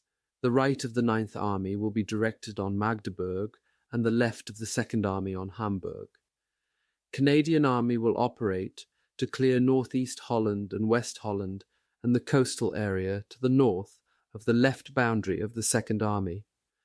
I have ordered 9th and 2nd Armies to move their armoured and mobile forces forward at once to get through to the Elbe with utmost speed and drive. The situation looks good and events should begin to move rapidly in a few days. My tactical headquarters moved to northwest of Bonninghart on Thursday, March 29th. Thereafter, my headquarters will move to Wesel, Münster, Wiedenbrück, Herford, Hanover, thence by Autobahn to Berlin, I hope. Turning slowly in mid-air on the end of their ropes, Aunt Effie and Uncle Otto gazed mournfully down on the rubble-filled Berlin courtyard.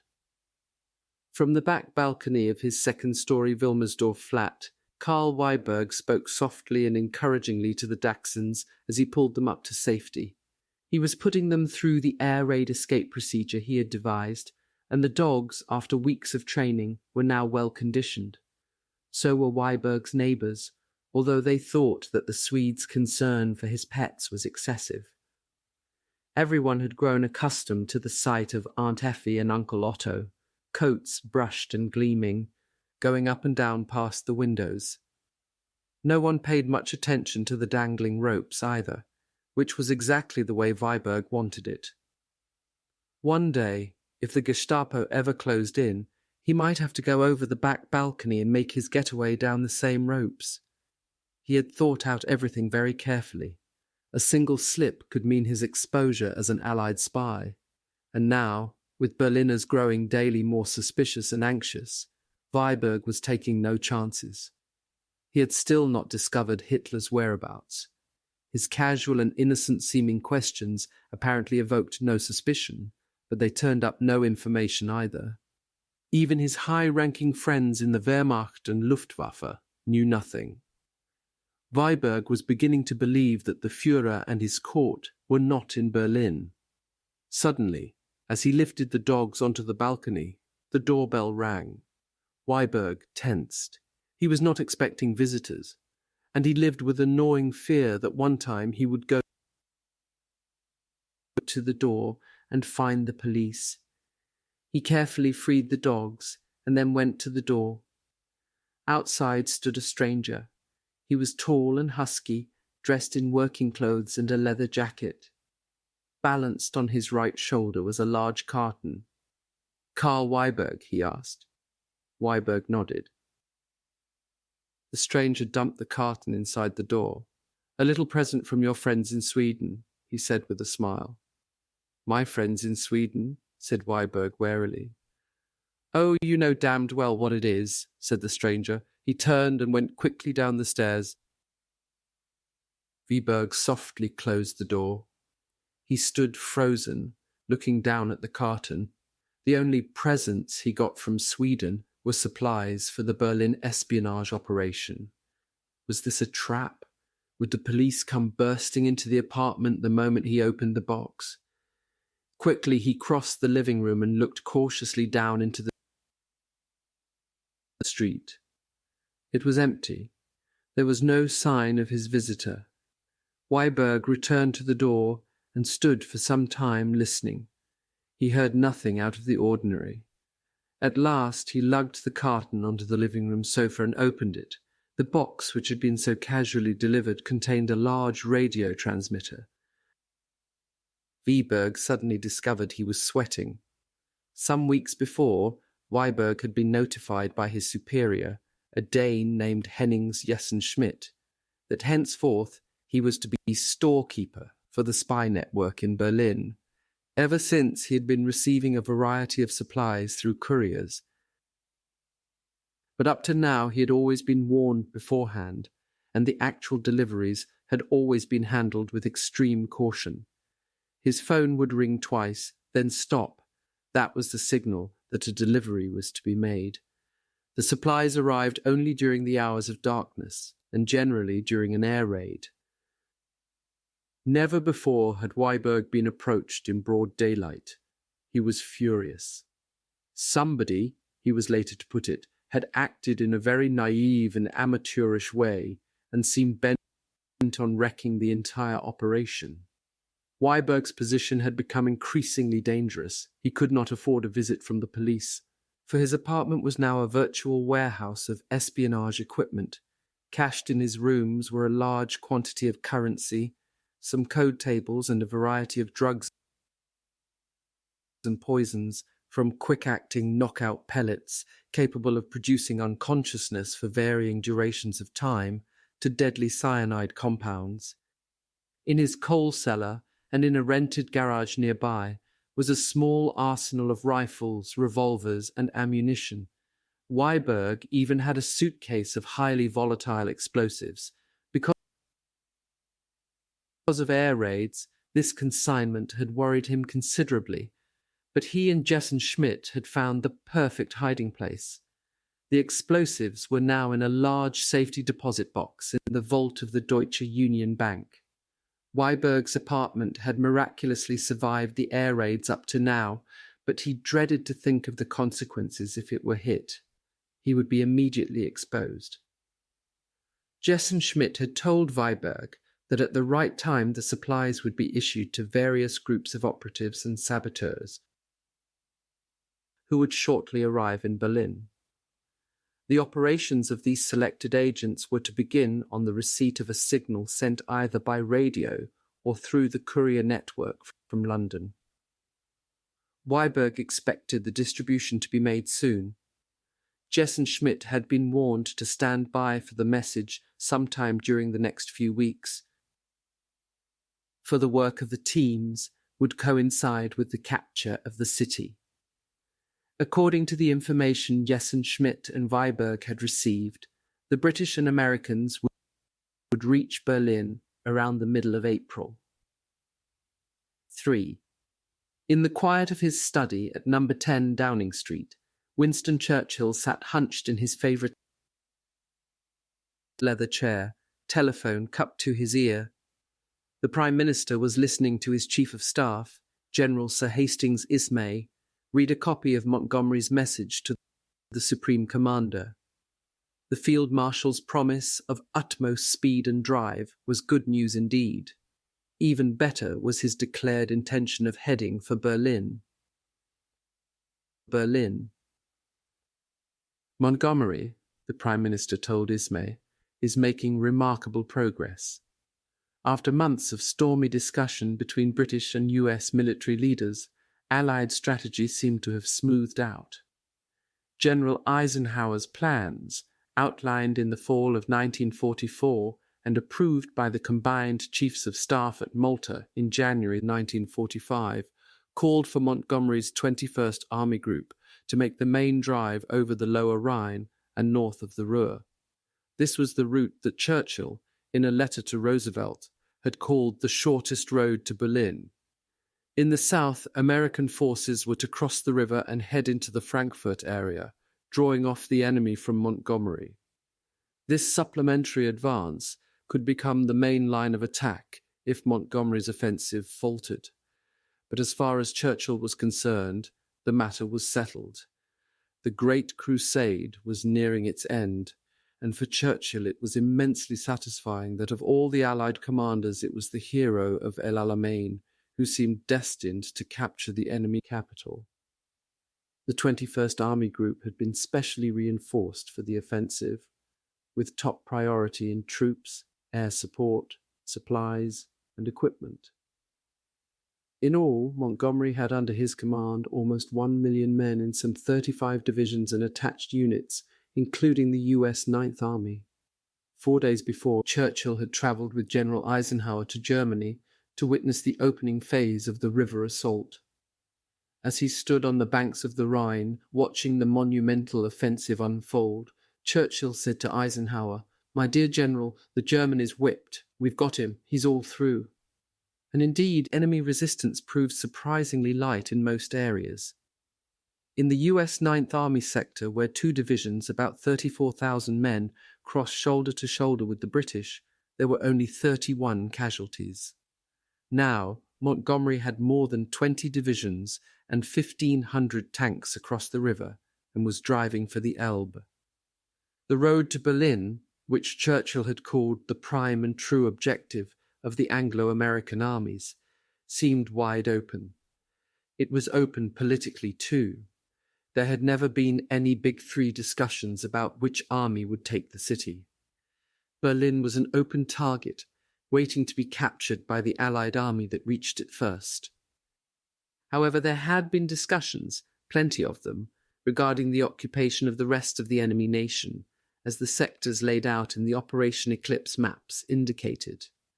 And the decisions regarding the occupation of Germany were to have a crucial effect on the capture and political future of Berlin. At least one of the Allied leaders had realized this from the start. There will definitely be a race for Berlin, he had said. That man was Franklin Delano Roosevelt. It had been 17 months earlier, on November 19, 1943, that the matter was brought before Roosevelt. On that occasion, the president had sat at the head of the table in a conference room of Admiral Ernest J. King's suite aboard the battleship USS Iowa. Flanking him were assistants and advisers, among them the U.S. Joint Chiefs of Staff. Roosevelt was en route to the Middle East for the Cairo and Tehran conferences, the 5th and 6th of the Allied leaders' wartime meetings. These were momentous days in the global struggle with the Axis powers. On the Russian front, the Germans had suffered their biggest and bloodiest defeat. Stalingrad, encircled and cut off for 23 days, had fallen, and more than 300,000 Germans had been killed, wounded, or taken prisoner. In the Pacific, where more than 1 million Americans were fighting, the Japanese were being forced back on every front. In the West, Rommel had been routed from North Africa. Italy, invaded from Africa via Sicily, had surrendered. The Germans were hanging on grimly to the northern part of the country, and now the Anglo-Americans were preparing plans for the coup de grâce, Operation Overlord, the all-out invasion of Europe. Aboard the Iowa, Roosevelt was showing sharp annoyance. The documents and maps before him were the essentials of a plan called Operation Rankin, Case C, one of many studies developed in connection with the forthcoming invasion. Rankin C considered the steps that should be taken if there was a sudden collapse or capitulation of the enemy. In that event, the plan suggested that the Reich and Berlin should be divided into sectors, with each of the Big Three occupying a zone. What troubled the president was the area that had been chosen for his country by the British planners. Rankin C had been created under peculiar and frustrating circumstances. The one man most directly affected by its provisions would be the Allied Supreme Commander in Europe. But this officer was still to be appointed. The difficult task of trying to plan ahead for the Supreme Commander, that is, to prepare both the cross-channel offensive, Operation Overlord, and a plan in the event Germany crumbled, Operation Rankin, had been given to Britain's Lieutenant General Frederick E. Morgan, known by the code name Cossack, Chief of Staff to the Supreme Allied Commander designate. It was a staggering and thankless job. When he was named to the post, Morgan was told by Sir Alan Brooke, Chief of the Imperial General Staff, "Well, there it is. It won't work, of course, but you must bloody well make it." In preparing Rankin C, Morgan had to consider all sorts of imponderables. What would happen if the enemy capitulated so abruptly that the Allies were caught off balance, as they were in World War I, by the unforeseen German surrender of November 1918? Whose troops would go where? What parts of Germany would be occupied by American, British and Russian forces? Who would take Berlin? These were the basic questions, and they had to be solved in clear and decisive ways if the Allies were not to be surprised by a sudden collapse. Up to that time, no specific plan for the war's end had ever been set down. Although in the United States and Britain various governmental bodies discussed the problems that would arise on the cessation of hostilities, little headway was made in the formulation of an overall policy. There was agreement on only one point, that the enemy country would be occupied.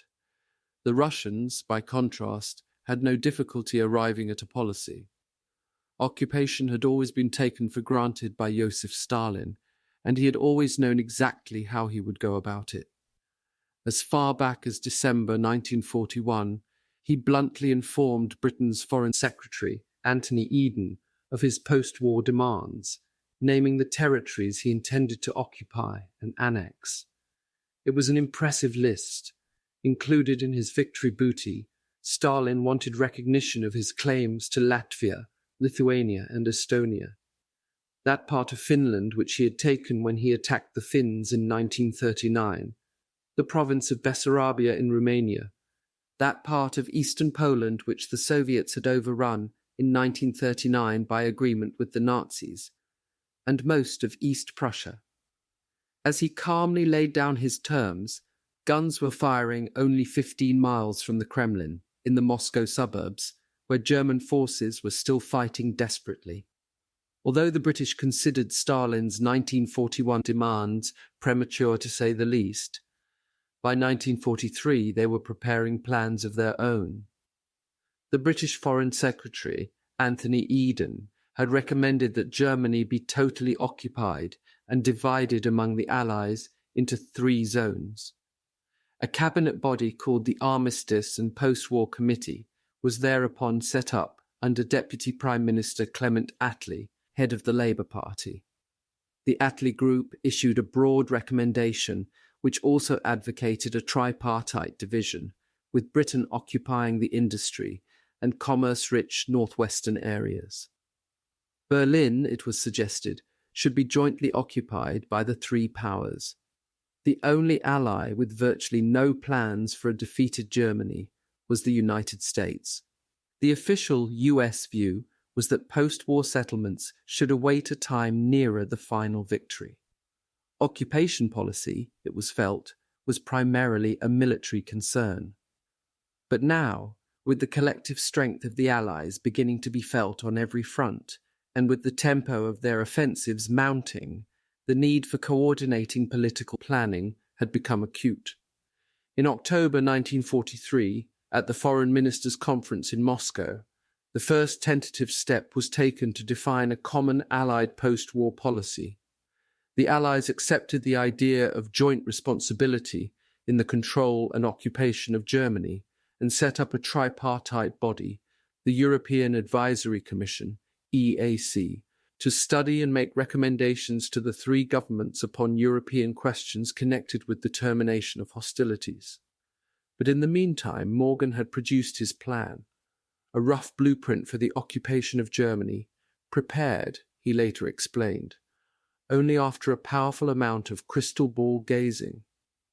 Initially, without political guidance, Morgan had produced a plan calling for a limited occupation. But his final rank-and-see proposals reflected the Attlee Committee's more elaborate scheme. Morgan had sat down with a map and divided Germany into mathematical thirds, faintly sketching in blue pencil along the existing provincial boundaries.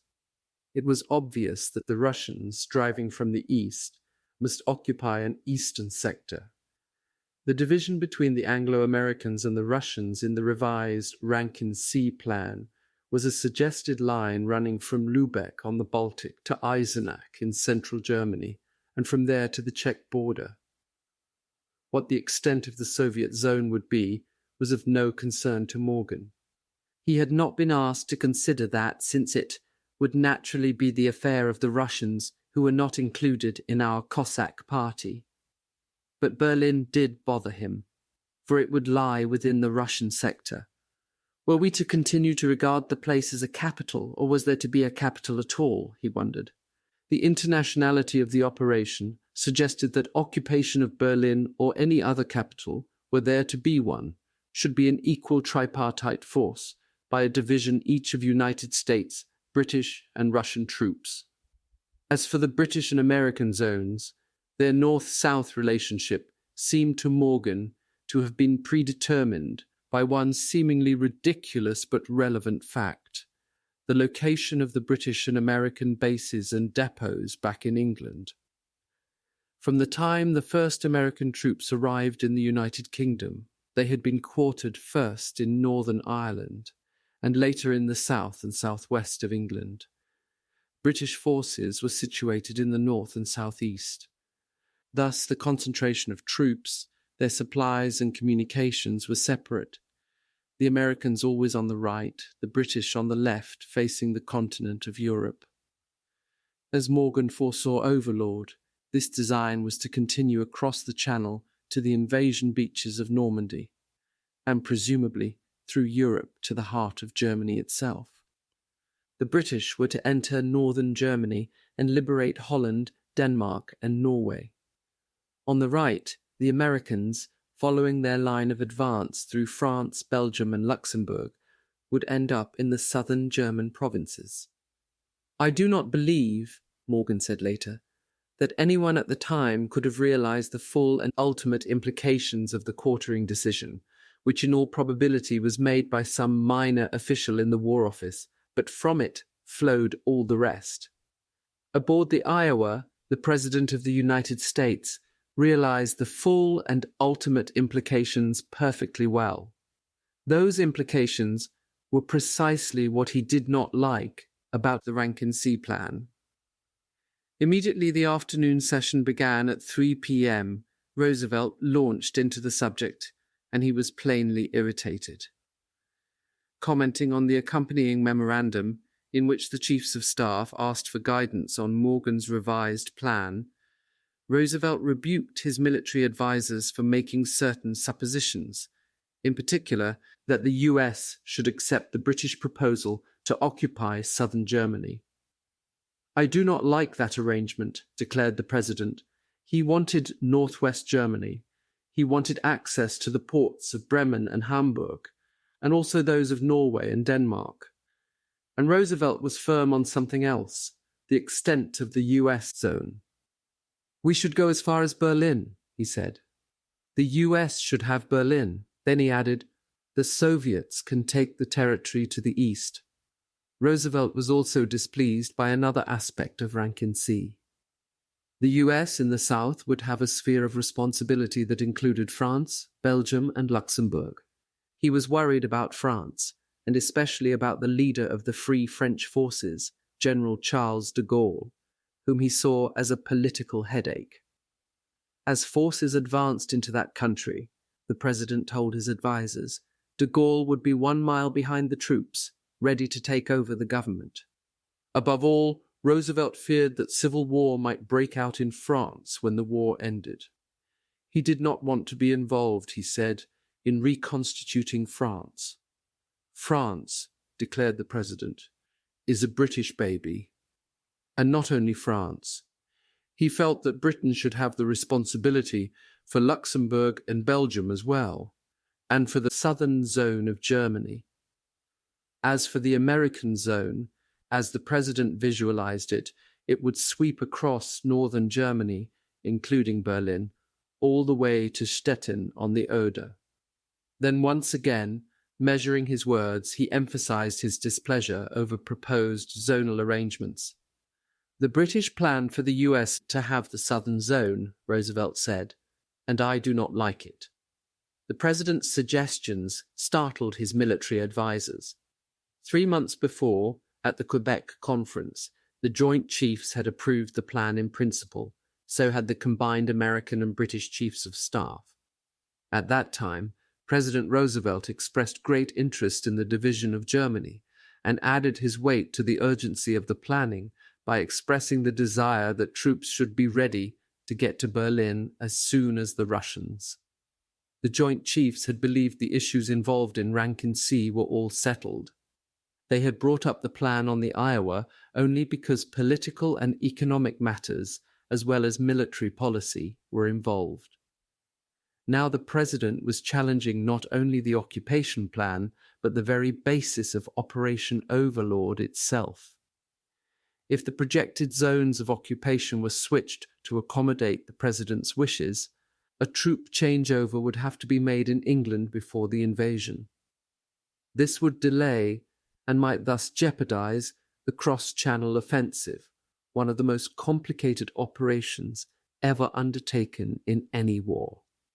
It seemed clear to his military advisers that President Roosevelt either did not understand the immense logistical movements involved, or understood them perfectly well and was simply prepared to pay a phenomenal cost in order to get the Northwest Zone and Berlin for the United States. In their view, the cost was prohibitive. General Marshall began diplomatically to elaborate on the situation. He agreed that the matter should be gone into, but he said the rank-and-see proposals stemmed from prime military considerations. From a logistical standpoint, he reasoned, we must have US forces on the right. The whole matter goes back to the question of the ports of England. Admiral Ernest King, US Chief of Naval Operations, backed Marshall. The invasion plans were so far developed, he said, that it would be impractical to accept any change in the deployment of troops. The immensity of the problem was such that Marshall believed an entire new scheme would be needed just for the switching of troops, one flexible enough to be applied at any stage of development in order to get the president what he wanted in Germany. Roosevelt didn't think so. He felt that if there was a total collapse of Hitler's Reich, the US would have to get as many men as possible into Germany, and he suggested that some of them could be sent around Scotland, thereby entering Germany on the north. It was at this point that he expressed certainty that the Allies would race for Berlin. In that case, US divisions would have to get there as soon as possible. Harry Hopkins, Roosevelt's confidant and advisor, who was present on the Iowa, had the same sense of urgency. He thought that the US would have to be ready to put an airborne division into Berlin within 2 hours of the collapse. Again and again, the president's military advisers tried to impress on him the seriousness of the problems that a change in rank-and-see would entail. Roosevelt remained adamant. Finally, he pulled toward him a national geographic map of Germany that lay on the table and began drawing. First, he drew a line across Germany's western frontier to Düsseldorf and south along the Rhine to Mainz. From there, with a broad stroke, he cut Germany in half along the 50th parallel, roughly between Mainz on the west and Asch on the Czech border to the east. Then his pencil moved northeast to Stettin on the Oder. The Americans would have the area above the line, the British the sector below it. But as Roosevelt outlined it, the eastern boundary of the US and British zones would form a rough wedge. Its apex was at Leipzig. From there it ran northeast to Stettin and southeast to Asch. The president did not say so, but this shallow triangle was obviously to be the Soviet zone. It contained less than half of the area allotted to Russia in the rank-and-see proposal. Nor was Berlin located within the territory he left to Russia. It lay on the boundary line between the Soviet and US zones. It was Marshall's understanding that the president intended Berlin to be jointly occupied by US, British and Soviet troops. The map showed unmistakably what the president had in mind. If the US took the southern zone proposed by Cossack in the Rankin paper, the president told his military chiefs, the British will undercut us in every move we make. It was quite evident, Roosevelt said, that British political considerations are in back of the proposals. The discussion ended without any clear-cut decision, but Roosevelt had left no doubt in the minds of his military chiefs as to what he expected. United States occupation, as envisaged by Roosevelt, meant the quartering of 1 million troops in Europe for at least 1 year, or maybe 2. His post-war plan was similar to the American approach to the war itself, an all-out effort, but with a minimum of time and involvement in European affairs. He foresaw a swift and successful thrust into the enemy's heartland, a railroad invasion of Germany with little or no fighting that would carry US troops into the Northwest Zone and from there into Berlin. Above all, the President of the United States was determined to have Berlin. Asterisk. Thus was offered the first concrete US plan for Germany. There was just one trouble. Roosevelt, often criticized for acting as his own Secretary of State, had told no one his views except his military chiefs. They were to sit on the plan for almost 4 months.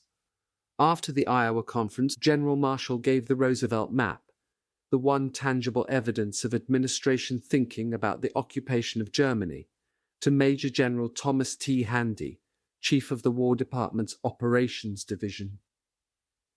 When General Handy returned to Washington, the map was filed away in the archives of the Top Secret Operations Division. To the best of my knowledge, he was later to recall, we never received instructions to send it to anyone at the Department of State. The shelving of the Roosevelt plan by his own military advisers was just one of a series of strange and costly blunders and errors of judgment that occurred among American officials in the day following the Iowa meeting. They were to have a profound influence on the future of Germany and Berlin. On November 29th, Roosevelt, Churchill, and Stalin met for the first time at the Tehran Conference. At this meeting, the Big Three named the representatives who would sit in London on the all-important European Advisory Commission, the body charged with drafting surrender terms for Germany, defining the zones of occupation, and formulating plans for Allied administration of the country. To the EAC, the British named a close friend of Anthony Eden, Under Secretary for Foreign Affairs Sir William Strang. The Russians chose a hard-headed bargainer, already known for his obstinacy, Fyodor T. Gusev, Soviet ambassador to the United Kingdom. Roosevelt appointed his envoy to the court of St. James's, the dedicated but shy and often inarticulate John G. Wynant. Wynant was never briefed on his new job, nor was he told of the president's objectives in Germany. However, an opportunity soon arose for the ambassador to learn the nature of the policy he was supposed to espouse on the EAC. But the opportunity was lost. The Cairo Conference, Roosevelt-Churchill-Chiang Kai-shek, ran from November 22nd to 26th. The Tehran meeting, Roosevelt-Churchill-Stalin, began on November 28th and continued until December 1st. After Tehran, Roosevelt and Churchill met again at Cairo on December 4. That night, at a long dinner meeting with Churchill, Eden, and the President's Chief of Staff, Fleet Admiral William D. Leahy, Roosevelt once again voiced objections to the Rankin-Sea proposals. He told the British, apparently without divulging the contents of his map or the extent of his revisions, that he felt the US should have the northwest zone of Germany. Churchill and Eden strongly opposed the suggestion, but the matter was passed on to the combined Chiefs of Staff for study. They, in turn, recommended that Cossack, General Morgan, should consider the possibility of revising the Rankin-Sea Plan. Wynant, although part of the delegation in Cairo, was not invited to the dinner meeting and apparently was never informed about the matters discussed there.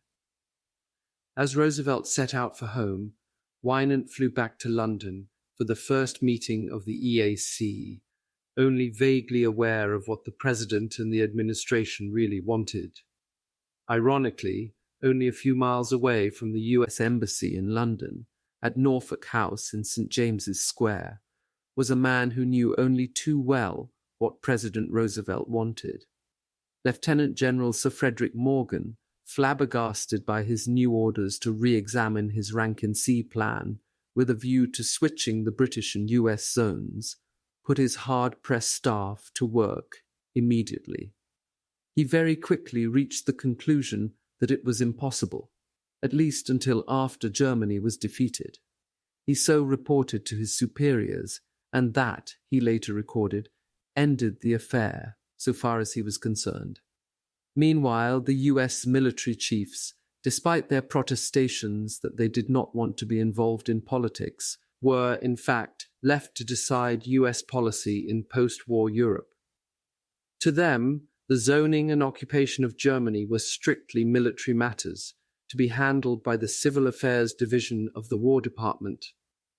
As an inevitable result, the War Department found itself at odds with the State Department over Germany.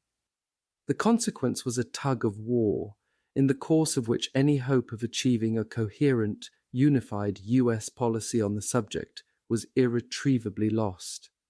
First, it was clear to all that something had to be done to direct Ambassador Wynant in his negotiations with the EAC in London. To coordinate the conflicting US views, a special group called the Working Security Committee was established in Washington early in December 1943, with representatives from the State, War, and Navy departments. The War Department representatives, officers from the Civil Affairs Division, actually refused at first to sit on the committee, or for that matter to recognize the need for a European Advisory Commission at all. The entire problem of the surrender and occupation of Germany, the army officers maintained, was purely a military matter that would be decided at the right time and at a military level by the combined chiefs of staff. Because of this farcical situation, the proceedings were held up for 2 weeks. Meanwhile, Wynant sat in London without instructions. At last, the military men agreed to the meetings and the committee settled down to work, but little was accomplished. Each group on the committee had to clear recommendations with its departmental superiors before anything could be cabled to Wynant in London. Worse, each of the department heads could veto a suggested directive, a prerogative the War Department exercised repeatedly.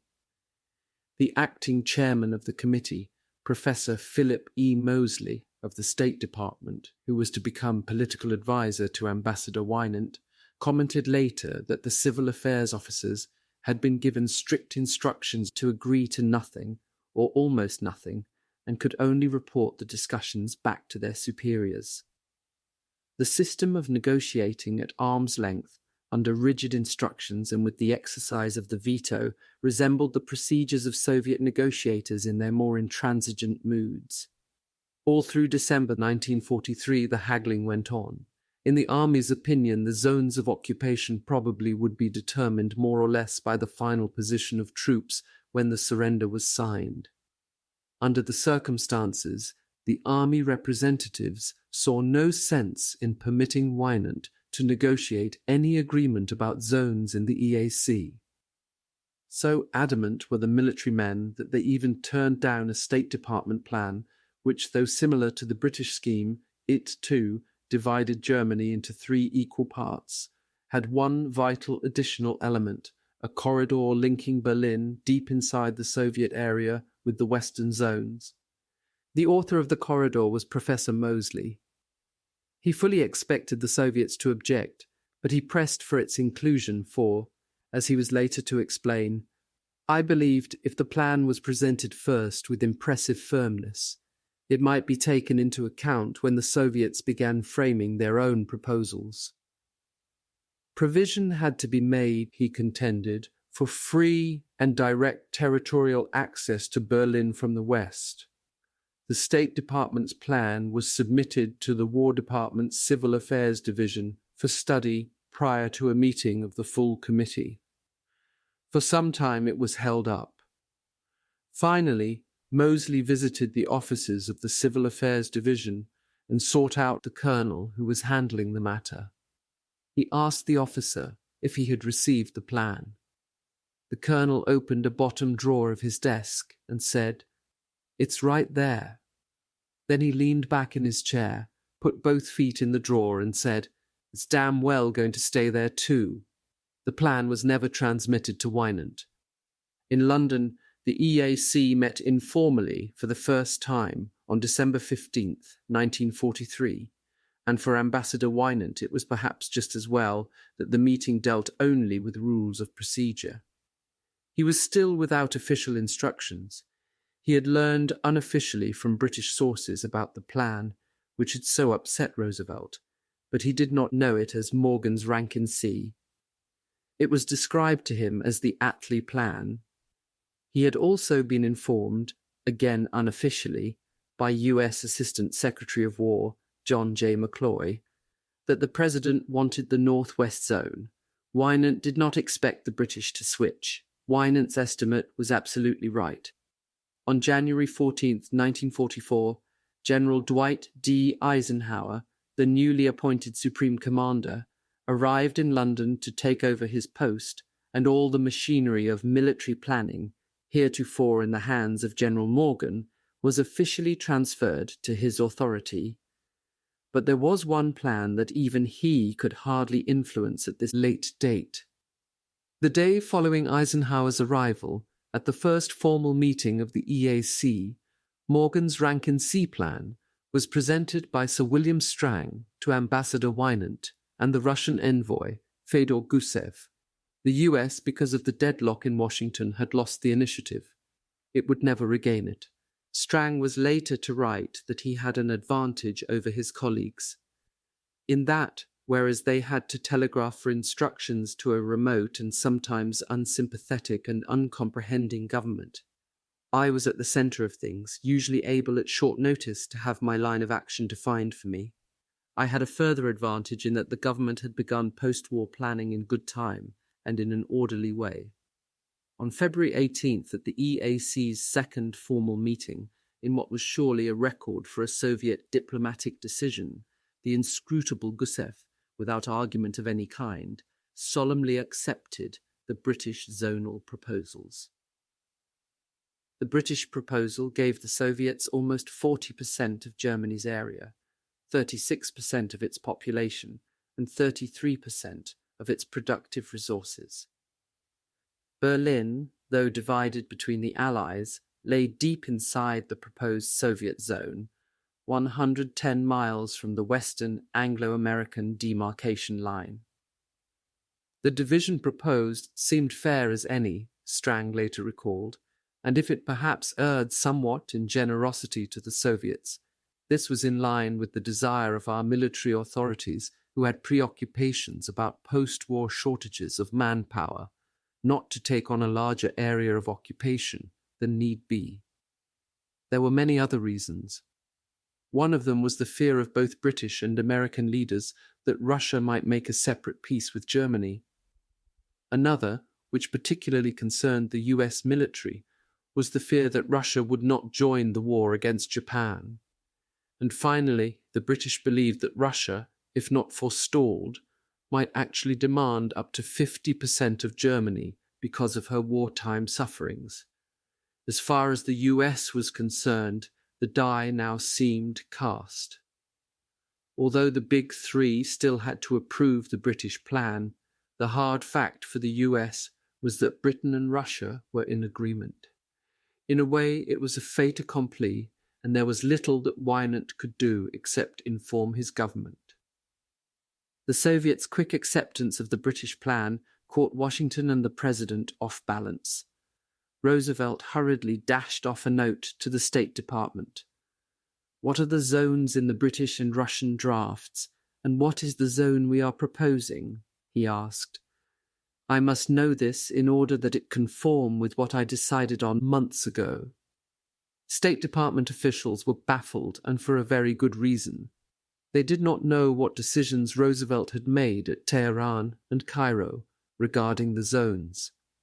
There was a flurry of calls between the Joint Chiefs of Staff and the State Department before the President got his information. Then, on February 21st, having seen the Anglo-Russian plan, Roosevelt reacted. "I disagree with the British proposal of the demarcation of boundaries," he bluntly stated in a formal memorandum to the State Department. He made no mention of the Soviet zone, but instead took sharp exception once again to the sector proposed for the US, repeating even more forcefully what he had told his military advisers on the Iowa. The President's memo was a revelation to the State Department. Our principal object, he wrote, is not to take part in the internal problems in southern Europe, but is rather to take part in eliminating Germany as a possible and probable cause of a Third World War. Various points have been raised about the difficulties of transferring our troops from a French front to a northern German front, what is called a leapfrog. These objections are specious because no matter where British and American troops are on the day of Germany's surrender, it is physically easy for them to go anywhere, north, east, or south. All things considered, and remembering that supplies come 3,500 miles or more by sea, the United States should use the ports of northern Germany, Hamburg and Bremen, and the Netherlands. Therefore, I think American policy should be to occupy northwestern Germany. If anything further is needed to justify this disagreement with the British, I can only add that political considerations in the United States make my decision conclusive. Then, to make absolutely sure that his Secretary of State really understood what he wanted, Roosevelt added, underlining the words, "You might speak to me about this if the above is not wholly clear." In a more jocular vein, he explained his position to Churchill. Please don't ask me to keep any American forces in France," he wrote the Prime Minister. "I just cannot do it. As I suggested before, I denounce in protest the paternity of Belgium, France, and Italy. You really ought to bring up and discipline your own children. In view of the fact that they may be your bulwark in future days, you should at least pay for the schooling now." The US Chiefs of Staff apparently heard from the President too. Almost immediately, the army officers from the Civil Affairs Division reversed their position in the Working Security Committee. A few days after the London EAC meeting, a colonel strode into Professor Mosley's office in the State Department and spread a map before him. "That's what the President really wants," he said. Mosley looked at the map. He had no idea when or under what circumstances it had been prepared. He had never seen it before, nor had anyone else in the State Department. The map was the one President Roosevelt had marked aboard the Iowa. As mysteriously as it had emerged, the Roosevelt map thereupon again dropped out of sight. Mosley expected it to be brought up at the next meeting of the Washington Committee. It never was. "What happened to it? I do not know," Mosley said years later.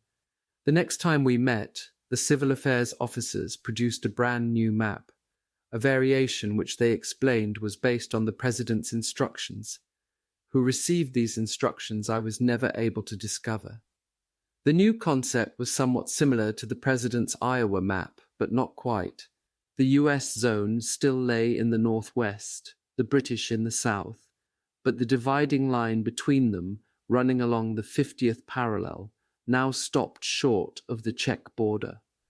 Furthermore, the eastern boundary of the US zone swung sharply due east above Leipzig to encompass even more territory. There was one other change, more important than all the others. The US zone no longer included Berlin. In Roosevelt's original version, the eastern boundary of the US zone had passed through the capital. Now that line swung west in a wavering semicircle around the city.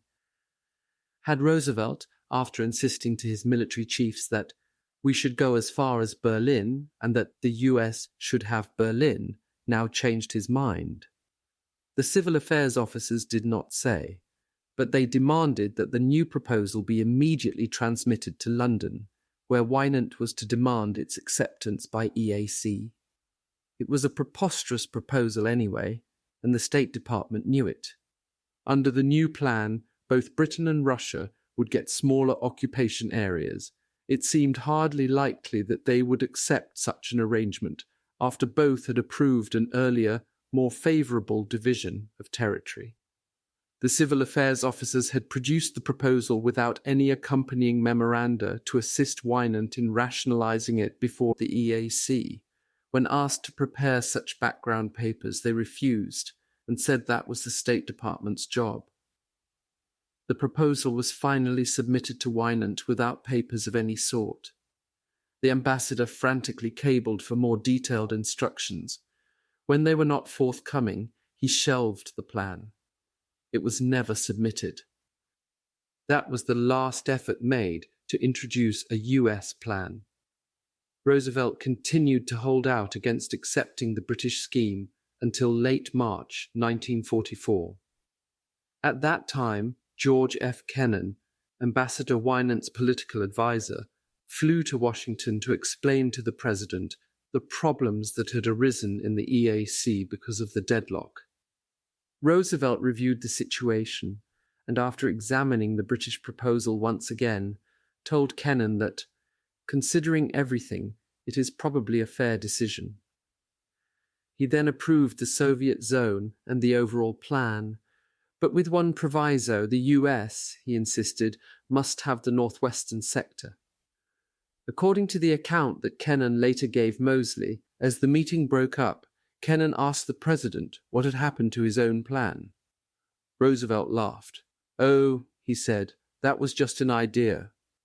All through the momentous months of 1944, as Anglo-American troops invaded the continent, routed the Germans out of France, and began driving for the Reich, the behind-the-scenes political battles went on. Roosevelt clung firmly to his demands for the northwest zone of Germany. Churchill just as tenaciously refused to budge from his position. In April, Wynant verbally informed the EAC of his government's position, but he did not immediately put the president's desires before the delegates in writing. The ambassador was not prepared to do so until he received instructions on one matter that he thought was crucial. In the British plan, there was still no provision for Western access to Berlin. The British foresaw no problem about access.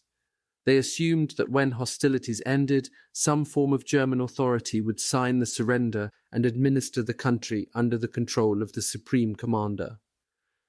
No zone would be sealed off from any other, and, as Strang saw it, there would be some free movement of Germans from zone to zone and from western zones to the capital, also freedom of movement for all proper purposes for Allied military and civilian staffs in Germany. Furthermore, whenever the subject had been mentioned in the EAC, Russia's Gusev had smoothly assured Strang and Wynant that he foresaw no difficulties. After all, as Gusev repeatedly put it, the mere presence of US and British forces in Berlin automatically carried with it rights of access. It was a matter that was taken for granted, a kind of gentleman's agreement. Nevertheless, Wynant thought the provision should be nailed down.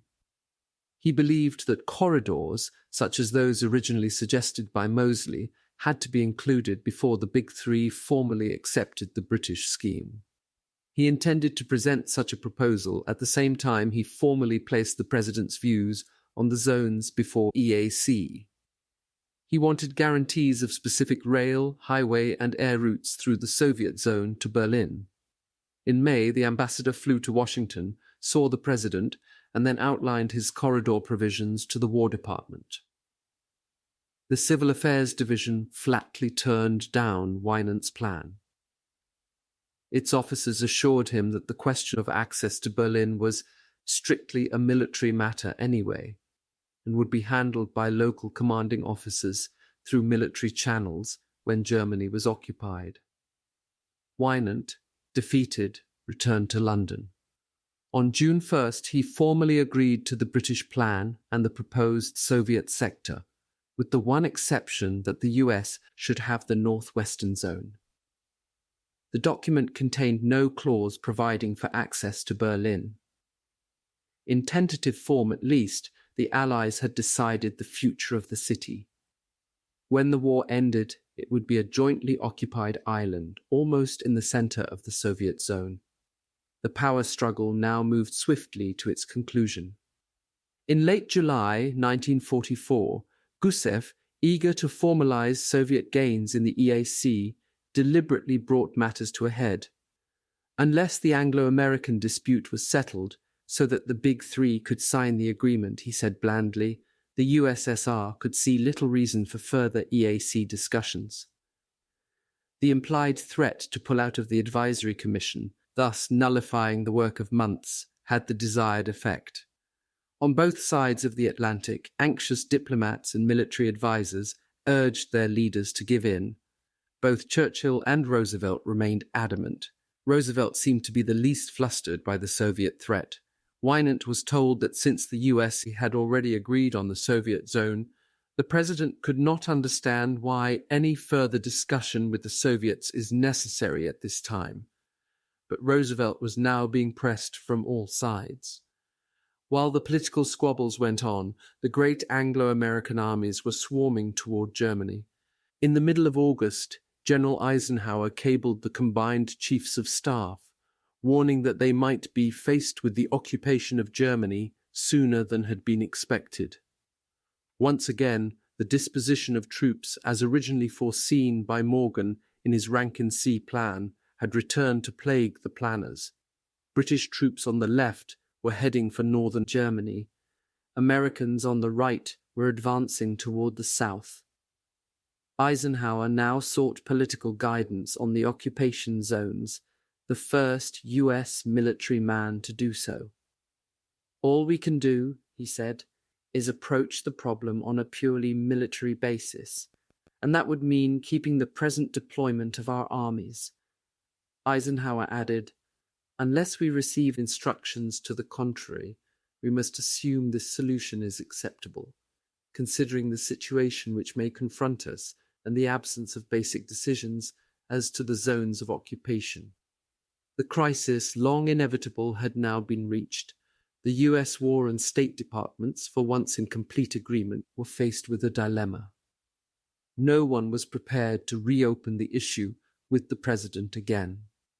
In any case, the matter was due to be discussed at a new Roosevelt-Churchill meeting scheduled for the fall. Any final decision would have to be put off till then. In the meantime, Eisenhower's planning could not be delayed. Since the US chiefs had plans already prepared for a US occupation of either the northwest or southern zones, on August 18th they advised Eisenhower that they were in complete agreement with his solution. Thus, although Roosevelt had not yet announced his decision, the assumption that the US would occupy the southern zone was allowed to stand. Roosevelt and Churchill met once again in Quebec in September 1944. Roosevelt had changed visibly. The usually vital president looked frail and wan. The crippling polio, which his renowned charm and witty informality cloaked, was now evident in the painful hesitancy of his every move. But there was more than that. He had been in office since 1933, longer than any other US president, and even now was seeking a fourth term. The campaigning, the diplomacy at home and abroad, the strain of the heavy burdens of the war years were fast taking their toll. It was easy to see why his doctors, family and friends were begging him not to run again. To the British delegation at Quebec, Roosevelt appeared to be failing rapidly. Churchill's chief of staff, General Sir Hastings Ismay, was shocked by his appearance. 2 years before, he said, the president had been the picture of health and vitality, but now he had lost so much weight that he seemed to have shrunk. His coat sagged over his broad shoulders, and his collar looked several sizes too big. We knew the shadows were closing in. Tired, frustrated, trapped by circumstances and under pressure from his advisers and Churchill, the president finally gave in and accepted the southern zone. The British met him halfway. Among other concessions, they agreed to give the US control of the great harbours and staging areas of Bremen and Bremerhaven. The final wartime meeting of the Big Three occurred at Yalta in February 1945. It was a crucial conference. Victory lay ahead, but it was clear that the bonds binding the Allied leaders were weakening as political considerations replaced military realities. The Russians were becoming more demanding and arrogant with every mile they advanced into Central Europe. Churchill, long a foe of communism, was particularly concerned about the future of countries like Poland, which the Red Army had liberated and now controlled. Roosevelt, gaunt and much weaker than he had been at Quebec, still saw himself in the role of the great arbiter. In his view, a peaceful post-war world could be achieved only with the cooperation of Stalin. He had once expressed his policy toward the Red leader in these terms: "I think that if I give him everything I can and ask for nothing in return, noblesse oblige, he won't try to annex anything and will work with me for a world of democracy and peace." The president believed that the US could get along with Russia and that he could manage Stalin for, as he had once explained, on a man-to-man basis. Uncle Joe is get-atable. Although the president was growing increasingly concerned about Soviet post-war intentions, he still seemed almost determinedly optimistic. At Yalta, the last great wartime decisions were made. Among them was one giving France full partnership in the occupation of Germany. The French zone of Germany and the French sector of Berlin were carved out of the British and US areas. Stalin, who was opposed to French participation, refused to contribute any part of the Russian zone. On February 11, 1945, the Big Three formally accepted their respective zones. Thus, after 16 months of confusion and squabbling, the US and Britain at last were in accord. The occupation plan, based on a scheme originally called Rankin C, but now known to the military as Operation Eclipse, contained one staggering omission. There was no provision whatever for Anglo-American access to Berlin. It took just 6 weeks for Stalin to violate the Yalta Agreement.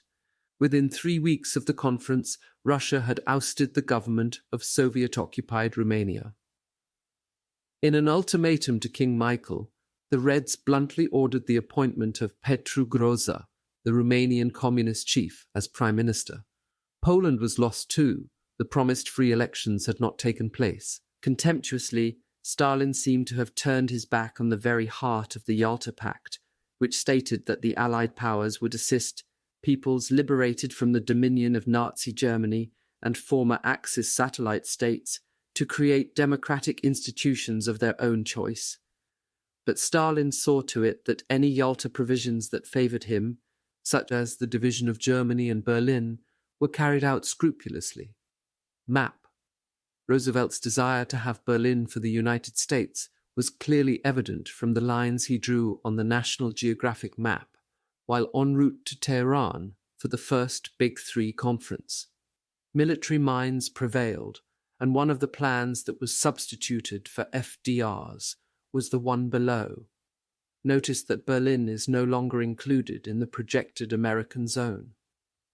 In the end, after almost 2 years of discussions, the final occupation zones were chosen as shown on the back-end paper map. The typed inset is a note by Major General Handy. Roosevelt had been warned often of Stalin's ruthless territorial ambitions by his ambassador to Moscow, W. Averill Harriman, but now the Soviet leader's flagrant breach of faith came to him as a staggering shock.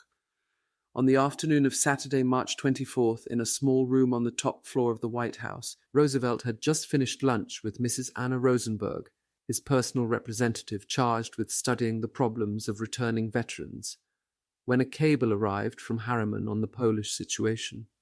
The president read the message and erupted in a violent display of anger, repeatedly pounding the arms of his wheelchair. As he banged the chair, Mrs. Rosenberg later recalled, he kept repeating, "Averill is right. We can't do business with Stalin. He has broken every one of the promises he made at Yalta." In London, Churchill was so disturbed by Stalin's departure from the spirit of Yalta that he told his secretary he feared the world might consider that Mr. Roosevelt and I have underwritten a fraudulent prospectus. On his return from Yalta, he had told the British people that Stalin and the Soviet leaders wished to live in honorable friendship and equality with the Western democracies. I feel their word is their bond. But on this same Saturday, March 24th, the worried Prime Minister remarked to his aide, "I hardly like dismembering Germany until my doubts about Russia's intentions have been cleared away." With Soviet moves becoming as plain as a pikestaff, Churchill felt that the Western Allies' most potent bargaining force would be the presence of Anglo-American troops deep inside Germany, so they could meet with the Russians as far to the east as possible. Thus, Field Marshal Montgomery's message announcing his intention of dashing for the Elbe and Berlin was heartening news indeed. To Churchill, the quick capture of Berlin now seemed vital. But despite the Montgomery message, no commander along the Western Front had as yet been ordered to take the city. That order could come from only one man, the Supreme Commander General Eisenhower. As originally conceived in 1943, there were actually 3 parts to Operation Rankin. Case A dealt with a situation in which the Germans might become so weak that only a miniature overlord invasion might be necessary. Case B conceived a strategic German withdrawal from some parts of the occupied countries while still leaving the bulk of their forces along the European coastline to repel an invasion. And Case C dealt with a sudden German collapse either before, during, or after the actual invasion itself. Cases A and B were early abandoned and received, as Morgan recalls, only the briefest consideration. Stalin's proposals reached Churchill while he was crossing the Atlantic aboard the battleship HMS Duke of York, en route to meet with Roosevelt. The US had just entered the war, and Churchill had qualms about raising the matter with his powerful new ally at this time. He wired Eden, "Naturally, you will not be rough with Stalin. We are bound to US not to enter into secret and special pacts. To approach President Roosevelt with these proposals would be to court a blank refusal and might cause lasting trouble. Even to raise them informally would, in my opinion, be inexpedient." The State Department was informed of Eden's conversation with Stalin, but there is no evidence that anyone ever bothered to tell the President of the United States at the time. But by March of 1943, Roosevelt was fully apprised, and according to Eden, who discussed the matter with him, the President foresaw no great difficulties with the Soviet Union. "The big question which rightly dominated Roosevelt's mind," said Eden, "was whether it was possible to work with Russia now and after the war. The account of the events aboard the Iowa comes from handwritten minutes which were made by General George C. Marshall. The actual memorandum contains no direct quotes, only notes made as points of reference. I have directly quoted the President and others where it was clearly indicated that a sentence was being attributed to them. The British have had a long economic affiliation with the Northern Zone," McCloy wrote General Marshall on December 12th, "and Wynant tells me that the plan was brought out after consultation with their political and economic people. I do not know to what extent the President wishes to adhere to the occupation of these areas in the face of heavy English opposition. On the whole, I would favour the northern area, but I do not think it is worth the big fight." The State Department apparently did not care one way or the other. In his own handwriting, McCloy added that Cordell Hull had called and said he had no preference as between the northern and southern areas. One of the great myths that has developed since the end of World War II is that Roosevelt was responsible for the zones of occupation. The fact is that the plan was British throughout. It was conceived by Anthony Eden, developed by the Attlee Committee, which used Morgan's strictly military concept as the vehicle, approved by Churchill and his cabinet, and presented by Strang at the EAC. Many US and British accounts refer to the zonal division as a Russian plan.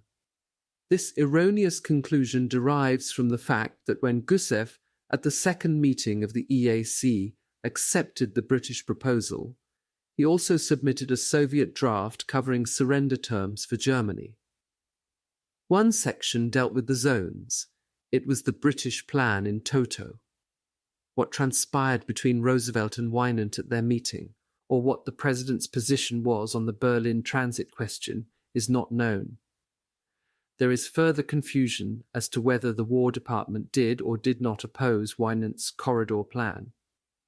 Major General John H. Hildring, Chief of the Civil Affairs Division, is reported to have told Wynant that access to Berlin should be provided for. The version here reflects the views of the three principal U.S. historians on this period: Professor Philip Moseley, The Kremlin and World Politics; Herbert Feiss, Churchill, Roosevelt, Stalin; and William M. Franklin, Director of the State Department's Historical Office, Zonal Boundaries and Access to Berlin, World Politics, October 1963.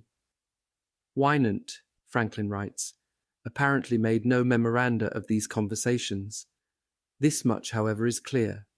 Wynant received neither instructions nor encouragement from anyone in Washington to take the matter up with the Russians. For reasons which would always remain obscure, Wynant's position on access to Berlin had changed after his return from Washington. Veteran diplomat Robert Murphy recalls that soon after joining Supreme Headquarters in September 1944, he lunched with Wynant in London and discussed the Berlin transit question. Murphy urged Wynant to reopen the matter. In his memoirs, Diplomat Among Warriors, he writes, Wynant argued that our right of free access to Berlin was implicit in our right to be there.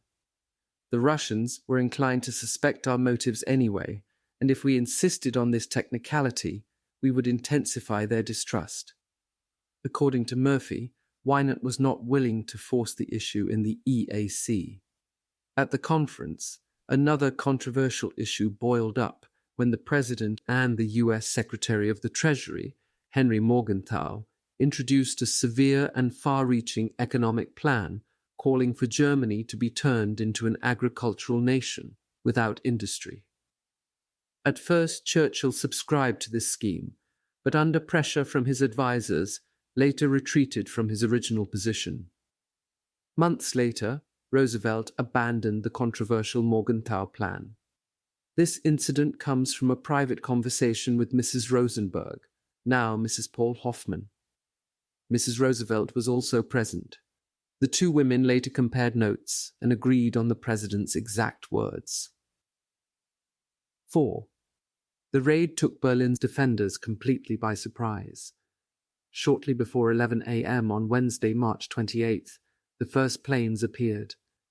Immediately, batteries all over the city crashed into action, belching shells into the sky.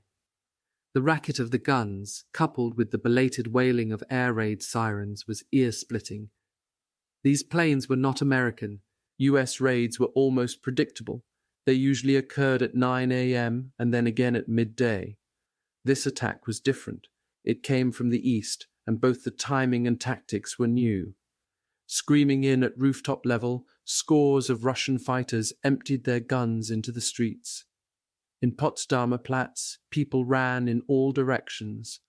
Along the Kurfürstendamm, shoppers dived for doorways, ran for subway entrances, or headed for the protective ruins of the Kaiser Wilhelm Memorial Church. But some Berliners, who had been standing for hours in long queues, waiting to buy their weekly rations, refused to budge. In Wilmersdorf, 36-year-old nurse Charlotte Winkler was determined to get food for her two children, Eckhard, 6, and Barbara, 9 months old. In Adolf Hitler Platz, Gertrude Ketzler and Inga Ruhling, longtime friends, waited calmly with others before a grocery store.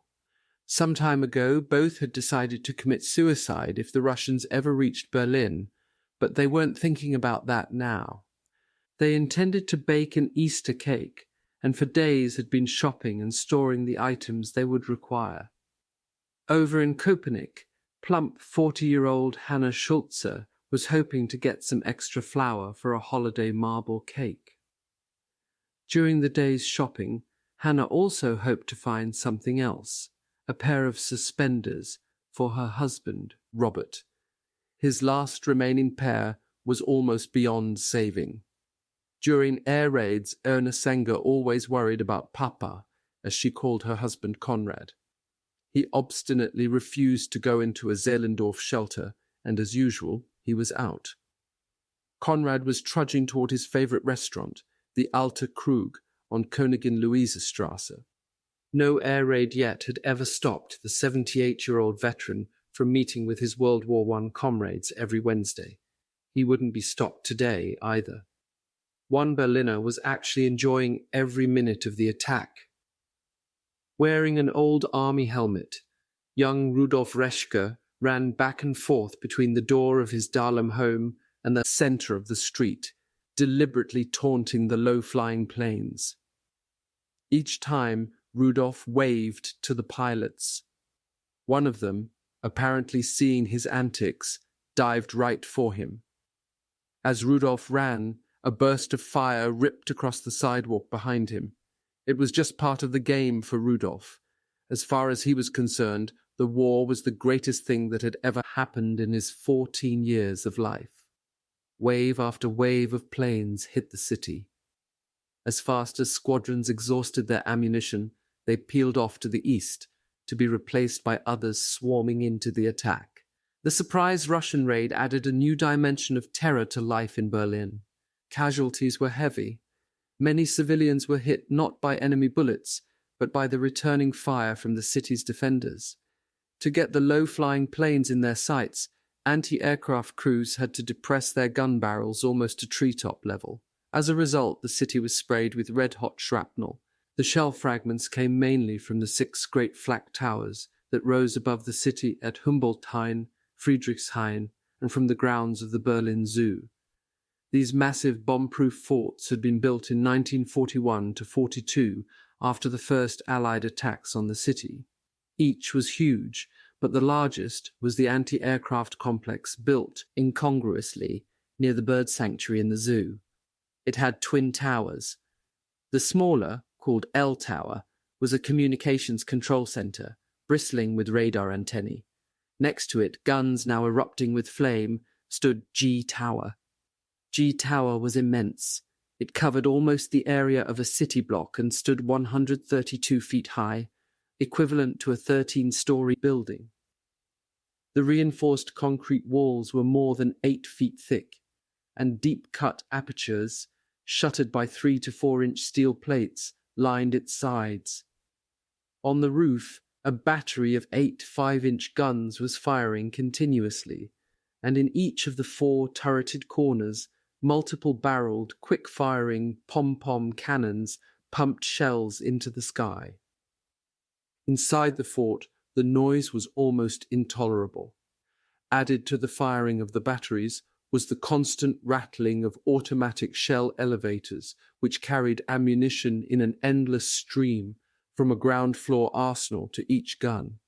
G-Tower was designed not only as a gun platform, but as a huge 5-story warehouse, hospital, and air raid shelter.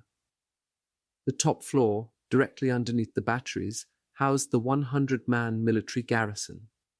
Beneath that was a 95-bed Luftwaffe hospital, complete with X-ray rooms and 2 fully equipped operating theatres. It was staffed by 6 doctors, 20 nurses, and some 30 orderlies. The next floor down, the third, was a treasure trove. Its storerooms contained the prize exhibits of Berlin's top museums. Housed here were the famous Pergamon sculptures, parts of the huge sacrificial altar built by King Eumenes II of the Hellenes around 180 BC, various other Egyptian, Greek, and Roman antiquities, including statues, reliefs, vessels, and vases. The gold treasure of Priam, a huge collection of gold and silver bracelets, necklaces, earrings, amulets, ornaments, and jewels, excavated by the German archaeologist Heinrich Schliemann in 1872 on the site of the ancient city of Troy. There were priceless Gobelin tapestries, a vast quantity of paintings, among them the fine portraits of the 19th century German artist Wilhelm Leibl, and the enormous Kaiser Wilhelm coin collection. The 2 lower floors of the tower were mammoth air raid shelters, with large kitchens, food storerooms, and emergency quarters for the German broadcasting station. Deutschlandsende. Entirely self-contained, G-Tower had its own water and power, and easily accommodated 15,000 people during air raids. The complex was so well stocked with supplies and ammunition that the military garrison believed that, no matter what happened to the rest of Berlin, the Zoo Tower could hold out for a year if need be. As suddenly as it had begun, the raid was over. The guns atop G-Tower stuttered to a stop. Here and there over Berlin, black smoke curled up from fires started by incendiary bullets. The raid had lasted slightly longer than 20 minutes. As quickly as they had emptied, the Berlin streets filled again. Outside the markets and shops, those who had left the queues now angrily tried to regain their former places from others who just as stubbornly refused to give them up.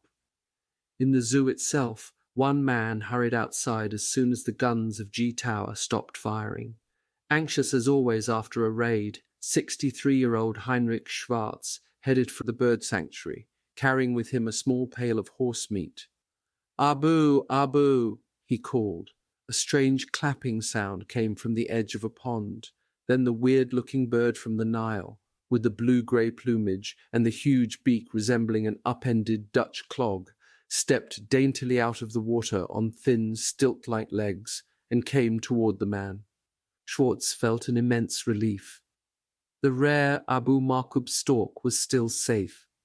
Even without the raids, the daily encounter with the bird was becoming more and more of an ordeal for Schwartz. He held out the horse meat. "I have to give you this," he said. "What can I do? I have no fish. Do you want it or not?" The bird closed its eyes. Schwartz sadly shook his head. The Abu Markub made the same refusal every day. If its stubbornness persisted, the stork would surely die. Yet there was nothing Schwartz could do. The last of the tinned tuna was gone, and fresh fish was nowhere to be found in Berlin, at least not for the Berlin Zoo. Of the birds still remaining, the Abu Markub was the real pet of head bird-keeper Schwartz. His other favourites had long since gone. Ara, the 75-year-old parrot which Schwartz had taught to say Papa, had been shipped to the Saar for safety 2 years ago. All the German Trappen ostriches had died from concussion or shock during the air raids. Only Abu was left, and he was slowly dying of starvation. Schwartz was desperate with worry. "He's getting thinner and thinner," he told his wife Anna. "His joints are beginning to swell. Yet each time I try to feed him, he looks at me as though to say, 'Surely you have made a mistake. This is not for me.'" Of the 14,000 animals, birds, reptiles, and fish which had populated the zoo in 1939, there were now only 1,600 of all species left. In the 6 years of the war, the sprawling zoological gardens, which included an aquarium, insectarium, elephant and reptile houses, restaurants, movie theatres, ballrooms, and administration buildings, had been hit by more than 100 high-explosive bombs. The worst raid had been in November 1943, when scores of animals had been killed. Soon after, many of those remaining had been evacuated to other zoos in Germany. Finding supplies for the remaining 1,600 animals and birds was becoming daily more difficult in food-rationed Berlin. The zoo's requirements, even for its reduced menagerie, were staggering. Not only large quantities of horse meat and fish, but 36 different kinds of other food, ranging from noodles, rice, and cracked wheat to canned fruit, marmalade, and ant larvae.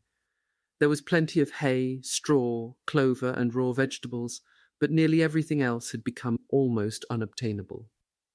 Although ersatz food was being used, every bird or animal was on less than half rations, and looked it. Of the zoo's 9 elephants, only one now remained. Siam, his skin hanging in great grey folds, had become so bad-tempered that keepers were afraid to enter his cage. Rosa, the big hippo, was miserable, her skin dry and crusted, but her 2-year-old baby, Knautschke, everybody's favourite, still maintained his youthful jauntiness.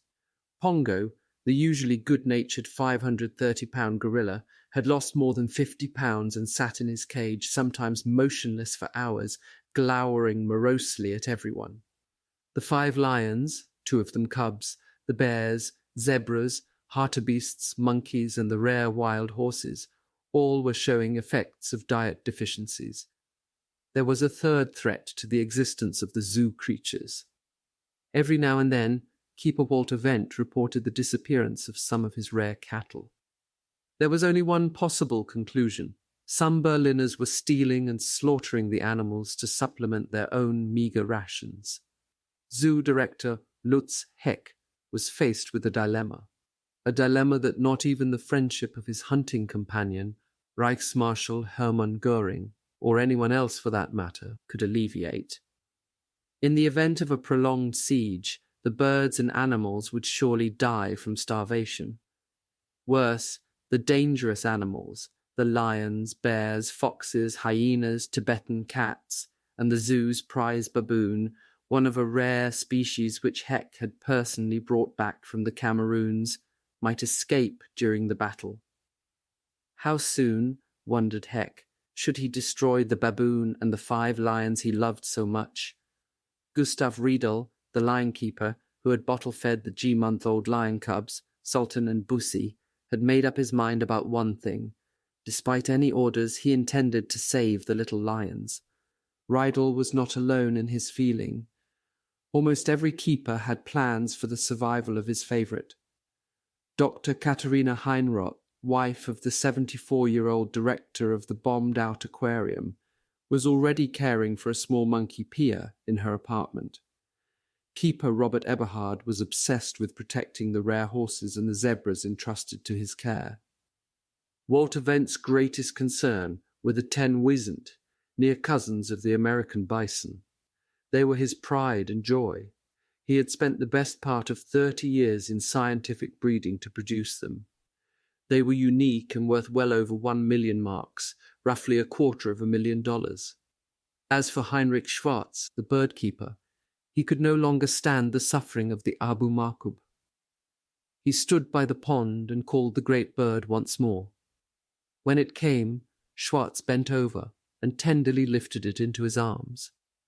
From now on, the bird would live or die in the Schwarz family bathroom. In the Baroque red and gold Beethoven Hall, the sharp rapping of the baton brought a sudden hush. Conductor Robert Heger raised his right arm and stood poised. Outside, somewhere in the devastated city, the sound of a fire engine's wailing siren faded slowly away. For a moment longer Heger held the pose. Then his baton dropped, and heralded by 4 muffled drum beats, Beethoven's violin concerto welled softly out from the huge Berlin Philharmonic Orchestra. As the woodwinds began their quiet dialogue with the drums, soloist Gerhard Taschner waited, his eyes on the conductor.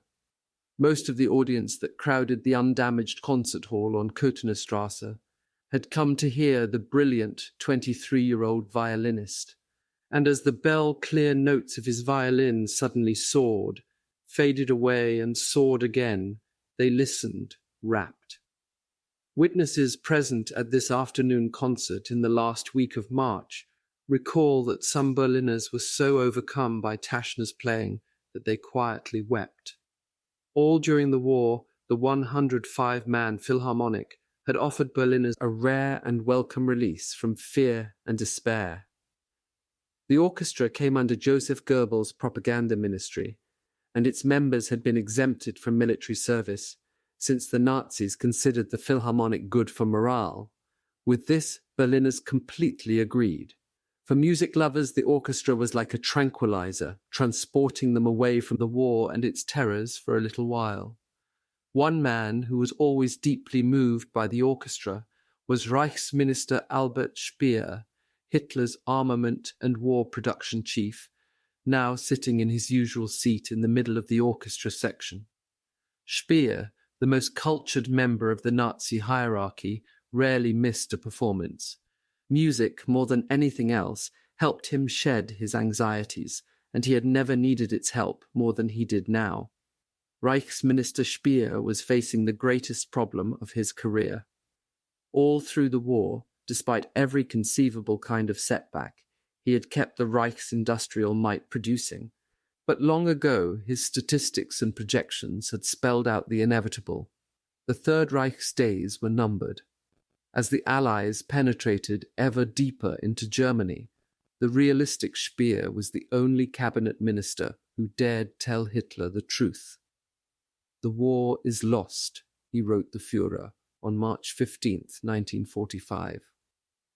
"If the war is lost," Hitler snapped back, "then the nation will also perish." On March 19th, Hitler issued a monstrous directive. Germany was to be totally destroyed. Everything was to be blown up or burned: power plants, water and gas works, dams and locks, ports and waterways, industrial complexes and electrical networks, all shipping and bridges, all railroad rolling stock and communications installations, all vehicles and stores of whatever kind, even the country's highways. The incredulous Speer appealed to Hitler. He had a special personal stake in getting this policy reversed. If Hitler succeeded in eliminating German industry, commerce, and architecture, he would be destroying many of Speer's own creations: his bridges, his broad highways, his buildings. The man who, more than anyone else, was responsible for forging the terrible tools of Hitler's total war could not face their total destruction. But there was another, more important consideration as well. No matter what happens to the regime, Speer told Hitler, we must do everything to maintain, even if only in a primitive manner, a basis for the existence of the nation. We have no right to carry out demolitions which might affect the life of the people. Hitler was unmoved. There is no need to consider the basis of even a most primitive existence any longer, he replied. On the contrary, it is better to destroy even that, and to destroy it ourselves. The nation has proved itself weak. With these words, Hitler wrote off the German people. As he explained to Speer, those who remain after the battle are of little value, for the good have fallen. Speer was horrified. The people who had fought so hard for their leader apparently now meant less than nothing to the Führer. For years Speer had closed his eyes to the more brutal side of the Nazis' operations, believing himself to be intellectually above it all. Now, belatedly, he came to a realization which he had refused to face for months. As he put it to General Alfred Jodl, Hitler is totally mad. He must be stopped. Between March 19th and 23rd, a stream of scorched earth orders flashed out from Hitler's headquarters to Gauleiters and military commanders all over Germany. Those who were slow to comply were threatened with execution. Speer immediately went into action. Fully aware that he was placing his own life in jeopardy, he set out to stop Hitler's plan, aided by a small coterie of high-ranking military friends. Speer telephoned industrialists, flew to military garrisons, visited provincial officials, everywhere insisting, even to the most die-hard Nazis, that Hitler's plan spelled the end of Germany forever. Considering the serious purpose of the Reichsminister's campaign, his presence at the Philharmonic concert might have seemed frivolous, were it not for one fact. High on the list of German resources Speer was fighting to preserve was the Philharmonic itself. A few weeks earlier, Dr. Gerhard von Westermann, the orchestra manager, had asked violinist Taschner, a favourite of Speer's, to seek the Reichsminister's help in keeping the Philharmonic intact. Technically, the musicians were exempt from military service, but with the battle for Berlin approaching, von Westermann feared that any day now the entire orchestra might be ordered into the Volkssturm, the Home Guard. Although the orchestra's affairs were supposed to be administered by Joseph Goebbels' propaganda ministry, von Westermann knew there was no hope of assistance from that quarter. He told the violinist, "You've got to help us. Goebbels has forgotten us. Go to Speer and ask him for help. We'll all be on our knees to you." Taschner was extremely reluctant. Any talk of shirking or flight was considered treasonable and could lead to disgrace or imprisonment. But at last he agreed. At his meeting with Speer, Taschner began hesitantly. "Mr. Minister," he said, "I would like to speak with you about a rather delicate matter. I hope you will not misunderstand. But nowadays some things are difficult to talk about." Looking at him sharply, Speer quickly put him at his ease and, encouraged, Taschner poured out the story of the orchestra's plight. The Reichsminister listened intently. Then Speer told Taschner that von Westermann was not to worry. He had thought of a plan to do much more than keep the musicians out of the Volkssturm.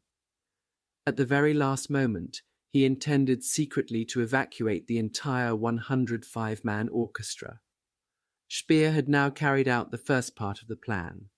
The 105 men seated on the stage of Beethoven Hall were wearing dark business suits instead of the usual tuxedos, but of all the audience, only Speer knew the reason. The tuxedos, along with the orchestra's fine pianos, harps, famous Wagner tubas and musical scores, had been removed quietly from the city by truck convoy 3 weeks before. The bulk of the precious cargo was cached at Plassenburg near Kulmbach, 240 miles southwest of Berlin, conveniently in the path of the advancing Americans. The second part of Speer's plan, saving the men, was more complicated. Despite the intensity of the air raids and the proximity of the invading armies, the propaganda ministry had never suggested cutting short the Philharmonic's schedule. Concerts were scheduled at the rate of 3 or 4 a week, in between air raids, right through to the end of April, when the season would officially end. Any evacuation of the musicians before that time was out of the question. Goebbels undoubtedly would charge the musicians with desertion. Speer was determined to evacuate the orchestra to the west. He had absolutely no intention of allowing the men to fall into Russian hands. But his scheme was entirely dependent on the speed of the Western Allies' advance. He was counting on the Anglo-Americans to beat the Russians to Berlin. Speer did not intend to wait until the Western Allies entered the city. As soon as they were close enough to be reached by an overnight bus trip, he would give the order to evacuate. The crux of the plan lay in the signal to leave. The musicians would all have to leave at once and after dark. That meant the flight must start right after the concert. To avoid a breach of security, word of the move would have to be withheld as long as possible. Speer had come up with an ingenious method of alerting the musicians. At the very last minute, the orchestra conductor would announce a change in the program, and the Philharmonic would then play a specific selection which Speer had chosen. That would be the musicians' cue. Immediately after the performance, they would board a convoy of buses, waiting in the darkness outside Beethoven Hall. In von Westermann's possession was the music Speer had requested as the signal. When it was delivered by Speer's cultural affairs specialist, von Westermann had been unable to hide his surprise. He queried Speer's assistant. "Of course you are familiar with the music of the last scenes," he said. "You know they picture the death of the gods, the destruction of Valhalla, and the end of the world. Are you sure this is what the minister ordered?" There was no mistake. For the Berlin Philharmonic's last concert, Speer had requested music from Wagner's Die Götterdämmerung, the Twilight of the Gods. In this choice, if von Westermann had known it, lay a clue to Speer's final and most ambitious project. The Reichsminister, determined to save as much of Germany as he could, had decided that there was just one way to do it. For weeks now, perfectionist Albert Speer had been trying to find just the right way to murder Adolf Hitler. The attackers. The Allied high commanders meet. Left to right, Marshal Sokolovsky, Robert Murphy, Field Marshal Montgomery, Marshal Zhukov, General Eisenhower, General Koenig of France. Lieutenant General William Simpson, Commander U.S. Ninth Army, talks with Field Marshal Montgomery. To the left of Montgomery in background is General Omar Bradley, commander of the U.S. 12th Army Group. Behind Montgomery is Field Marshal Sir Alan Brooke, Chief of the Imperial Green Staff. General George S. Patton, commander of the U.S. Third Army. General Courtney Hodges, commander of the U.S. First Army. Lieutenant General Henry D. Crerar, commander of the Canadian First Army, with Montgomery.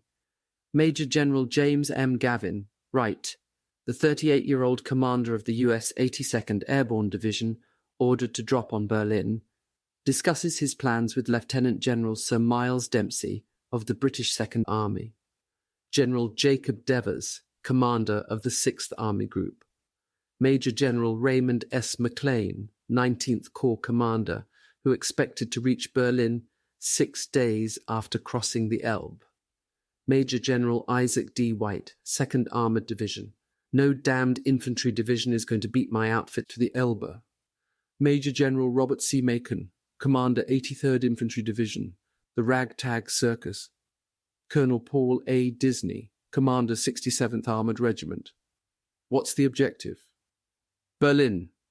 Major General Alexander R. Boiling, commander 84th Infantry Division. Alex, keep going, and don't let anybody stop you.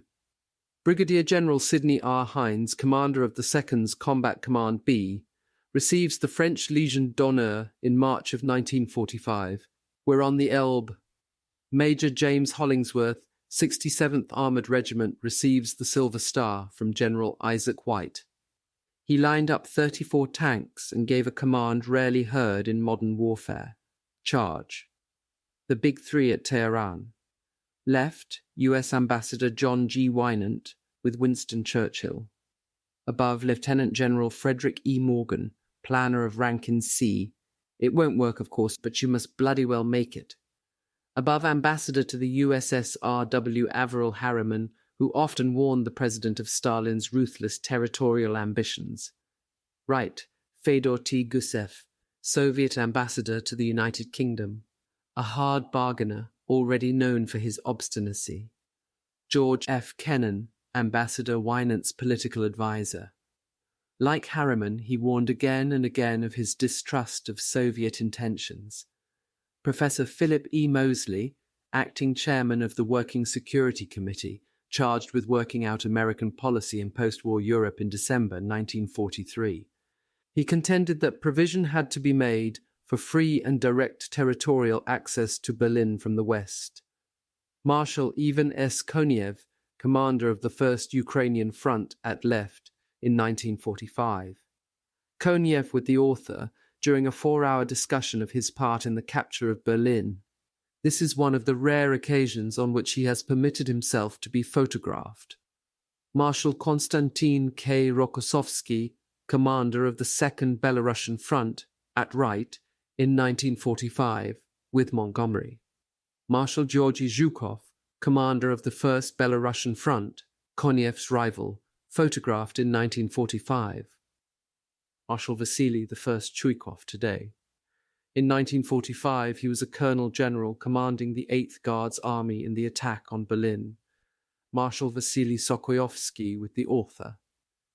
In 1945, he was appointed deputy commander to Zhukov the day before the attack on Berlin.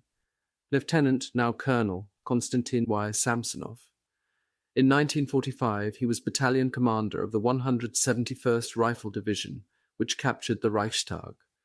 Major General, now General, Ivan Fus Yushchuk, commander of the 11th Tank Corps. The Americans and the Russians meet April 1945. An American MP. All along the Eastern Front, the great Russian armies were massing, but they were still far from ready to open the Berlin offensive. The Soviet commanders chafed at the delay. The Oder was a formidable barrier and the spring thaw late. The river was still partly covered with ice. Beyond it lay the German defences, the bunkers, minefields, anti-tank ditches and dug-in artillery positions. Each day now the Germans grew stronger, and this fact worried the Red Army generals. No one was more anxious to get started than the 45-year-old Colonel General Vasily Ivanovich Chuikov, commander of the crack 8th Guards Army, who had earned great renown in the Soviet Union as the defender of Stalingrad. Chuikov blamed the hold-up on the Western Allies. After the surprise German attack in the Ardennes in December, The British and Americans had asked Stalin to ease the pressure by speeding up the Red Army's drive from the east. Stalin had agreed and had launched the Russian offensive in Poland sooner than planned. Chuikov believed, as he was later to say, that if our lines of communications had not been so spread out and strained in the rear, we could have struck out for Berlin itself in February. But so fast was the Soviet advance out of Poland that when the armies reached the Oder, they found that they had outrun their supplies and communications. The offensive came to a halt, as Chuikov put it, because we needed ammunition, fuel, and pontoons for forcing the Oder, the riverways and canals that lay in front of Berlin.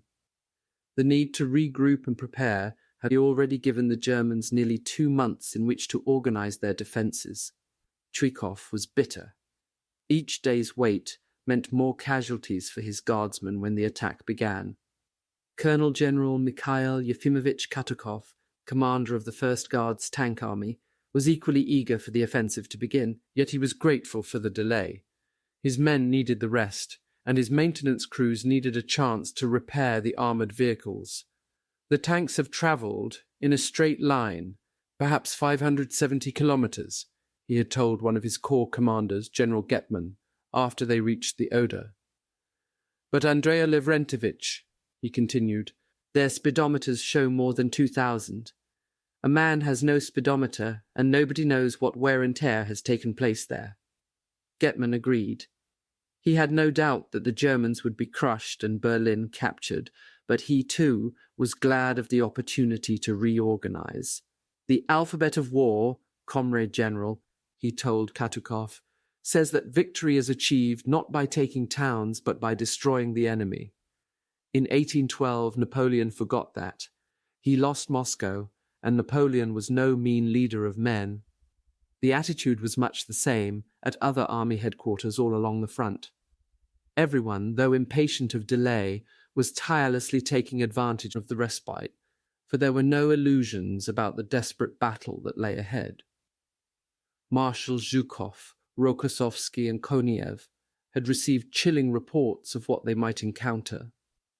Their intelligence estimates indicated that more than 1 million Germans manned the defences, and that up to 3 million civilians might help fight for Berlin. If the reports were true, the Red Army might be outnumbered more than 3 to 1. When would the attack take place? As yet, the marshals did not know. Zhukov's huge army group was scheduled to take the city, but that too could be changed. Just as Anglo-American armies on the Western Front waited for the word "go" from Eisenhower, the Red Army commanders waited on their supreme commander. What worried the marshals more than anything else was the speed of the Anglo-American drive from the Rhine. Each day now they were drawing closer to the Elbe and Berlin. If Moscow failed to order the offensive soon, the British and Americans might beat the Red Army into the city. So far, the word "go" had not come down from Joseph Stalin. He almost seemed to be waiting himself. Part 4. The Decision. 1. A great procession of army supply trucks rolled along the narrow, dusty main street of the French city. In endless lines, the convoys roared through, heading northeast on the long haul to the Rhine and the Western Front.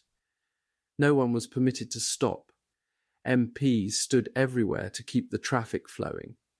To the drivers, there was no reason to stop anyway. This was just another sleepy French city with the usual cathedral, just another checkpoint on the high-speed Red Bull highway. They did not know that at this moment in the war, Reims was perhaps the most important city in Europe. For centuries, battles had raged about this strategic crossroad in northeast France. The Gothic cathedral rising majestically from the city's centre had endured countless bombardments, and again its fabric had been restored. On its site or within its sanctuary, every French monarch from Clovis I in 496 to Louis XVI in 1774 had been crowned. In this war, mercifully, the city and its monument had been spared. Now, in the shadow of the great twin-spired cathedral, stood the headquarters of another great leader. His name was Dwight D. Eisenhower. Supreme headquarters of the Allied Expeditionary Forces was tucked away on a back street close to the railway station in a plain, modern, three-story building. The building was the Collège Moderne et Technique, a former technical school for boys. Box-like, its four sides surrounding an inner courtyard, the red brick school was originally designed to hold more than 1,500 students. Staff members called it the Little Red Schoolhouse. Perhaps because of SHAEF's requirements, it seemed small. The headquarters had almost doubled its strength since 1944, and now had nearly 1,200 officers and some 4,000 enlisted men. As a result, the college could accommodate only the Supreme Commander, his immediate general staff officers, and their departments. The remainder worked in other buildings throughout Reims. In the second-floor classroom that he used for an office, the general had worked almost without pause all day. The room was small and Spartan. Blackout curtains hung by the two windows overlooking the street. There were a few easy chairs on the highly polished oak floor, but that was all. Eisenhower's desk, set in an alcove at one end of the room, was on a slightly raised platform, once used by the teacher. On the desk were a blue leather desk set, an intercom, leather-framed photos of his wife and son, and two black phones, one for regular use, the other a special instrument for scrambled calls to Washington and London. There were also several ashtrays, for the Supreme Commander was a chain smoker who consumed more than 60 cigarettes a day. Asterisk. Behind the desk stood the general's personal flag, and in the opposite corner, Old Glory. The previous afternoon, Eisenhower had made a quick flight to Paris for a press conference. The big news was the victory on the Rhine. The Supreme Commander announced that the enemy's main defense in the West had been shattered. Although Eisenhower told reporters he did not want to write off the war, for the Germans are going to stand and fight where they can. In his opinion, the German was a whipped enemy. Buried in the conference was a reference to Berlin. Someone asked who would get to the capital first, the Russians or us. Eisenhower answered that he thought mileage alone ought to make them do it, but he quickly added that he did not want to make any predictions. Although the Russians had a shorter race to run, they were faced with the bulk of the German forces. Eisenhower spent the night at the Hotel Raphael. Then, leaving Paris shortly after dawn, he flew back to Reims. At 7:45 a.m., he was in his office and conferring with his Chief of Staff, Lieutenant General Walter Bedell Smith. Waiting for Eisenhower, in General Smith's blue leather snap-top folder, were a score of overnight cables that only the Supreme Commander could answer. They were labelled with the highest security tag, for Eisenhower's eyes only. Among them was Montgomery's message seeking approval for his dash to the Elbe and Berlin. But the most important cable was from Eisenhower's superior, the U.S. Army Chief of Staff, General George C. Marshall. By coincidence, Marshall's and Montgomery's messages had arrived at SHAEF within 2 hours of each other the previous evening, and both were to have a major influence on Eisenhower. On this Wednesday, March 28th, they would act as catalysts in finally crystallizing for the Supreme Commander the strategy he would follow to the war's end. Months before, Eisenhower's mission as Supreme Commander had been spelled out by the combined Chiefs of Staff in one sentence. You will enter the continent of Europe and, in conjunction with the other United Nations, undertake operations aimed at the heart of Germany and the destruction of her armed forces. He had carried out this directive brilliantly. By dint of personality, administrative ability, and tact, he had welded the soldiery of more than a dozen nations into the most awesome force in history. Few men could have achieved this while keeping animosities to such a minimum. Yet the 55-year-old Eisenhower did not conform to the traditional European concept of the military leader. Unlike British generals, he was not trained to consider political objectives as part of military strategy. Eisenhower, though a master diplomat in the politics of compromise and placation, was in international terms politically unaware and proud of it. In the American military tradition, he had been schooled never to usurp civilian supremacy. In short, he was content to fight and win. Politics he left to the statesman.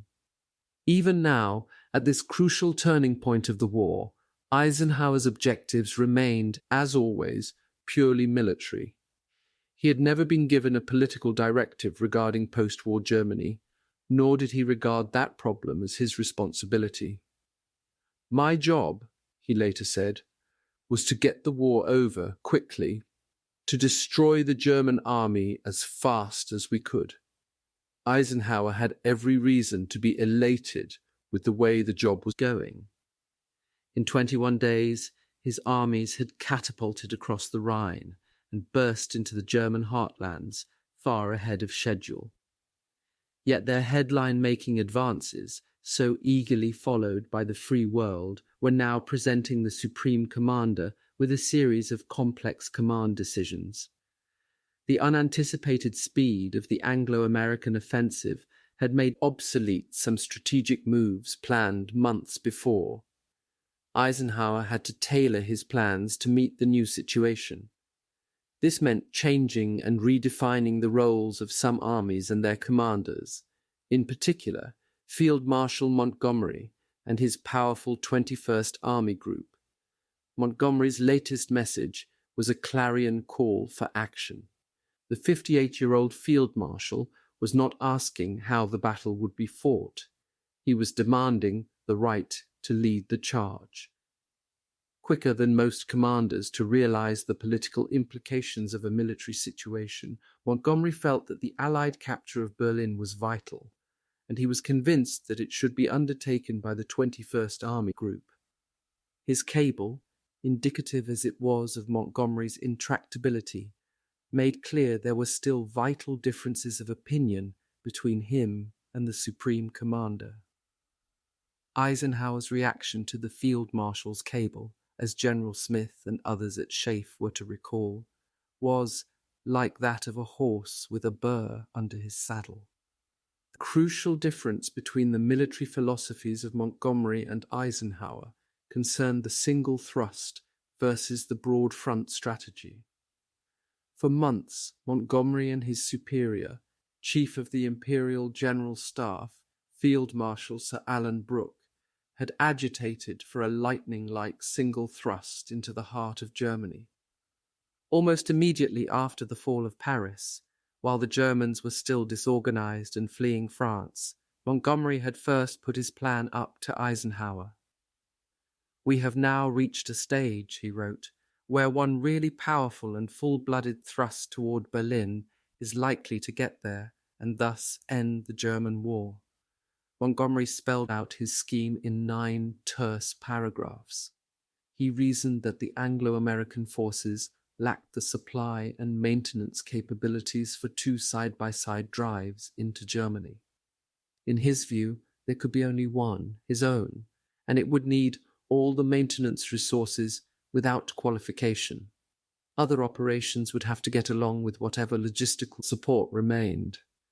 "If," warned Montgomery, "we attempt a compromise solution and split our maintenance resources so that neither thrust is full-blooded, we will prolong the war.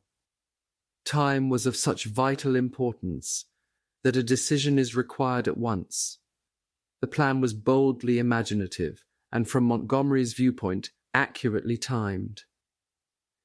It also marked a strange reversal in the Field Marshal's usual approach to battle. As Lieutenant General Sir Frederick Morgan, now Eisenhower's Assistant Chief of Staff, later described the situation.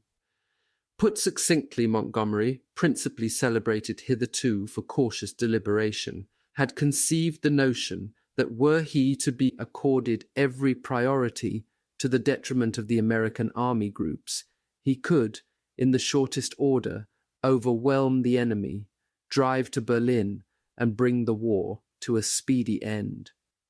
Obviously, the plan involved a gigantic gamble. To hurl two great army groups of more than 40 divisions northeast into Germany in a single massive thrust might invite speedy and decisive victory, but it might also result in total and perhaps irreversible disaster. To the Supreme Commander, the risks far outweighed any chance of success, and he had said as much in a tactful message to Montgomery. While agreeing with your conception of a powerful thrust towards Berlin, Eisenhower said, I do not agree that it should be initiated at this moment. He felt that it was essential first to open the ports of Le Havre and Antwerp to sustain a powerful thrust deep into Germany. Further, Eisenhower said, no reallocation of our present resources would be adequate to sustain a thrust to Berlin. The Supreme Commander's strategy was to advance into Germany on a broad front, cross the Rhine, and capture the great industrial valley of the Ruhr before driving for the capital. That exchange had taken place in the first week of September 1944. A week later, in a message to his three army group commanders, Montgomery, Bradley, and Devers, Eisenhower further elaborated on his plan. Clearly, Berlin is the main prize and the prize in defense of which the enemy is likely to concentrate the bulk of his forces. There is no doubt whatsoever in my mind that we should concentrate all our energies and resources on a rapid thrust to Berlin. Our strategy, however, will have to be coordinated with that of the Russians, so we must also consider alternative objectives. The possible objectives as Eisenhower saw them varied widely. The northern German ports, they might have to be occupied as a flank protection to our thrust on Berlin. The important industrial and communication centers of Hanover, Brunswick, Leipzig, and Dresden. The Germans will probably hold them as intermediate positions covering Berlin.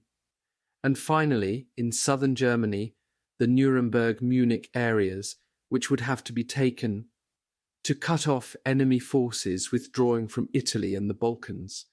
Thus, warned the Supreme Commander, we must be prepared for one or more of the following.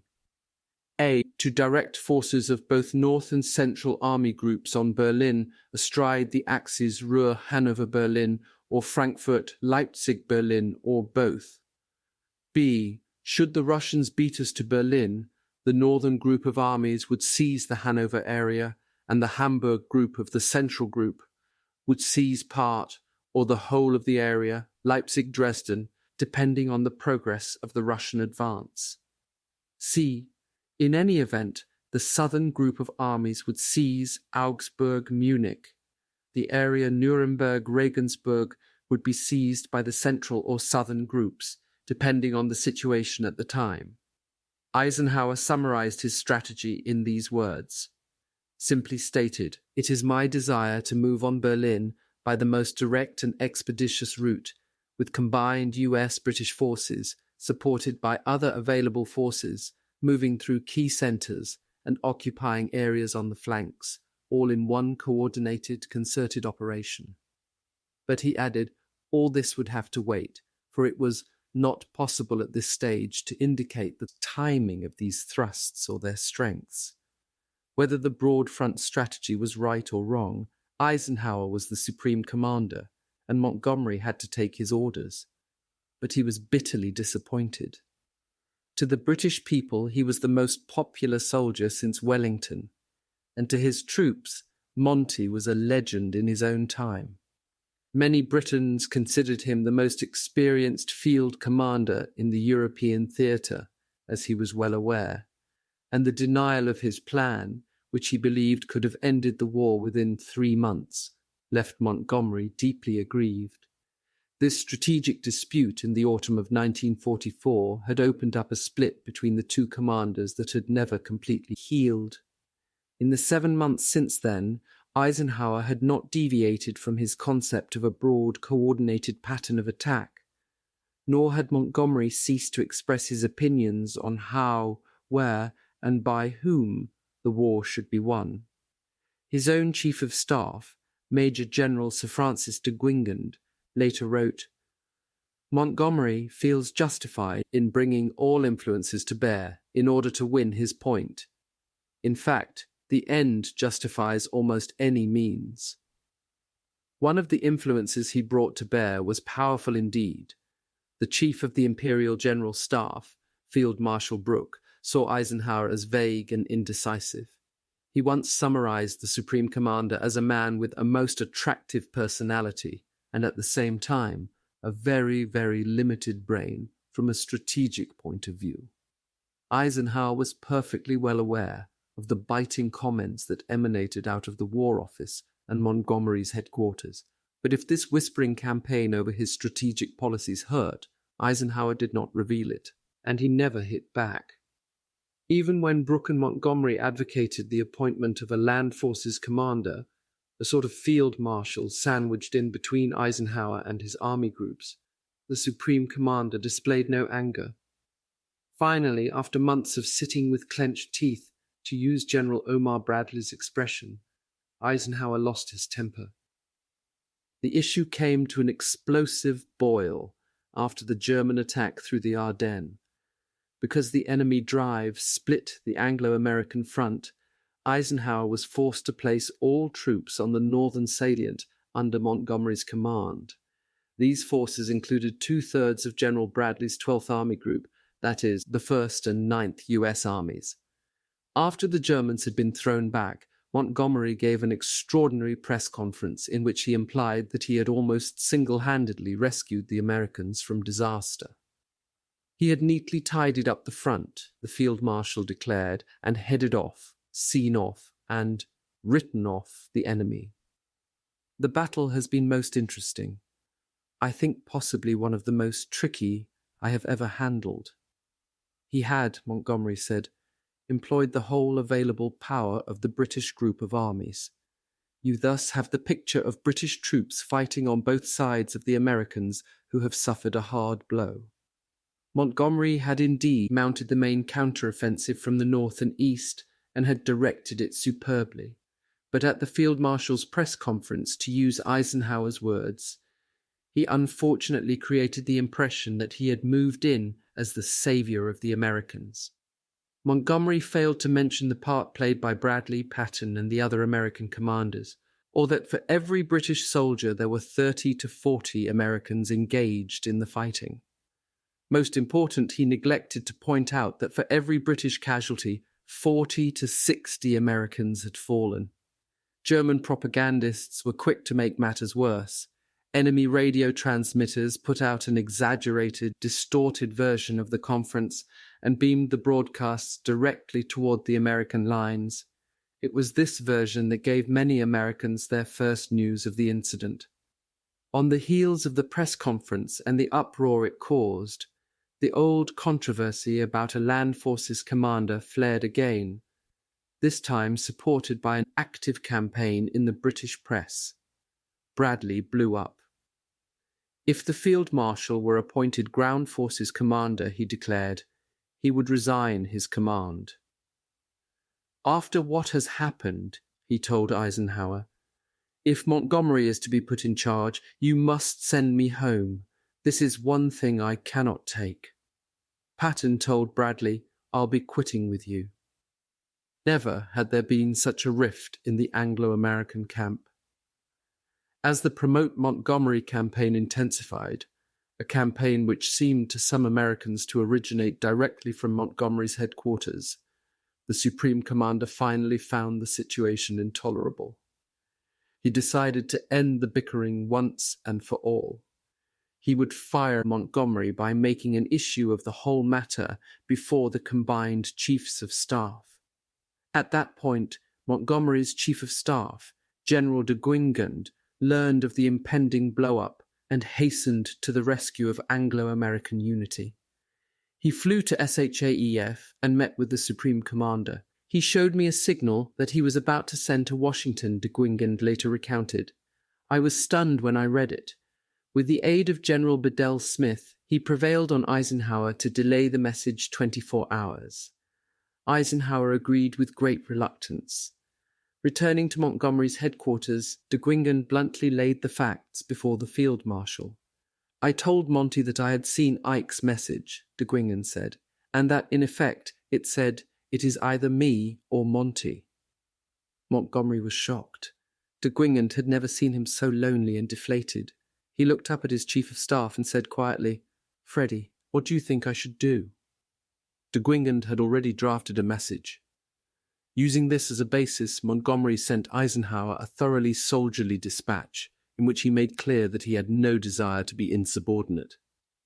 "Whatever your decision may be," he said, "you can rely on me 100%. The message was signed, "Your very devoted subordinate, Monty." There the matter had ended, for the moment anyhow.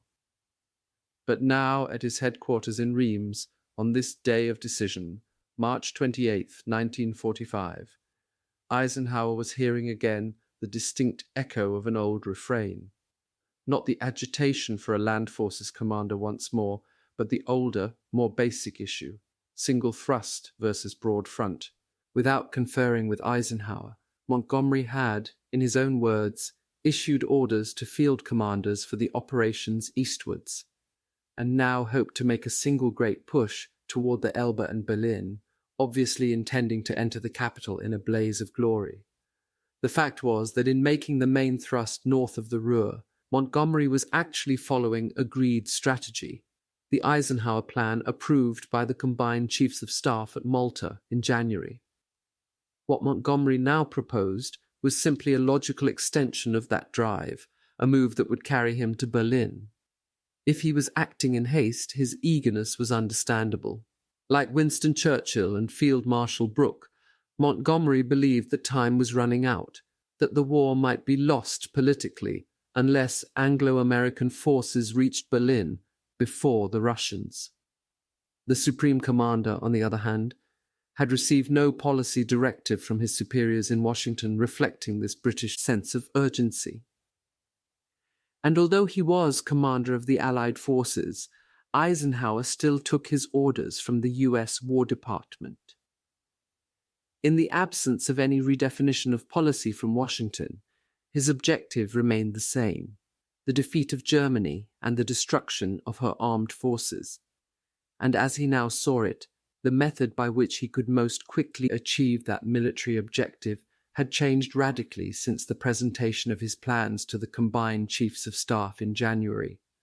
Originally, under Eisenhower's plan, General Bradley's 12th Army Group in the center was to have a limited role, supplementing Montgomery's main effort in the north.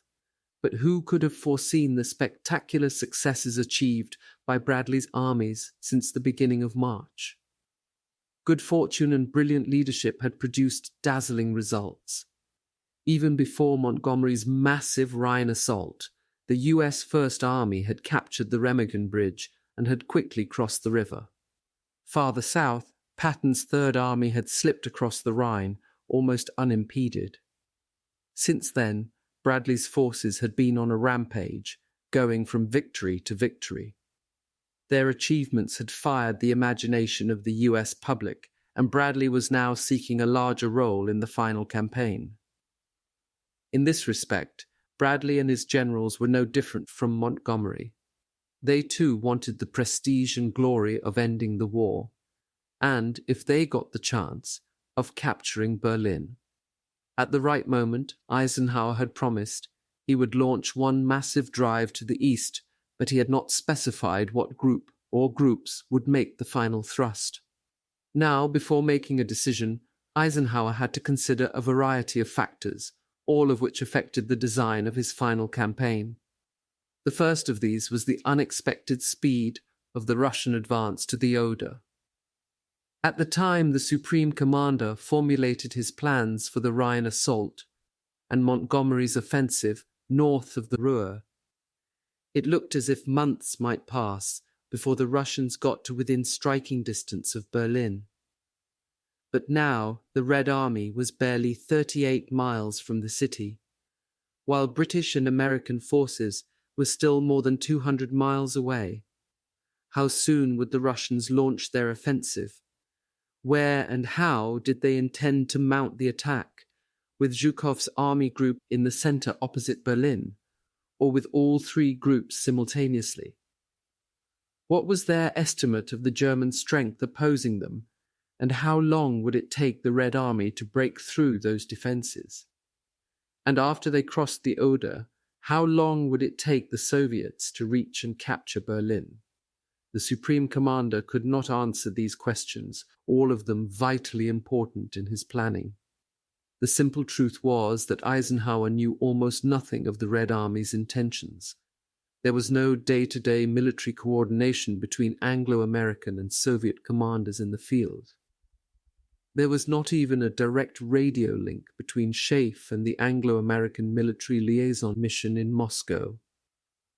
All messages between the two fronts were funneled through normal diplomatic channels, a method totally inadequate now because of the speed of events. Although Eisenhower knew the Russians' approximate strength, he had no idea of their battle order. Apart from occasional data collected from various intelligence sources, most of it of doubtful accuracy asterisk, Schaeff's chief source of information on Russian moves was the Soviet communique broadcast each evening by the BBC. One fact, however, was clear. The Red Army had almost reached Berlin. With the Russians so close, should the Supreme Commander try for the city at all? The problem had many dimensions. The Russians had been on the Oder for more than 2 months, and with the exception of some local advances and patrol activity, they appeared to have come to a full stop. Their lines of supply and communications must be stretched to the utmost, and it hardly seemed likely that they could attack until after the spring thaw. Meanwhile, the Western armies, moving at astonishing speeds, were driving deeper and deeper into Germany. At places, they were averaging better than 35 miles per day. The Supreme Commander had no intention of letting up, no matter what Russian plans were, but he was reluctant to enter into a contest with the Russians for Berlin. That might prove not only embarrassing for the loser, but, in the event of an unexpected meeting between the onrushing armies, catastrophic for both forces. A headlong collision involving the Russians had occurred once before, when they were allied by treaty with the Germans. In 1939, after Hitler's undeclared blitzkrieg into Poland and the subsequent division of that country between Germany and Russia, Wehrmacht troops advancing east had smashed head-on into Red Army forces racing west. No prearranged line of demarcation had been established. The result was a minor battle, with fairly heavy casualties on both sides. A similar clash could occur now, but between the Anglo-Americans and the Russians, and on a much larger scale. It was a nightmarish thought. Wars had been set off by less. Obviously, coordination of movement had to be effected with the Russians, and quickly. Furthermore, there was one tactical problem that hung over Eisenhower like a thunderhead. In the great map room near his office, there was a carefully drawn intelligence chart bearing the legend, Reported National Redoubt. It showed an area of mountainous territory lying south of Munich and straddling the alpine regions of Bavaria, Western Austria, and northern Italy. In all, it covered almost 20,000 square miles. Its heart was Berchtesgaden. On the nearby Obersalzberg, surrounded by peaks 7,000 to 9,000 feet high, each studded with concealed anti-aircraft guns, was Hitler's mountaintop hideaway, the Eagle's Nest. Covering the map's face was a rash of red marks, each one a military symbol denoting some kind of defense installation. There were food, ammunition, gasoline and chemical warfare dumps, radio and power stations, troop concentration points, barracks and headquarters, zigzagging lines of fortified positions ranging from pillboxes to massive concrete bunkers, even bomb-proof underground factories. Each day now, more and more symbols were added to the chart, and though all of them were labelled unconfirmed, to Schaeff, this formidable mountain defence system was the greatest threat remaining in the European war. The area was sometimes referred to as the Alpenfestung, Alpine Fortress, or the National Redoubt. In this craggy citadel, according to intelligence, the Nazis, with Hitler at their head, intended to make a last-ditch Wagnerian stand. The rugged stronghold was considered almost impregnable, and its fanatical defenders might hold out for as long as 2 years. There was another, even more chilling aspect. Specially trained commando-type forces, Goebbels called them werewolves, were expected to sally out from the Alpine bastion and create havoc among the occupation armies. Did the Alpenfestung really exist? In Washington, the military seemed to think so. Information had been accumulating ever since September 1944, when the Office of Strategic Services OSS, in a general study of southern Germany, predicted that as the war neared its end, the Nazis would probably evacuate certain government departments to Bavaria. Since then, intelligence reports and appreciations had poured in, from the field, from neutral countries, even from sources inside Germany.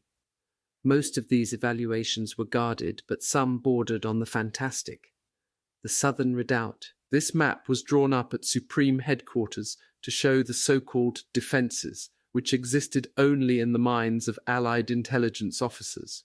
The details of non-existent ammunition dumps and defence lines were so believable that the map played a large part in the decision not to advance to Berlin.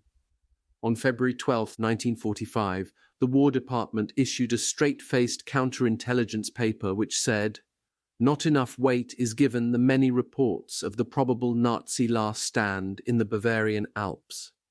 The Nazi myth, which is important when you are dealing with men like Hitler, requires a Götterdämmerung. It may be significant that Berchtesgaden itself, which would be the headquarters, is on the site of the tomb of Barbarossa, who in German mythology is supposed to return from the dead."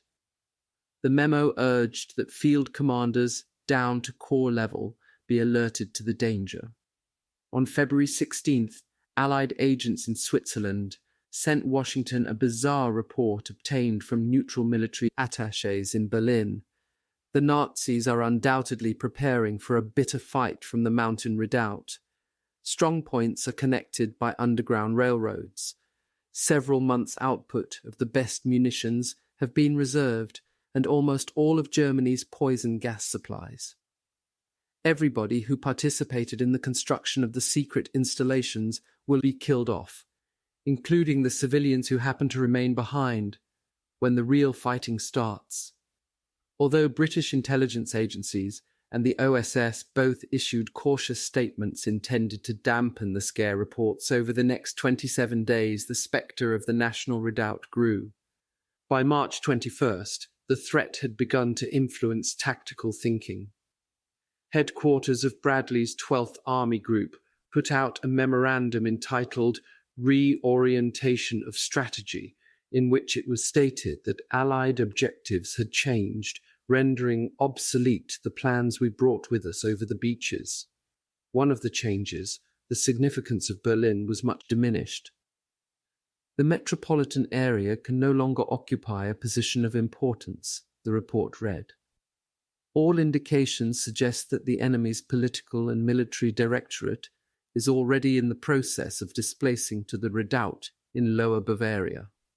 To meet the threat, instead of making a thrust in the north, Bradley suggested that his army group split Germany in two by driving through the centre. This would prevent German forces from withdrawing toward the south and into the redoubt.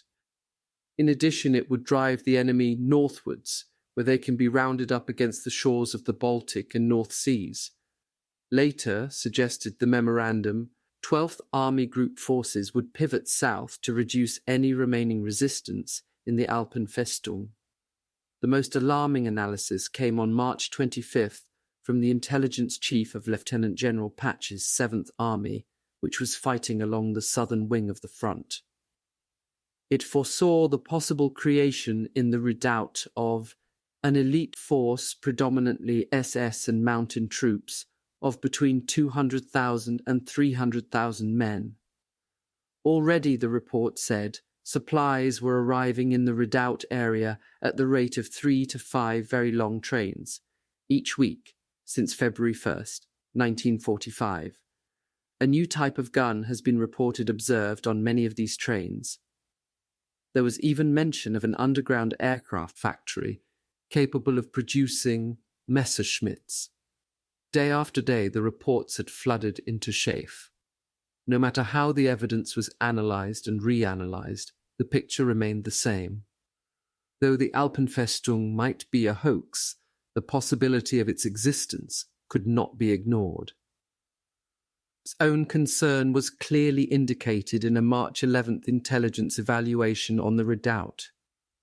Theoretically, within this fortress, defended both by nature and the most efficient secret weapons yet invented, the powers that have hitherto guided Germany will survive to organize her resurrection.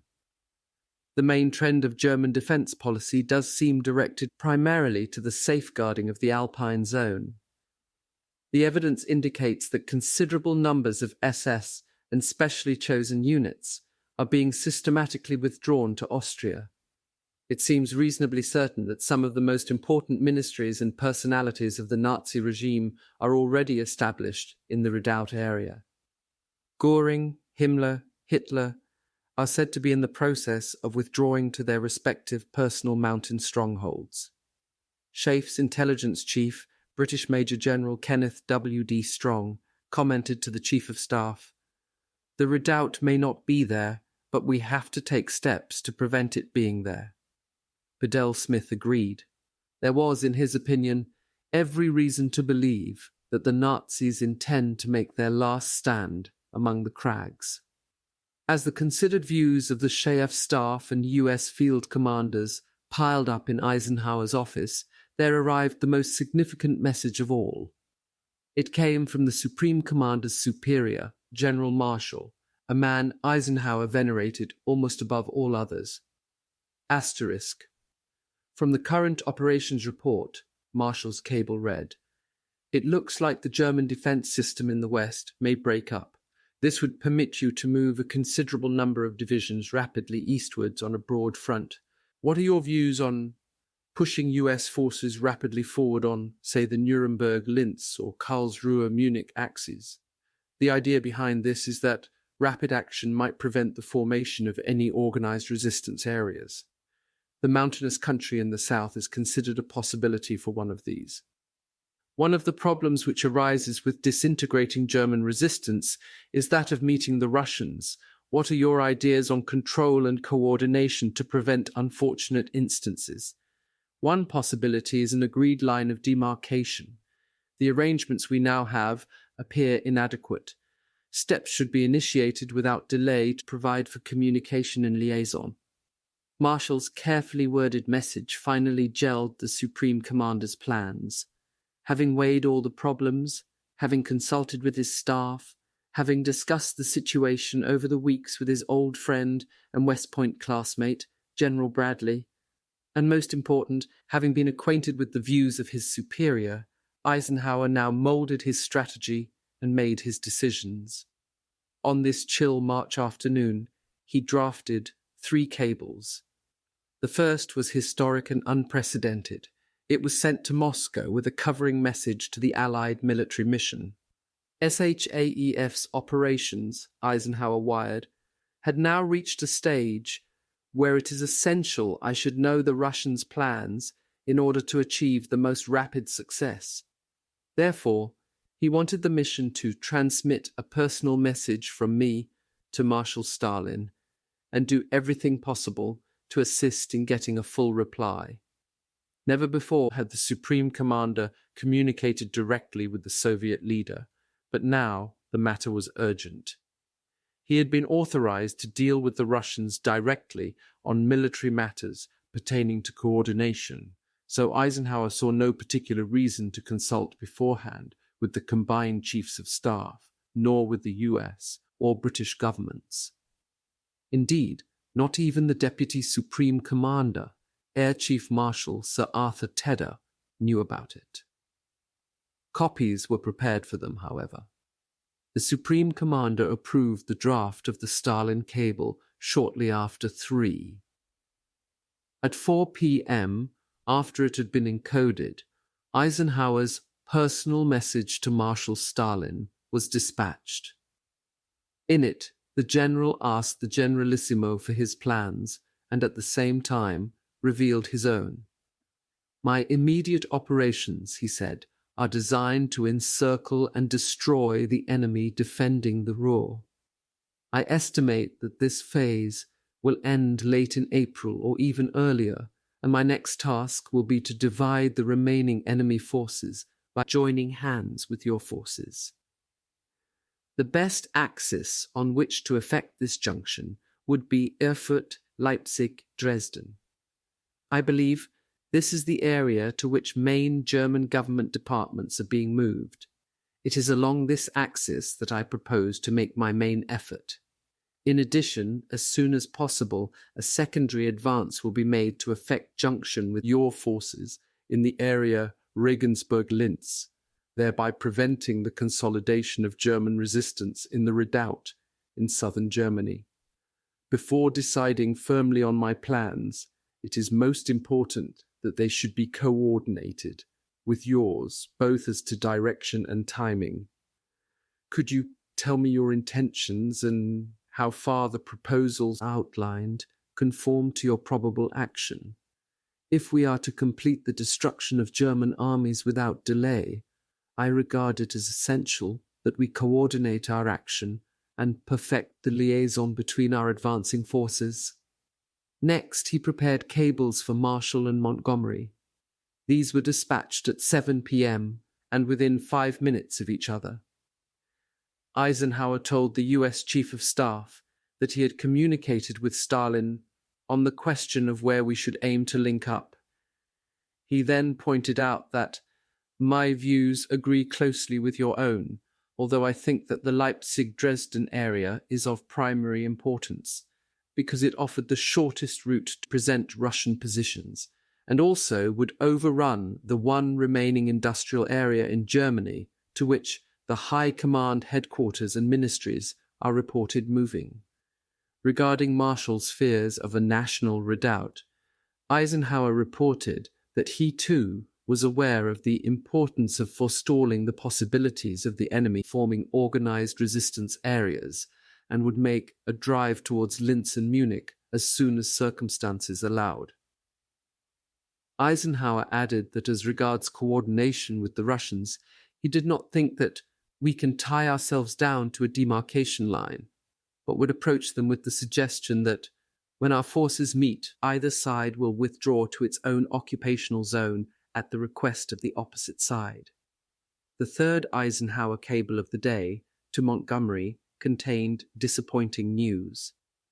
"As soon as you have joined hands with Bradley, east of the Ruhr, the 9th U.S. Army will revert to Bradley's command," the Supreme Commander said.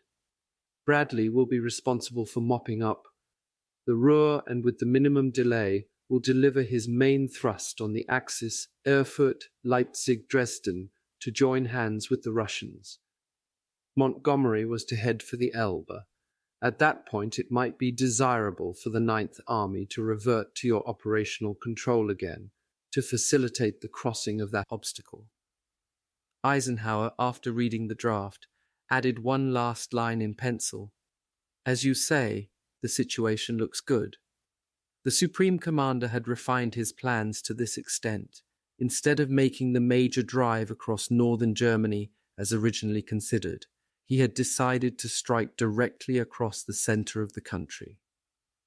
The U.S. 9th Army had been returned to Bradley, who would now have the major role. He would launch the last offensive, aiming to put his forces in the Dresden area, about 100 miles south of Berlin. Although Eisenhower had accepted part of Marshall's recommendations, his moves were similar to those suggested by General Bradley's 12th Army Group in its Reorientation of Strategy memorandum. But in all three of Eisenhower's cables on his campaign plans, there was one significant omission, the objective which the Supreme Commander had once referred to as clearly the main prize. There was no mention of Berlin. The battered Brandenburg Gate loomed large in the dusk. From his villa nearby, Dr. Joseph Goebbels stared out at the monument through the partly boarded-up windows of his study. Almost contemptuously, Hitler's gnome-like propaganda chief had turned his back on his visitors. At least so it appeared to the man who was speaking, the Berlin commandant, Major General Helmut Rayman. The general was trying to get a decision on the one matter that he considered of the utmost urgency, the fate of the city's population on this eve of battle. It was the fourth time within a month that Rayman and his chief of staff, Colonel Hans Refior, had met with Goebbels. Next to Hitler, the 47-year-old Goebbels was now the most important man in Berlin. He was not only Reichsminister for Public Enlightenment and Propaganda, he was also Gauleiter of Berlin. As such, he was a Reich Defense Commissioner, responsible for all measures regarding the city's civilian population, the organization and training of Home Guard units, and the construction of fortifications. At a time when the absence of any clearly defined division of authority between the military and civilian agencies was creating trouble for soldiers and civil leaders alike, Goebbels had added to the confusion. Though he was totally ignorant of military or municipal matters, he had made it quite clear that he alone was assuming responsibility for defending Berlin. As a result, Rayman found himself in an impossible position. From whom was he to take his orders? From Hitler's military headquarters or from Goebbels? He was not sure, and no one seemed eager to clarify the command position. Rayman was desperate. At each of the previous meetings, Rayman had raised the issue of evacuation. At first, Goebbels said that it was out of the question.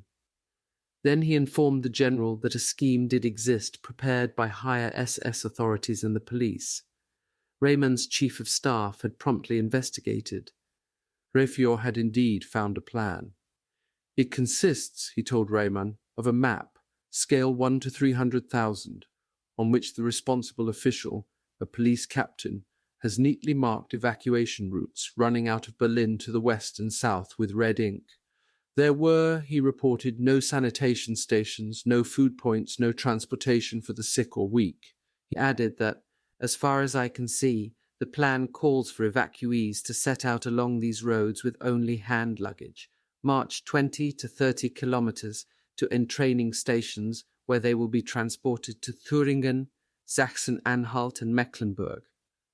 All this is supposed to take place when Goebbels presses a button. But exactly where the rail transport is to come from has not been made clear. Rayman tried to discuss the matter with Hitler. He had seen him only twice, on assuming command, and a few days later, when he was invited to attend one of the Führer's nightly conferences. At that meeting, the discussion was mostly about the Oder front, and Rayman did not get an opportunity of explaining the situation in Berlin. But at one point during a lull in the proceedings, he spoke to Hitler and urged that he immediately order the evacuation of all children under 10 from the capital. In the sudden silence that followed Rayman's suggestion, Hitler turned toward him and asked icily, "What do you mean? What exactly do you mean?" Then slowly, emphasizing each word, he said, "There are no children in that age group left in Berlin." No one had dared contradict him. Hitler quickly passed on to other matters. The rebuff did not deter the Berlin commandant. Rayman now pressed Goebbels on the same subject. "Herr Reichsminister," he said, "how will we support the population in the event of a siege? How will we feed them? Where is the food to come from? According to the mayor's statistics, there are 110,000 children under 10 with their mothers in the city right now. How are we to provide babies with milk?" Rayman paused, waiting for an answer. Goebbels continued to stare out the window. Then, without turning, he snapped, "How will we feed them? We'll bring livestock in from the surrounding countryside. That's how we'll feed them. As for the children, we have a 3-month supply of canned milk." The canned milk was news to Rayman and Refior. The livestock proposal seemed madness. In a battle, cows would prove more vulnerable than human beings, who could at least take shelter. Where did Goebbels plan to herd the animals, and what would they feed on? Rayman spoke up earnestly. Surely we must consider an immediate evacuation plan. We cannot wait any longer. Each day that passes will multiply the difficulties later on. We must at least move out the women and children now, before it's too late. Goebbels did not answer. There was a long silence. Outside it was growing dark. Suddenly he reached up, grabbed a cord by the window and yanked it. The blackout curtains closed with a rattle. Goebbels turned. Club-footed from birth, he limped across to his desk, snapped on the light, looked at the watch lying on the blotting pad, and then at Rayman. "My dear General," he said mildly, "when and if an evacuation becomes necessary, I will be the one to make the decision." Then he snarled, "But I don't intend to throw Berlin into panic by ordering it now. There's plenty of time, plenty of time." He dismissed them. "Good evening, gentlemen." As Rayman and Refior left the building, they paused for a moment on the steps. General Rayman gazed out over the city. Although the sirens had not sounded, in the far distance, searchlights had begun fingering the night sky. As Rayman slowly pulled on his gloves, he said to Refior, "We are faced with a task that we cannot solve. That has no chance of success. I can only hope that some miracle happens to change our fortunes, or that the war ends before Berlin comes under siege." He looked at his chief of staff. "Otherwise," he added, "God help the Berliners." A short while later, at his command post on the Hohenzollern-Damm, Rayman received a call from the OKH, Army High Command. Besides the Supreme Commander, Hitler, and the Berlin Gauleiter, Goebbels, Rayman now learned that he was subordinated to yet another authority. Arrangements were being made, he was told, for the Berlin defense area to come eventually under the direction of the Army Group Vistula and its commander, Colonel General Gotthard Hinrichi. Rayman felt the first stirrings of hope at reading Hinrichi's name. He directed Refior to brief the Army Group Vistula staff at the earliest opportunity. There was only one thing that worried him. He wondered how Hinrichi would feel about taking Berlin under his wing, while at the same time preparing to hold the Russians on the Oder. Rayman knew Hinrichi well. He could imagine the Giftswerk's reaction when he heard the news. "It's absurd," growled Hinrichi. "Absurd." Army Group Vistula's new Chief of Staff, Lieutenant General Eberhard Kinzel, and its operations chief, Colonel Hans Eismann, looked at each other and remained silent. There was nothing to say. Absurd seemed an understatement. The proposal to attach the Berlin defense area to Hinrichi's hard-pressed command at this particular moment seemed impossible to both officers. Neither could see how Hinrichi was supposed to direct or even oversee Rayman's defense operations. Distance alone made the plan impractical. Vistula's headquarters was more than 50 miles from Berlin, and it was clear that whoever had suggested the idea appeared to know very little about the staggering problem facing Hinrichi. Earlier in the evening, Operations Department officers of OKH, Army High Command, had carefully presented the Berlin defense proposal to Kinzel. The idea was put forth tentatively, almost as a suggestion. Now, as Hinrichi paced his office, the mud of the front still on his old-fashioned leggings, he made it plain to his subordinates that so far as he was concerned, the plan would remain just that, a suggestion. Army Group Vistula had one task, to stop the Russians on the Oder.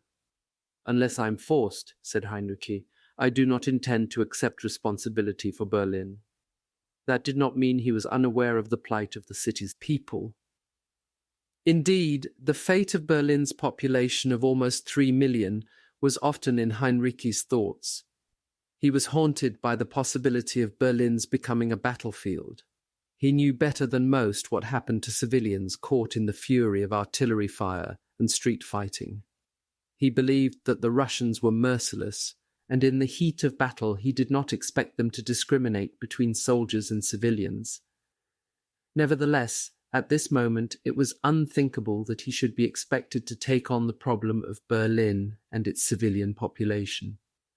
The army group Vistula was the sole barrier between Berlin and the Russians, and as always, Hinrichi's main concern was with his soldiers.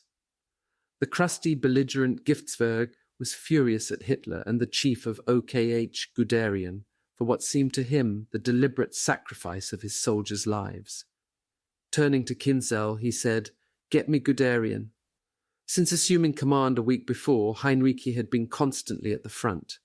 Tirelessly, he had travelled from headquarters to headquarters, mapping out strategy with division commanders, visiting frontline troops in their dugouts and bunkers. He had quickly discovered that his suspicions were well-founded. His forces were armies in name only. He was appalled to find that most units had been fattened with splinter troops and the remnants of once proud divisions long since destroyed. Among his forces, Hinrichi even found non-German units. There were the Nordland and Nederland divisions, composed of pro-Nazi Norwegian and Dutch volunteers, and a formation of former Russian prisoners of war under the leadership of the erstwhile defender of Kiev, a distinguished soldier named Lieutenant General Andrei I. Vlasov. After his surrender in 1942, he had been persuaded to organize a pro-German anti-Stalinist Russian army. Vlasov's troops worried Hinrichi. It seemed to him that they were likely to desert at the slightest opportunity. Some of Hinrichi's panzer forces were in good shape, and he was depending greatly on them. But the overall picture was bleak. Intelligence reports indicated that the Russians might have as many as 3 million men. Between von Manteuffel's 3rd Panzer Army in the north and Buss's 9th Army in the southern sector, Hinrichi had a total of about 482,000, and there were almost no reserves. Besides being desperately short of combat-tested troops, Hinrichi was handicapped by acute shortages of equipment and supplies. He needed tanks, motorized guns, communications equipment, artillery, gasoline, ammunition, even rifles. So short were supplies that Colonel Eismann, the operations officer, discovered that some replacements had arrived at the front with bazooka-like anti-tank weapons instead of rifles, and only one rocket projectile apiece for the weapons. "It's madness," Eismann told Hinrichi. "How are these men supposed to fight after they fire their one round? What does OKH expect them to do? Use their empty weapons like billy clubs? It's mass murder." Hinrichi agreed. "OKH expects the men to wait for what fate may bring them. I do not." By every means in his power, Hinrichi was trying to rectify his equipment and supply situation, even though some commodities had all but disappeared.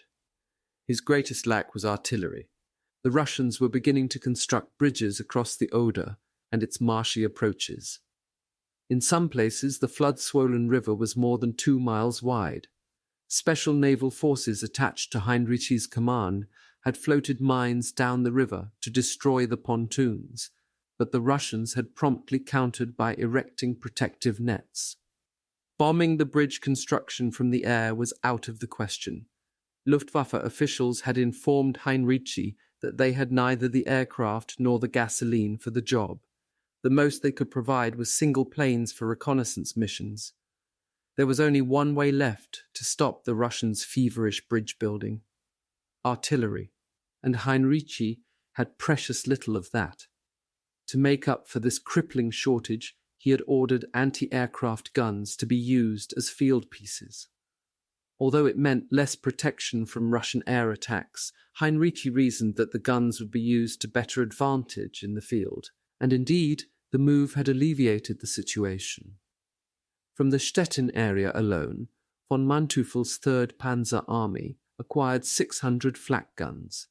Each had to be set in concrete, for they were too large and unwieldy to be mounted on vehicles, but they were helping to fill out the gaps.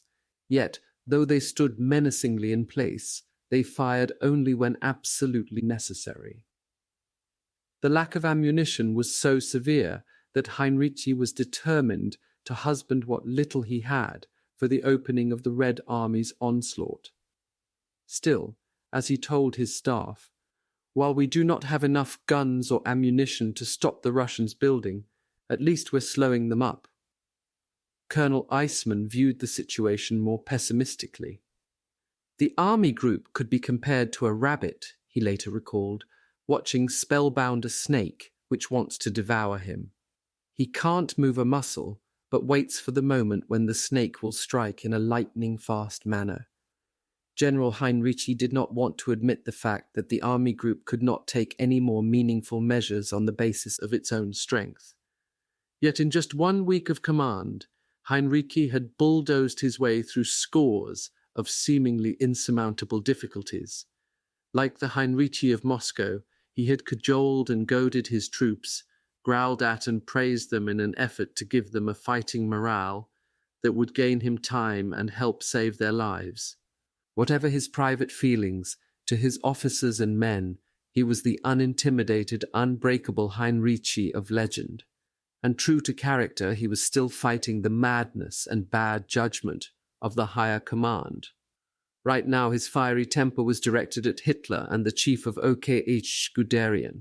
On March 23rd, General Buss's Ninth Army had attacked twice in a desperate effort to break through to the isolated defenders of Kustrin, the city the Russians had encircled the day Hinrichi had assumed command from Himmler. Hinrichi had agreed to Buss's tactics. He felt they offered the only chance to free the city before the Russians consolidated their positions. But the Russians were much too strong. Both attacks proved disastrous. Hinrichi, reporting the outcome to Guderian, was told bluntly, "There must be another attack." Hitler wanted it, so did Guderian. "It's crazy," Hinrichi replied stiffly. "I would suggest that the panzer units in Kustrin receive orders to break out. It's the only sensible thing left to do." Guderian flared at the proposal. "The attack must be mounted," he had shouted. On March 27th, Busse had once again thrown his troops at Kustrin. So ferocious was the attack that some of his panzer forces actually did break through to the city. But then the Russians smashed the German drive with artillery fire. At staff headquarters, Hinrichi minced no words. "The attack," he said, "is a massacre. The Ninth Army has suffered incredible losses for absolutely nothing." Even now, the day after, his anger had not abated. As he waited for his call to Guderian, he paced his office, muttering over and over the one word, fiasco. Regardless of what might happen to him personally, when Guderian came on the phone, Hinrichi intended to charge his superior with the bloody massacre of 8,000 men. Nearly a division had been lost in the Kustrin attack. The phone rang and Kinzel answered. "It's Zossen," he told Hinrichi. The smooth voice of Lieutenant General Hans Krebs, OKH, Chief of Staff, was not what Hinrichi expected. "I meant to talk to Guderian," he said. Krebs began speaking again. Heinrichi's face hardened as he listened. The staff officers watching him wondered what was happening. "When?" asked Hinrichi. He listened again, then abruptly said, "Thank you," and put down the phone. Turning to Kinzel and Eisman, Hinrichi said quietly, "Guderian is no longer chief of OKH. Hitler relieved him of command this afternoon." To his astonished staff, Hinrichi added, "Krebs says that Guderian is sick, but that he doesn't really know what happened." Heinrichi's rage had completely evaporated. He made only one further observation. "It's not like Guderian," he said thoughtfully. "He didn't even say goodbye." It was late that night before Heinrichi's staff was able to piece the story together. Guderian's dismissal had followed one of the wildest scenes ever witnessed in the Reichskanzlei. Hitler's midday conference had begun quietly enough, but there were undertones of barely repressed hostility. Guderian had written the Führer a memorandum explaining why the Kustrin attack had failed.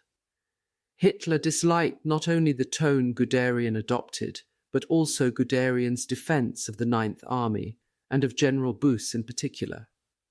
The Führer had settled on Buss as the scapegoat and had ordered him to attend the meeting and make a full report. As usual, Hitler's top military advisors were in attendance. In addition to Guderian and Busse, there were Hitler's chief of staff Keitel, his operations chief Jodl, the Führer's adjutant Burgdorf, several other senior officers and various aides. For several minutes, Hitler listened to a general briefing on the current situation. Then Busse was invited to give his report. He began by briefly outlining how the attack was launched and the forces that were employed.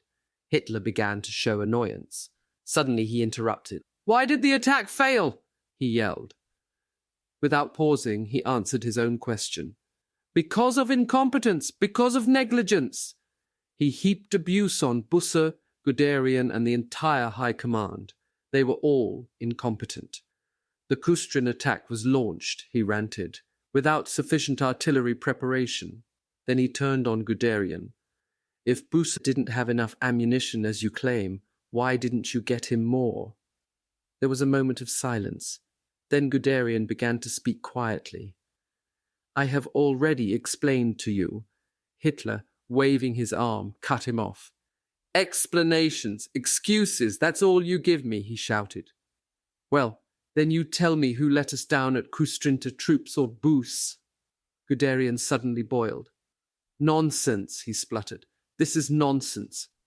He almost spat the words out. Furious, his face reddening, he launched into a tirade. "Buss is not to blame," he bellowed. "I've told you that. He followed orders. Buss used all the ammunition that was available to him, all that he had." Guderian's anger was monumental. He struggled for words. "To say that the troops are to blame, look at the casualties," he raged. "Look at the losses. The troops did their duty. Their self-sacrifice proves it." Hitler yelled back. "They failed," he raged. "They failed." Guderian, his face purpling, roared at the top of his voice. I must ask you not to level any further accusations at Busse or his troops." Both men were beyond reasonable discussion, but they did not stop. Facing each other, Guderian and Hitler engaged in such a furious and terrifying exchange that officers and aides stood frozen in shock. Hitler, lashing out at the general staff, called them all spineless, fools, and fatheads.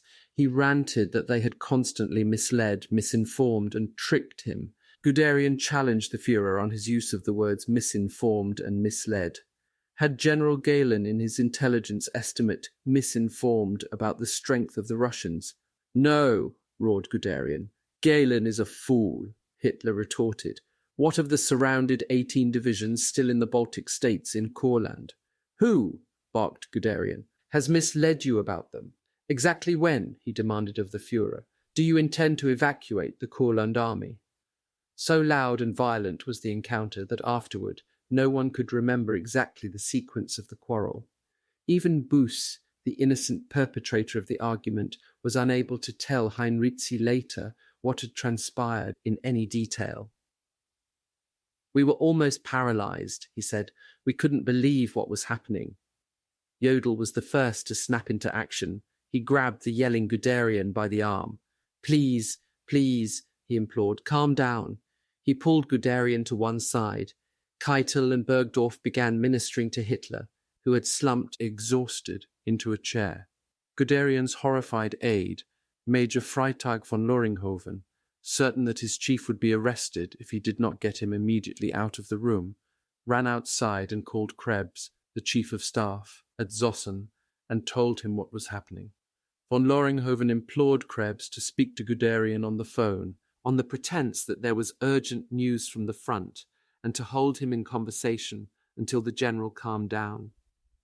With difficulty, Guderian was persuaded to leave the room.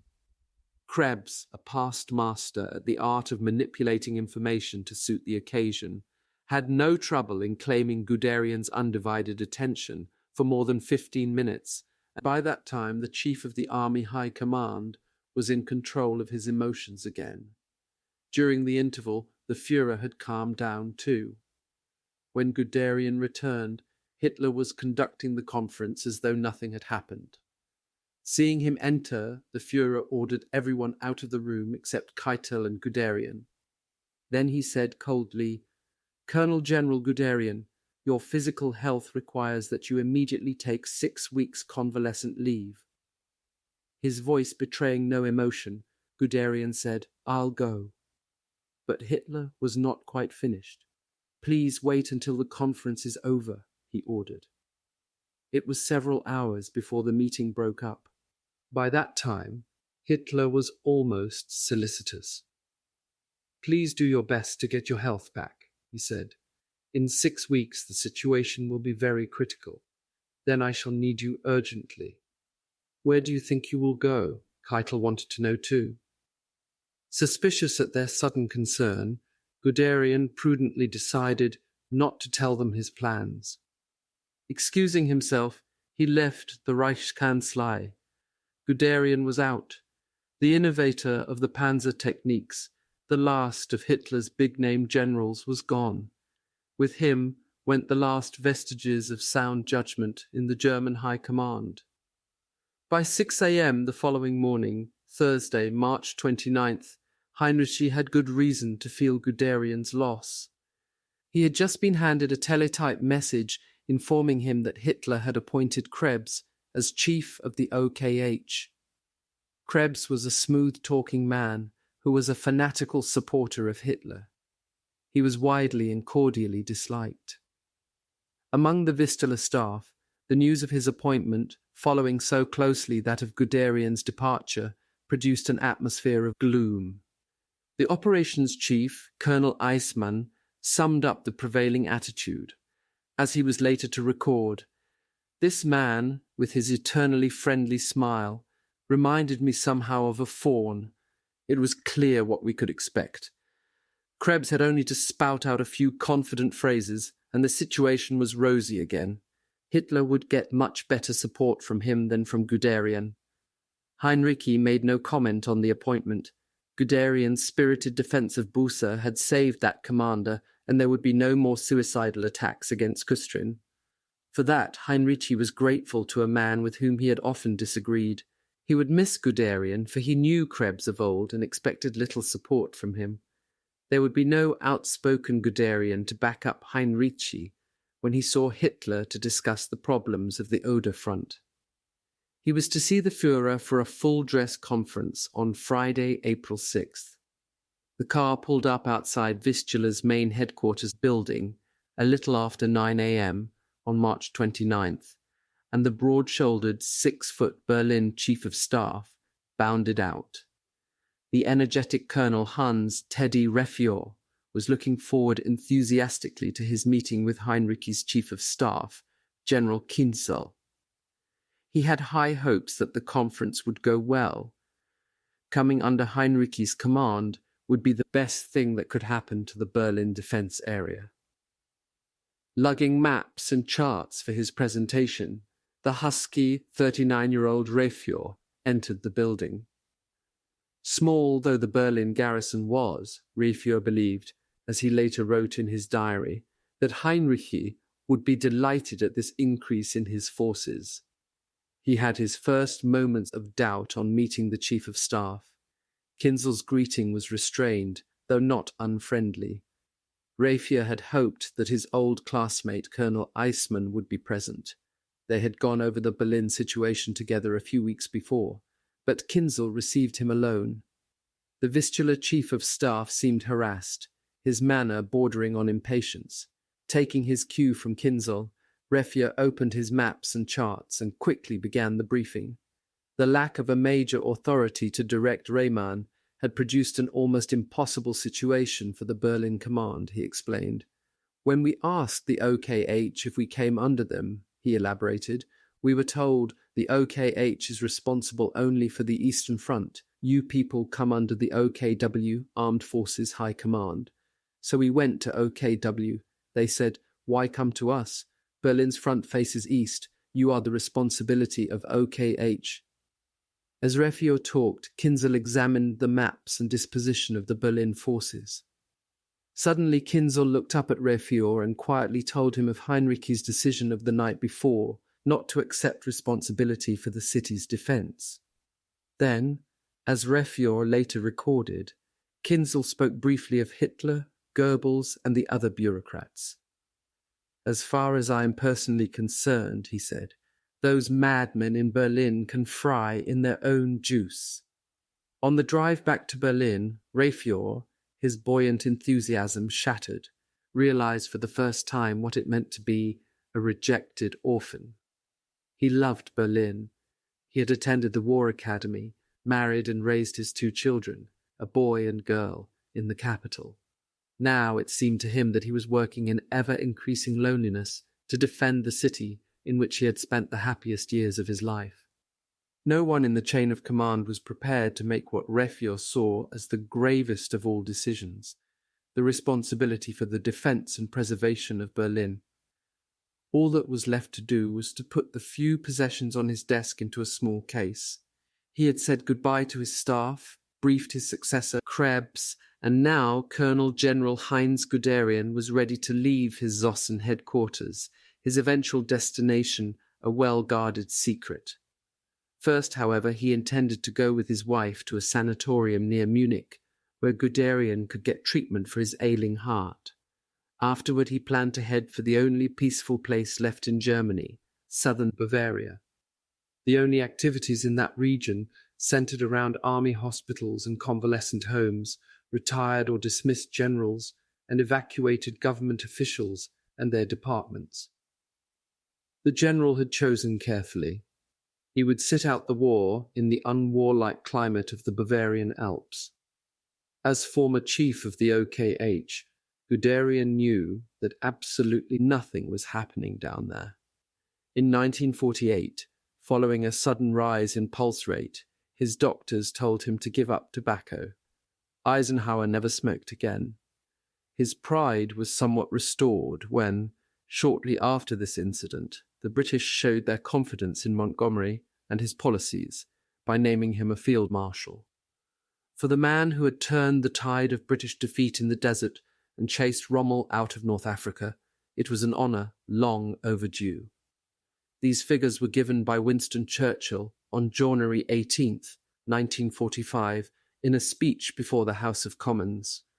Appalled by the breakdown in amity, he announced that US troops have done almost all the fighting in the Ardennes, suffering losses equal to those of both sides at the Battle or Gettysburg.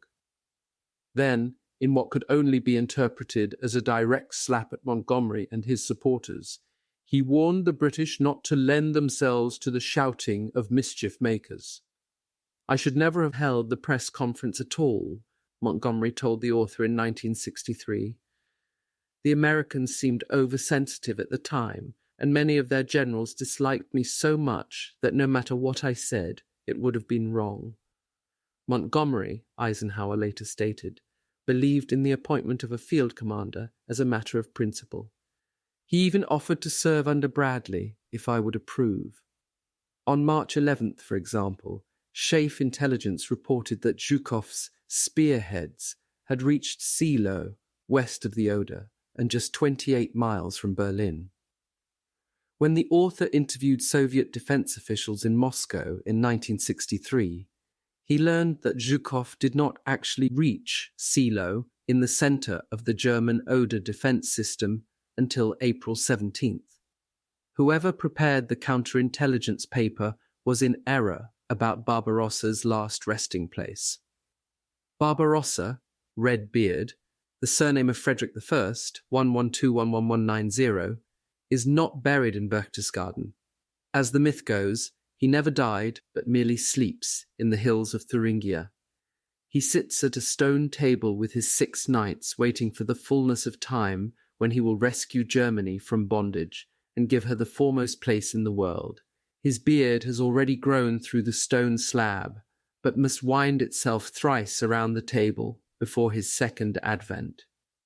One of Marshall's senior staff officers, General John Hull, who in 1945 was the U.S. Army's acting chief of staff for operations, says that Ike was Marshall's protege, and though Ike might resent me saying this, there was between the two men a sort of father-son relationship. There are many versions of the row, ranging from a detailed report in Jürgen Thorwald's Flight in the Winter to a two-line account in Die Leitzen, Tage der Reichskanzlei, by Gerhard Bolt, one of Guderian's aides. Passing lightly over the matter, Bolt writes that Hitler advised the OKH chief to go to a spa for treatment, and Guderian took the hint. He gives the conference date as March 20, 7 days before the fateful Kustrin attack.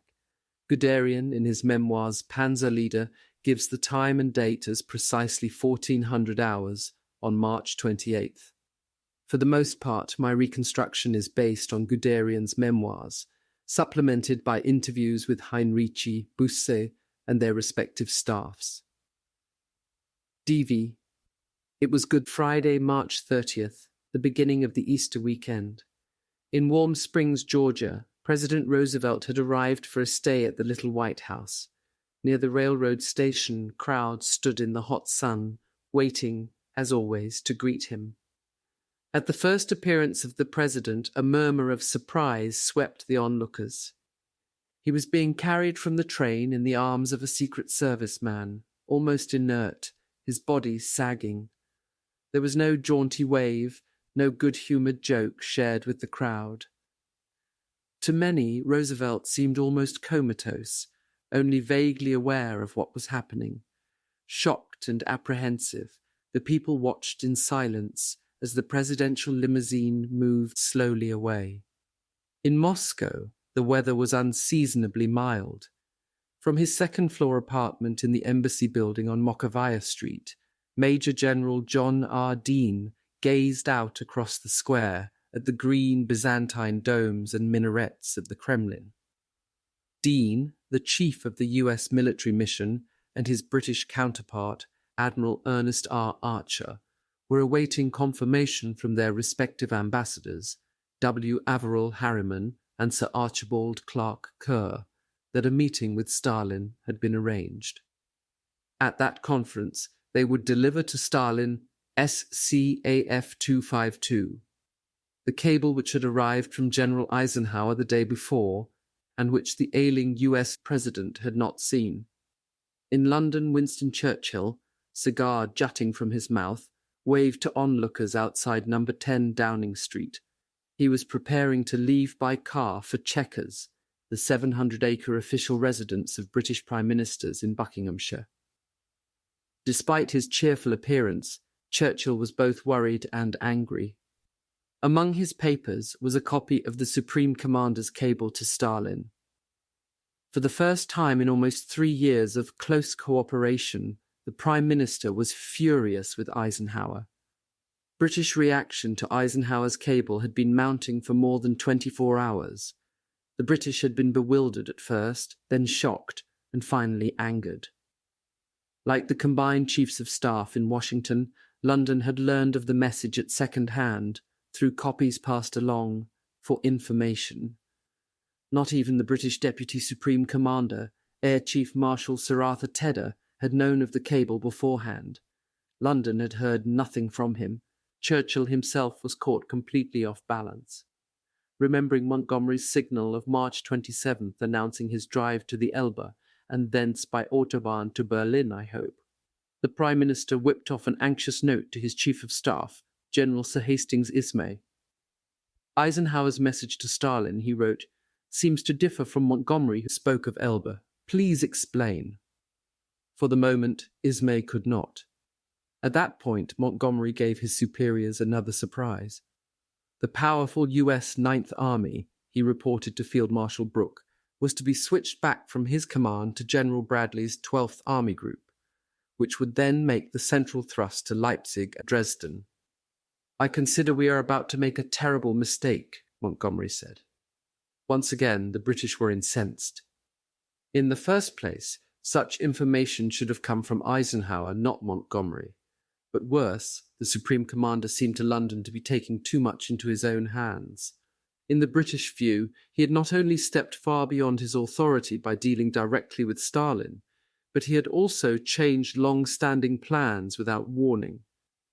Instead of attacking across Germany's northern plains with Montgomery's 21st Army Group, which had been specially built up for the offensive, Eisenhower had suddenly tapped Bradley to make the last drive of the war through the heart of the Reich. Brooke bitterly summed up the British attitude. To start with, Eisenhower has no business to address Stalin direct. His communications should be through the combined chiefs of staff. Secondly, he produced a telegram which was unintelligible. And finally, what was implied in it appeared to be a drift and a change from all that had been agreed on. On the afternoon of March 29th, an irate Brooke, without consulting Churchill, fired off a sharp protest to Washington. A bitter and vitriolic debate was slowly building up about ESCAF 252. At about the same time, General Dean in Moscow, having taken the first steps to arrange a meeting with Stalin, sent an urgent cable to Eisenhower. Dean wanted some additional background information in case Stalin wishes to discuss your plans in more detail. After months of frustrating dealings with the Russians, Dean knew full well what the Generalissimo would ask for, and he spelled it all out for Eisenhower. 1. The present composition of armies. 2. A little more detail on the scheme of manoeuvre. 3.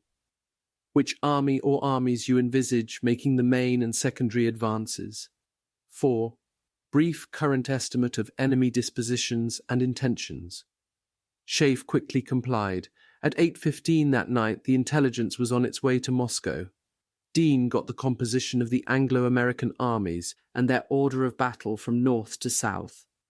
So detailed was the information that it even included the fact that the US Ninth Army was to revert back from Montgomery to Bradley. 51 minutes later, Schaeff heard from Montgomery. He was understandably distressed. With the loss of Simpson's army, the strength of his drive was sapped, and his chance of triumphantly capturing Berlin seemed gone. But he still hoped to persuade Eisenhower to delay the transfer. He sent an unusually tactful message. "I note," he said, "that you intend to change the command setup. If you feel this is necessary, I pray you not to do so until we reach the Elbe, as such action would not help the great movement which is now beginning to develop." Montgomery's British superiors were in no mood to be tactful, as Washington officials quickly discovered. At the Pentagon, Brooke's protest was formally delivered to General Marshall by the British representative to the combined Chiefs of Staff, Field Marshal Sir Henry Maitland Wilson. The British note condemned the procedure Eisenhower had adopted in communicating with Stalin and charged that the Supreme Commander had changed plans. Marshall, both surprised and concerned, promptly radioed Eisenhower. His message was mainly a straightforward report on the British protest. It argued, he said, that existing strategy should be followed, that Montgomery's northern drive would secure the German ports and thereby, to a great extent, annul the U-boat war, and that it would also free Holland, Denmark, and open up communications with Sweden again, making available nearly 2 million tons of Swedish and Norwegian shipping now lying idle in Swedish ports. The British chiefs, Marshall quoted, feel strongly that the main thrust across the open plains of northwest Germany with the object of capturing Berlin should be adhered to fend off Eisenhower's British critics and to patch up Anglo-American unity as quickly as possible. Marshall was prepared to give latitude and understanding to both sides. Yet his own puzzlement and annoyance with the Supreme Commander's actions showed through the last paragraph of his message. Prior to your dispatch of SCAF 252, had the naval aspects of the British been considered? He ended with, "Your comments are requested as a matter of urgency." One man above all others felt urgency, and indeed impending chaos, in the situation. Winston Churchill's anxiety had been mounting almost hourly. The Eisenhower incident had arisen at a moment when relations among the three allies were not going well. It was a critical period, and Churchill felt very much alone. He did not know how ill Roosevelt was, but for some time previous he had been puzzled and uneasy about his correspondence with the president. As he was later to put it, "In my long telegrams, I thought I was talking to my trusted friend and colleague, but I was no longer being fully heard by him. Various hands drafted in combination the answers which were sent in his name. Roosevelt could only give general guidance and approval. These were costly weeks for all. Even more worrisome was the rapid political deterioration that was evident between the West and Russia. Churchill's suspicions about Stalin's post-war aims had grown steadily since Yalta. The Soviet premier had contemptuously disregarded the promises made there. Nearly every day now, new and ominous trends appeared. Eastern Europe was slowly being swallowed up by the USSR. Anglo-American bombers, downed behind Red Army lines because of fuel or mechanical problems, were being interned along with their crews. Air bases and facilities promised by Stalin for the use of American bombers had been suddenly denied. The Russians, granted free access to liberated prisoner-of-war camps in Western Germany for the repatriation of their troops, refused similar permission to Western representatives to enter, evacuate, or in any way aid Anglo-American soldiers in Eastern European camps. Worse, Stalin had charged that Soviet ex-prisoners of war in US camps were subjected to unfair treatment and unlawful persecution, including beating. When the Germans in Italy tried to negotiate secretly the surrender of their forces, Russian reaction was to fire off an insulting note accusing the Allies of treacherously dealing with the enemy behind the back of the Soviet Union, which is bearing the brunt of the war. And now had come the Eisenhower message to Stalin. At a time when the choice of military objectives might well determine the future of post-war Europe, Churchill considered that Eisenhower's communication with the Soviet dictator constituted a dangerous intervention into global and political strategy, realms that were strictly the concern of Roosevelt and the Prime Minister.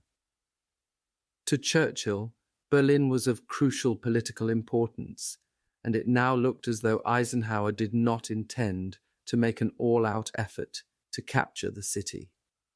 Before midnight on March 29th, Churchill had called Eisenhower on the scrambler telephone and asked for a clarification of the Supreme Commander's plans. The Prime Minister carefully avoided mentioning the Stalin cable. Instead, he stressed the political significance of Berlin and argued that Montgomery should be allowed to continue the northern offensive. It was of paramount importance, Churchill felt, that the Allies capture the capital before the Russians. Now, on this March 30th, as he began the 60-odd-mile drive to Chequers, he pondered Eisenhower's answer with profound concern. Berlin, the Supreme Commander had said, is no longer a major military objective. In Reims, Dwight Eisenhower's temper was mounting in pace with the British protests. The London reaction to the curbing of Montgomery's northern drive had surprised him by its vehemence, but more astonishing to Eisenhower was the storm raging over his cable to Stalin. He could see no reason for any controversy. He believed his action was both correct and militarily essential, and he was incensed to find his decision challenged. Short-tempered at best, Eisenhower was now the angriest Allied leader of all. On the morning of March 30th, he began to respond to the messages from Washington and London. His first move was to send a brief acknowledgement of Marshall's overnight cable.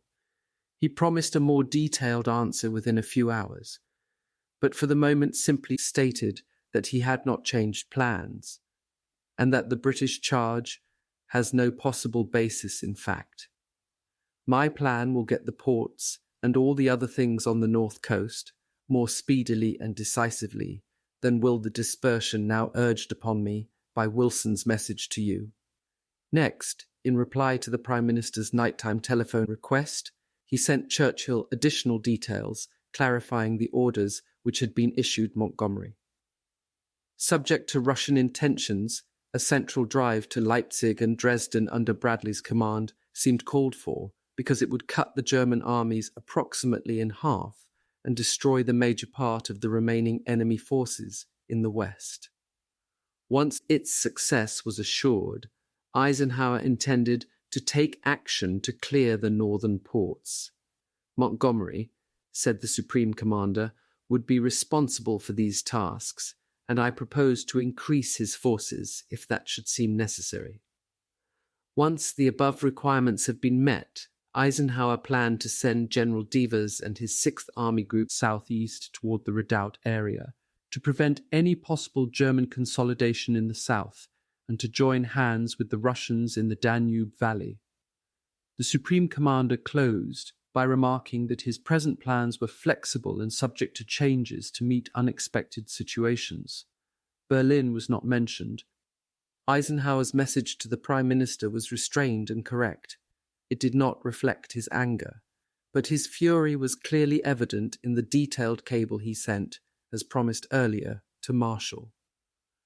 Eisenhower told the U.S. Chief of Staff that he was completely in the dark as to what the protest concerning procedure involved. I have been instructed to deal directly with the Russians concerning military coordination.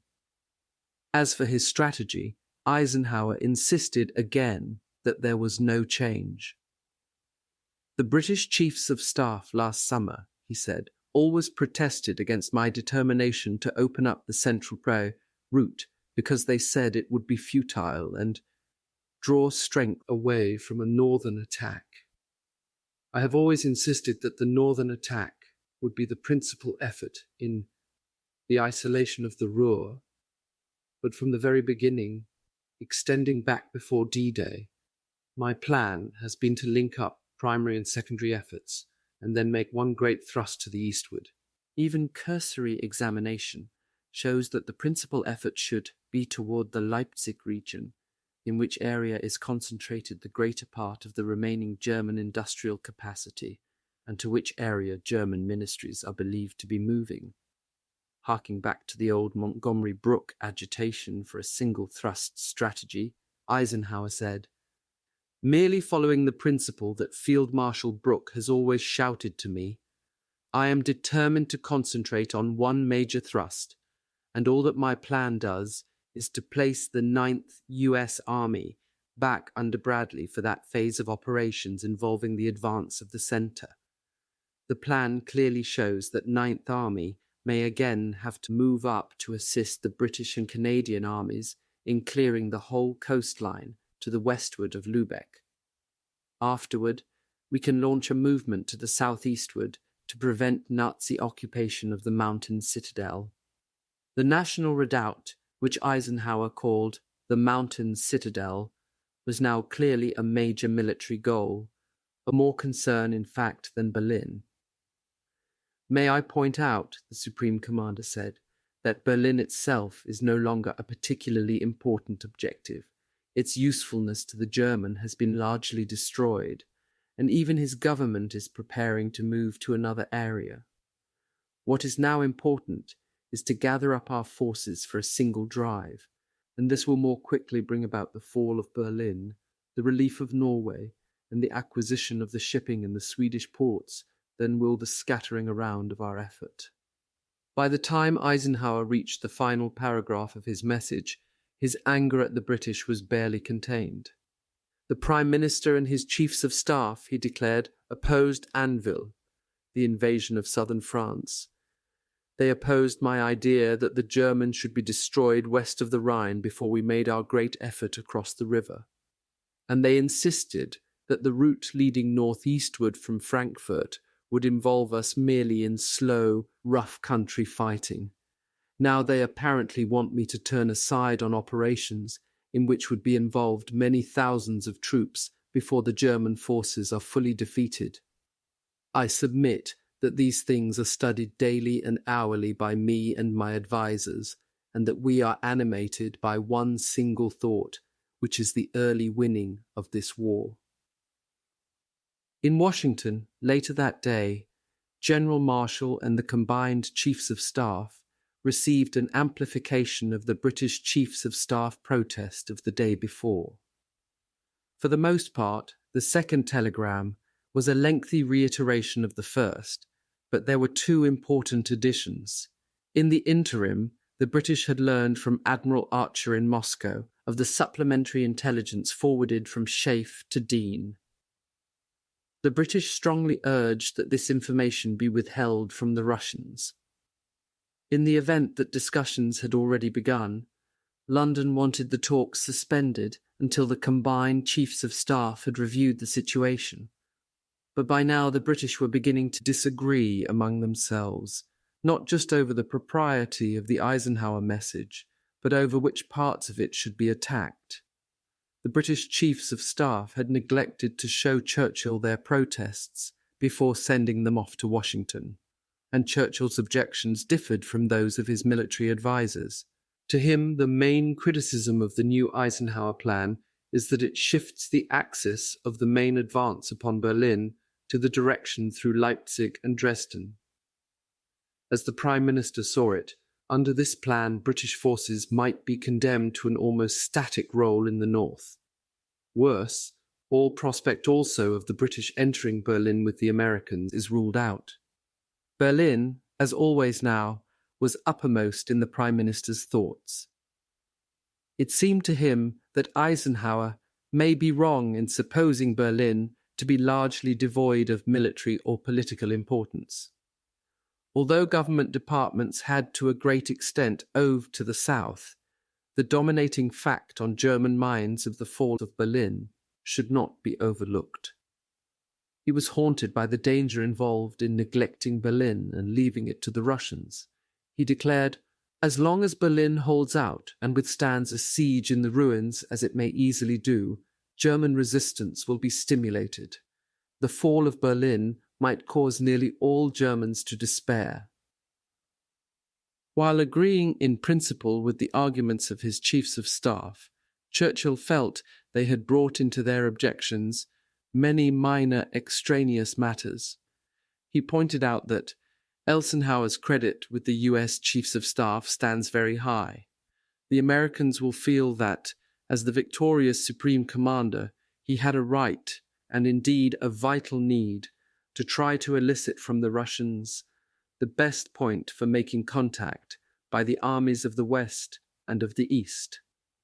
The British protest, Churchill feared, would only provide argumentative possibilities to the US Chiefs of Staff. He expected them to riposte heavily, and they did. On Saturday, March 31st, the American military chiefs gave Eisenhower their unqualified support. They agreed with the British on only 2 points: that Eisenhower should amplify his plans for the combined Chiefs of Staff, and that additional details to Dean should be held up. In the view of the US chiefs, the Battle of Germany is now at the point where the commander in the field is the best judge of the measures which offer the earliest prospect of destroying the German armies or their power to resist. General Eisenhower should continue to be free to communicate with the commander-in-chief of the Soviet army. To the American military leaders, there was only one aim, and it did not include political considerations. The single objective, they said, should be quick and complete victory. Still, the controversy was far from over. In Reims, a harassed Eisenhower was still explaining and re-explaining his position. During the day, following Marshall's instructions, Eisenhower sent the combined Chiefs of Staff a long and detailed exposition of his plans. Next, he cabled Moscow and ordered Dean to withhold from Stalin the additional information sent from Schaeff.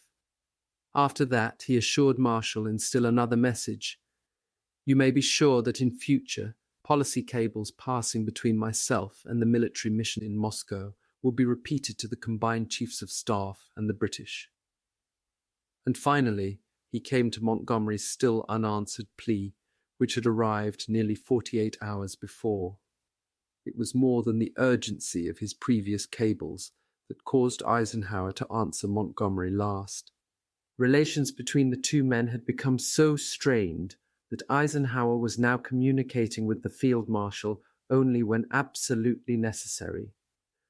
As the Supreme Commander explained years later, Montgomery had become so personal in his efforts to make sure that the Americans, and me in particular, got no credit, that in fact we hardly had anything to do with the war, that I finally stopped talking to him. The Supreme Commander and his staff, including, interestingly, the senior British generals at SHAEF, saw Montgomery as an egocentric troublemaker who in the field was overcautious and slow. Monty wanted to ride into Berlin on a white charger wearing 2 hats, recalled British Major General John Whiteley, SHAEF's Deputy Operations Chief, but the feeling was that if anything was to be done quickly, don't give it to Monty. Lieutenant General Sir Frederick Morgan, SHAEF's Deputy Chief of Staff, put it another way. At that moment, Monty was the last person Ike would have chosen for a drive on Berlin. Monty would have needed at least 6 months to prepare. Bradley was a different sort. Bradley, Eisenhower told his aide, has never held up, never paused to regroup when he saw an opportunity to advance. Now Eisenhower's anger over the criticism of his cable to Stalin, coupled with his long-standing antagonism toward Montgomery, was clearly reflected in his reply to the field marshal. It exuded annoyance. I must adhere, it said, to my decision about 9th Army passing to Bradley's command. As I have already told you, it appears from this distance that an American formation will again pass to you at a later stage for operations beyond the Elbe. You will note that in none of this do I mention Berlin. That place has become, as far as I am concerned, nothing but a geographical location, and I have never been interested in these. My purpose is to destroy the enemy's forces. Even as Eisenhower was making his position evident to Montgomery, Churchill at Chequers was writing the Supreme Commander a historic plea. It was in nearly every respect the antithesis of Eisenhower's words to Montgomery. A little before 7 p.m., the Prime Minister wired the Supreme Commander, "If the enemy's position should weaken, as you evidently expect, why should we not cross the Elbe and advance as far eastward as possible? This has an important political bearing, as the Russian army seems certain to enter Vienna and overrun Austria. If we deliberately leave Berlin to them, even if it should be in our grasp, the double event may strengthen their conviction, already apparent, that they have done everything. Further, I do not consider myself that Berlin has lost its military and certainly not its political significance. The fall of Berlin would have a profound psychological effect on German resistance in every part of the Reich. While Berlin holds out, great masses of Germans will feel it their duty to go down fighting. The idea that the capture of Dresden and the juncture with the Russians there would be a superior gain does not commend itself to me. Whilst Berlin remains under the German flag, it cannot, in my opinion, fail to be the most decisive point in Germany.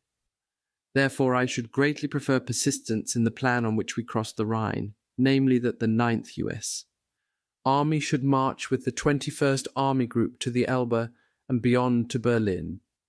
In Moscow, as darkness fell, the American and British ambassadors, together with Dean and Archer, met with the Soviet Premier and delivered Eisenhower's message. The conference was brief. Stalin, as Dean later reported to the Supreme Commander, was impressed with the direction of the attack in central Germany, and he thought Eisenhower's main effort was a good one in that it accomplished the most important objective of dividing Germany in half. He felt, too, that the Germans' last stand would probably be in western Czechoslovakia and Bavaria. While approving of Anglo-American strategy, Stalin was non-committal about his own. The final coordination of Soviet plans, the Premier said, would have to wait until he had a chance to consult with his staff. At the conclusion of the meeting, he promised to reply to Eisenhower's message within 24 hours. Moments after his visitors left, Stalin picked up the phone and called Marshals Zhukov and Konev. He spoke tersely, but his orders were clear. the two commanders were to fly to Moscow immediately for an urgent conference the following day, Easter Sunday. Although he did not explain the reason for his orders, Stalin had decided that the Western Allies were lying. He was quite sure Eisenhower planned to race the Red Army for Berlin. Churchill had shown this Russian note to Eisenhower on March 24th, and the Supreme Commander, he later wrote, seemed deeply stirred with anger at what he considered most unjust and unfounded charges about our good faith. Eisenhower's 1,000-word cable does not appear in the official histories, and the version in his own crusade in Europe has been cut and edited. For example, the phrase, "always shouted to me," has been changed to "always emphasized," while the angry last paragraph cited above has been dropped altogether. Ironically, the cable was originally drafted by a Britisher, SHAEF's Deputy Operations Chief, Major General John Whiteley, but by the time it left headquarters it bore Eisenhower's clear imprint, in a long and detailed taped interview with the author. 3. The 1,000-mile flight to Moscow from the Eastern Front had been long and tiring. Marshal Georgy Zhukov sat wearily back in his field-grey staff car as it joggled up the cobblestone hill and into the vastness of Red Square. The car sped past the Cathedral of St. Basil the Blessed, with its multi-hued, candy-striped cupolas, swung left and entered the Kremlin's fortress walls through the Western Gate. Immediately behind Zhukov, in another army sedan, was Marshal Ivan Konev. On the clock face of the Great Saviour's Tower, guarding the entrance, the gilt hands showed almost 5 p.m. Crossing the windswept interior courtyards, the two staff cars advanced into the architectural thicket of frescoed palaces, golden-domed cathedrals, and massive yellow-fronted government buildings, once the domain of Russian czars and princes, and headed for the center of the Kremlin compound. Near the monumental 17th-century white brick bell tower of Ivan the Great, the cars slowed, rolled past a line of ancient cannon, and came to a stop outside a long, 3-story sand-colored building. Moments later, the two men, in well-cut, dun-colored uniforms with heavy gold epaulets bearing the 1-inch-wide single star of a Soviet field marshal, were in the elevator headed for Stalin's second-floor offices. In those brief moments, surrounded by aides and escorting officers, the two men chatted affably together. A casual observer might have thought them close friends. In truth, they were bitter rivals. Both Zhukov and Konev had reached the peak of their profession.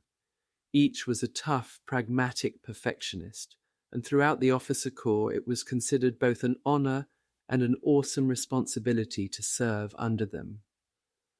The short, stocky, mild-looking Zhukov was the better known, idolized by the public and Russian enlisted men as the Soviet Union's greatest soldier. Yet there were those among the commissioned ranks who saw him as a monster. Zhukov was a professional who had begun his career as a private in the Tsar's Imperial Dragoons. When the Russian Revolution began in 1917, he had joined the revolutionaries. As a Soviet cavalryman, he had fought the anti-Bolsheviks with such courage and ferocity that in the post-Civil War Red Army he was rewarded with a commission. Although he was gifted with a brilliant imagination and a natural flair for command, he might have remained a relatively unknown officer but for Stalin's brutal purging of the Red Army's generals in the 30s.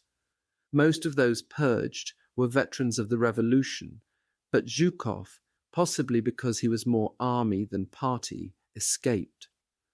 The ruthless removal of the old guard speeded up his promotion.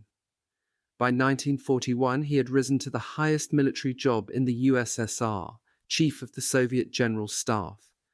Zhukov was known as the soldier's soldier. Perhaps because he had once been a private himself, he had a reputation for leniency with enlisted men. So long as his troops fought well, he considered the spoils of war no more than their just deserts, but with his officers he was a harsh disciplinarian.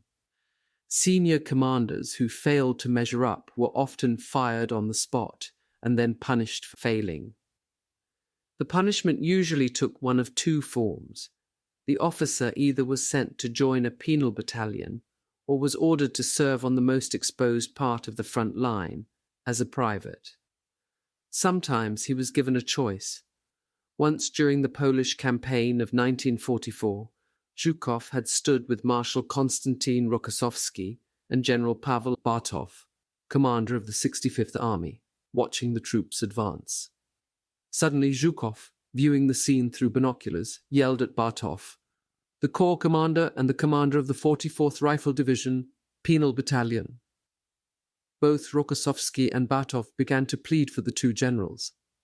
Rokossovsky was able to save the Corps commander. But Zhukov remained firm regarding the second officer.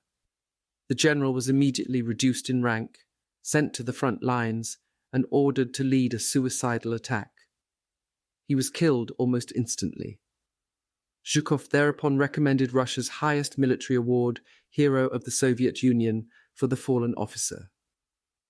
Zhukov himself was a hero of the Soviet Union thrice over, as was his arch-competitor, Konev. Honours had been heaped on both marshals, but while Zhukov's fame had spread throughout the USSR, Konev remained virtually unknown, and the anonymity rankled. Konev was a tall, gruff, vigorous man with a shrewd twinkle in his blue eyes. He was 48 years old, a year younger than Zhukov, and in some respects his career had paralleled the other man's. He too had fought for the Tsar, crossed over to the revolutionaries, and continued to serve with the Soviet forces. But there was one difference, and to men like Zhukov, it was a big one. Konev had come into the Red Army as a political commissar, and although he switched to the command side in 1926 and became a regular officer, to other soldiers his background was forever tainted. Political officers had always been heartily disliked by the regular military. So powerful were they that a commander could not issue an order unless it was countersigned by the ranking commissar. Zhukov, though a loyal party man, had never regarded former commissars as true army professionals. It had been a constant irritant to him that in the pre-war years he and Konev had commanded in the same theatres and had been promoted at about the same pace. Stalin, who had handpicked them both for his cadre of young generals in the 30s, was cannily aware of the intense rivalry between the men. He had made it a point to play one off against the other. Konev, despite his rough, outspoken manner, was generally regarded by the military as the more thoughtful and better educated of the two. A voracious reader, he kept a small library at his headquarters and occasionally surprised his staff by quoting passages from Turgenev and Pushkin. The rank and file of his armies knew him as a stern disciplinarian, but unlike Zhukov, he was considerate of his officers, reserving his wrath for the enemy. On the battlefield, he could be barbarous. During one phase of the Dnieper campaign, after his troops had surrounded several German divisions, Konev demanded their immediate surrender. When the Germans refused, he ordered his sabre-wielding Cossacks to attack. "We let the Cossacks cut for as long as they wished," he told Milovan Djilas, head of the Yugoslav military mission to Moscow, in 1944. "They even hacked off the hands of those who raised them to surrender." In this respect, at least, Zhukov and Konev saw eye to eye. They could not forgive Nazi atrocities. For Germans, they had neither mercy nor remorse. Now, as the two marshals walked along the second-floor corridor towards Stalin's suite of offices, both were reasonably certain that the matter to be discussed was Berlin. Tentative plans called for Zhukov's first Belarusian group of armies in the center to take the city. Marshal Rokossovsky's second Belarusian forces to the north and Konev's first Ukrainian army group on the south could be called in to help. But Zhukov was determined to take Berlin by himself. He had no intention of asking for assistance, especially not from Konev. Konev, however, had been giving Berlin a lot of thought himself. Zhukov's forces could be held up by terrain, especially in the heavily defended Silo Heights region lying just beyond the western banks of the Oder. If that happened, Korniev thought he saw a chance to steal Zhukov's thunder. He even had a rough scheme of action in mind. Of course, everything would depend on Stalin, but this time Korniev fervently hoped to beat out Zhukov and reap a long-awaited glory. If the opportunity presented itself, Korniev thought that he just might race his rival for Berlin. Midway along the red-carpeted corridor, the escorting officers ushered Zhukov and Korniev into a conference room. It was high-ceilinged, narrow, and almost filled by a long, massive, highly polished mahogany table surrounded by chairs. 2 heavy chandeliers with clear, unfrosted bulbs blazed over the table. At an angle in one corner was a small desk and leather chair, and on the wall nearby hung a large picture of Lenin. The windows were draped, and there were no flags or insignia in the room.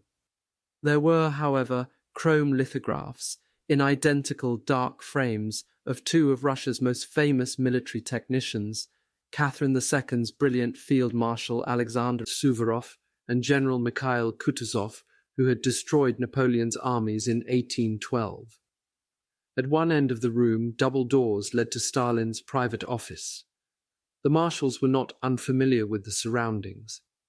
Zhukov had worked down the hall when he was chief of staff in 1941, and both men had met here with Stalin many times before. But this conference was not to be a small private session.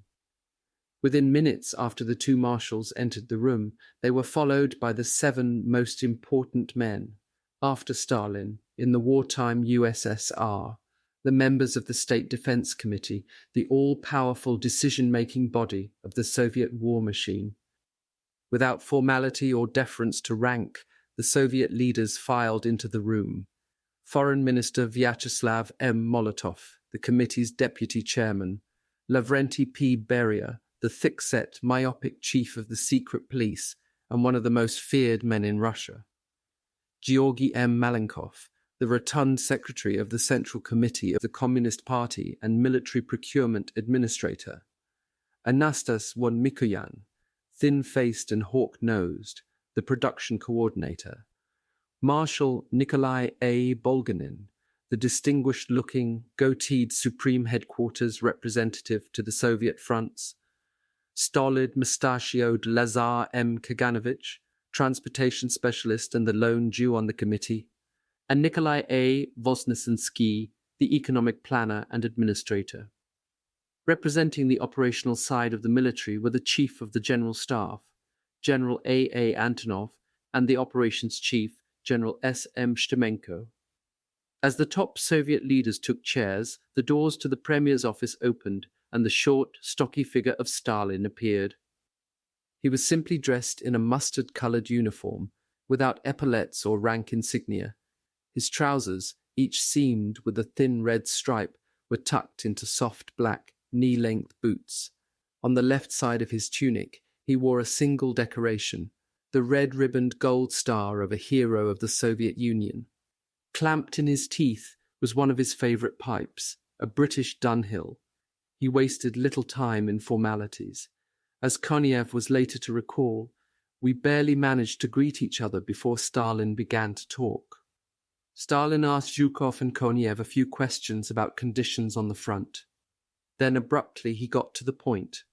In his low voice, characterized by the peculiar sing-song accent of Georgia, he said quietly and with great effect, "The little allies, Soyuznichki, intend to get to Berlin ahead of the Red Army." He waited a moment before continuing. He had received information about Anglo-American plans, Stalin said, and it was clear that their intentions are less than allied. He did not mention Eisenhower's message of the night before, nor did he give any other source for his information. Turning to General Shtemenko, he said, "Read the report." Shtemenko stood up. "Eisenhower's forces planned to surround and destroy the Ruhr concentrations of the enemy," he announced, then advanced to Leipzig and Dresden. But just on the way, they intended to take Berlin. "All of this," said the general, will look like helping the Red Army. But it was known that taking Berlin before the arrival of Soviet troops was Eisenhower's main aim. Furthermore, he intoned, it had been learned by the Stavka, Stalin's supreme headquarters, that 2 Allied airborne divisions are being rapidly readied for a drop on Berlin. Konev, in his version of the meeting, was later to remember that the Allied plan, as described by Stemenko, also included a drive by Montgomery north of the Ruhr, along the shortest route separating Berlin from the basic groupings of the British forces.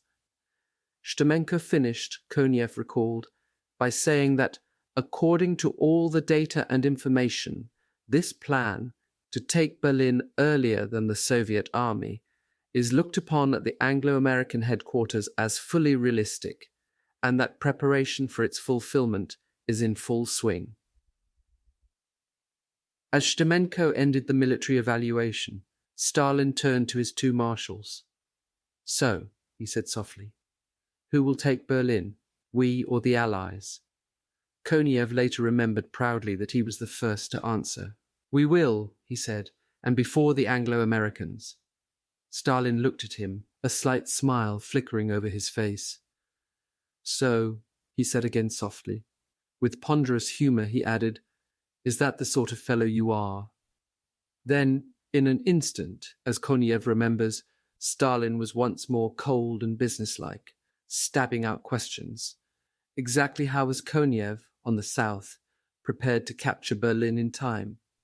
Wouldn't a great regrouping of your forces be necessary? He asked. Too late, Konev saw the trap.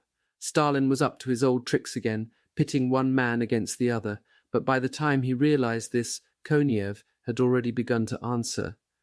Comrade Stalin, he said, all the measures needed will be carried out. We shall regroup in time to take Berlin. It was the moment Zhukov had waited for. May I speak? He asked quietly, almost condescendingly. He did not wait for an answer. With due consideration, he said, nodding to Konev, the men of the First Belarusian Front need no regrouping. They are ready now. We are aimed directly at Berlin. We are the shortest distance from Berlin. We will take Berlin. Stalin looked at the 2 men in silence. Once again a smile showed briefly. Very well, he said mildly. You will both stay in Moscow and with the General Staff prepare your plans. I expect them ready within 48 hours. Then you can return to the front with everything approved.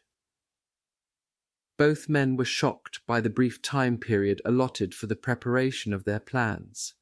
Up to now, they had understood that the target date for attacking Berlin was early May. Now Stalin obviously expected them to attack weeks earlier. To Konev, in particular, this was a sobering thought.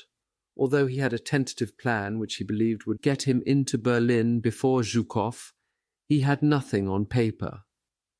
The meeting now made him desperately aware of immense logistical problems that he must solve quickly. All kinds of equipment and supplies would now have to be rushed to the front. Worse, Konev was short of troops. After the fighting in Upper Silesia, a considerable part of his forces was still spread out to the south. Some were miles from Berlin. These would have to be transferred immediately, posing a major transportation problem. Zhukov, listening to Stalin speak, was equally worried. Although his staff officers had been preparing for the attack, he was far from ready. His armies were in position, but he too was still bringing up supplies and rushing replacements to the front to fill out his badly depleted forces. Some of his divisions, usually 9,000 to 12,000 men strong, were down to 3,500. Zhukov believed the Berlin operations would be enormously difficult, and he wanted to be ready for every eventuality. His intelligence had reported that the city itself and its environs had been carefully prepared for stubborn defense. Each street, square, crossroad, house, canal, and bridge is a component part of the overall defense. Now everything would have to be speeded up if he was to beat the Western forces to Berlin. How soon could he attack? That was the question Stalin wanted answered, and quickly. As the meeting broke up, Stalin spoke once again. There was no warmth in his voice. To the two marshals he said with great emphasis, "I must tell you that the dates of the beginning of your operations will attract our special attention." The rivalry between the two commanders, never far beneath the surface, was being exploited once again. With a brief nod to the men around him, Stalin turned and left the room. Now, having set his plans in motion, the Soviet premier still faced one important task: the careful detailing of an answer to Eisenhower's cable. Stalin began work on the prepared draft. By 8 p.m., his reply was finished and dispatched. "I have received your telegram of March 28th, Stalin wired Eisenhower. "Your plan to cut the German forces by joining with Soviet forces entirely coincides with the plan of the Soviet High Command." Stalin fully agreed that the link-up should be in the Leipzig-Dresden area, for the main blow of the Soviet forces would be made in that direction. The date of the Red Army's attack. Stalin gave that particular notice. It would be approximately the second half of May. The most important part of his message came in the third paragraph. There he implanted the impression that he had no interest in Germany's capital. Berlin, he stated, has lost its former strategic importance. In fact, Stalin said, it had become so unimportant that the Soviet High Command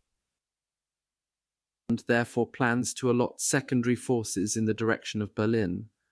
Winston Churchill had conferred with the British Chiefs of Staff nearly all afternoon. He was feeling embarrassed and upset. His embarrassment stemmed from an Eisenhower message that had been garbled in transmission. One sentence in the cable Churchill received had read, "Montgomery will be responsible on patrol tasks." Sharply, Churchill had replied that he thought His Majesty's forces were being relegated to an unexpected restricted sphere. The bewildered Eisenhower had wired back, "I am disturbed, if not hurt. Nothing is further from my mind, and I think my record should eliminate any such idea." It turned out that Eisenhower had never used the words "on patrol tasks." He had said, "on these tasks," and somehow the expression had been transmitted wrong.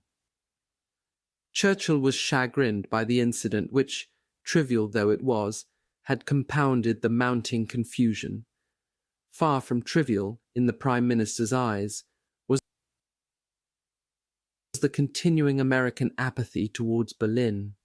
With the tenacity that had characterized him all his life, he now took on both problems, Allied relations and Berlin, at once.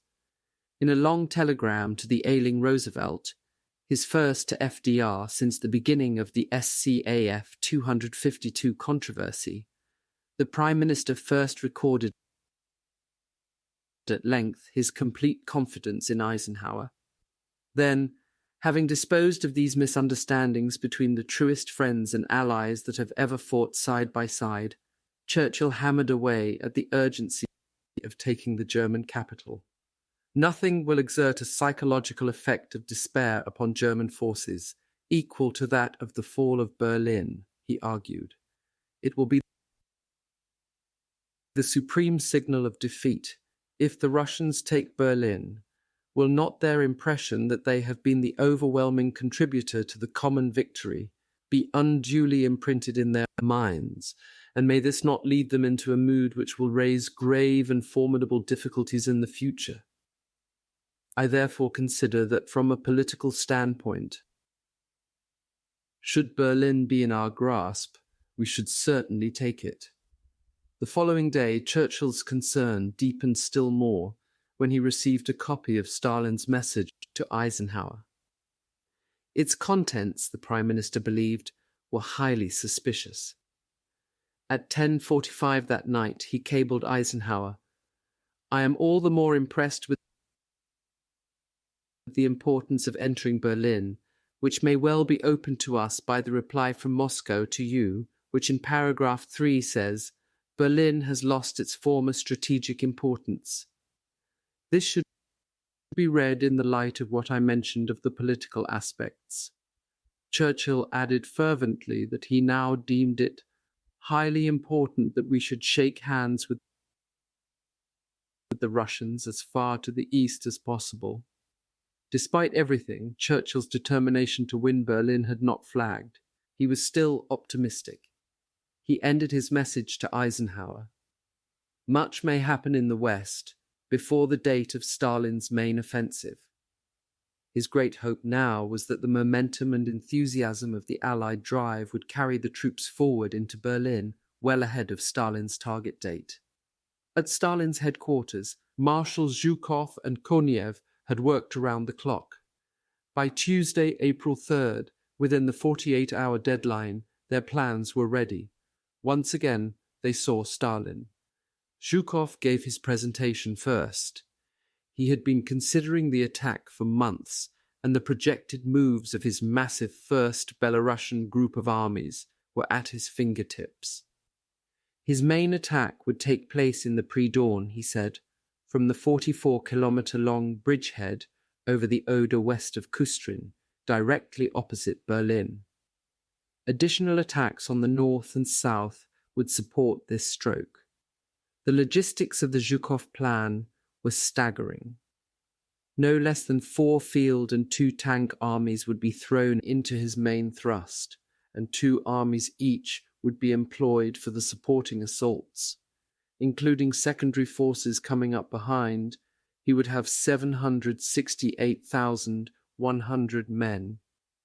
Leaving nothing to chance, Zhukov hoped to secure for the Kustrin bridgehead a minimum of 250 artillery pieces for each kilometer, approximately 1 cannon for every 13 feet of front.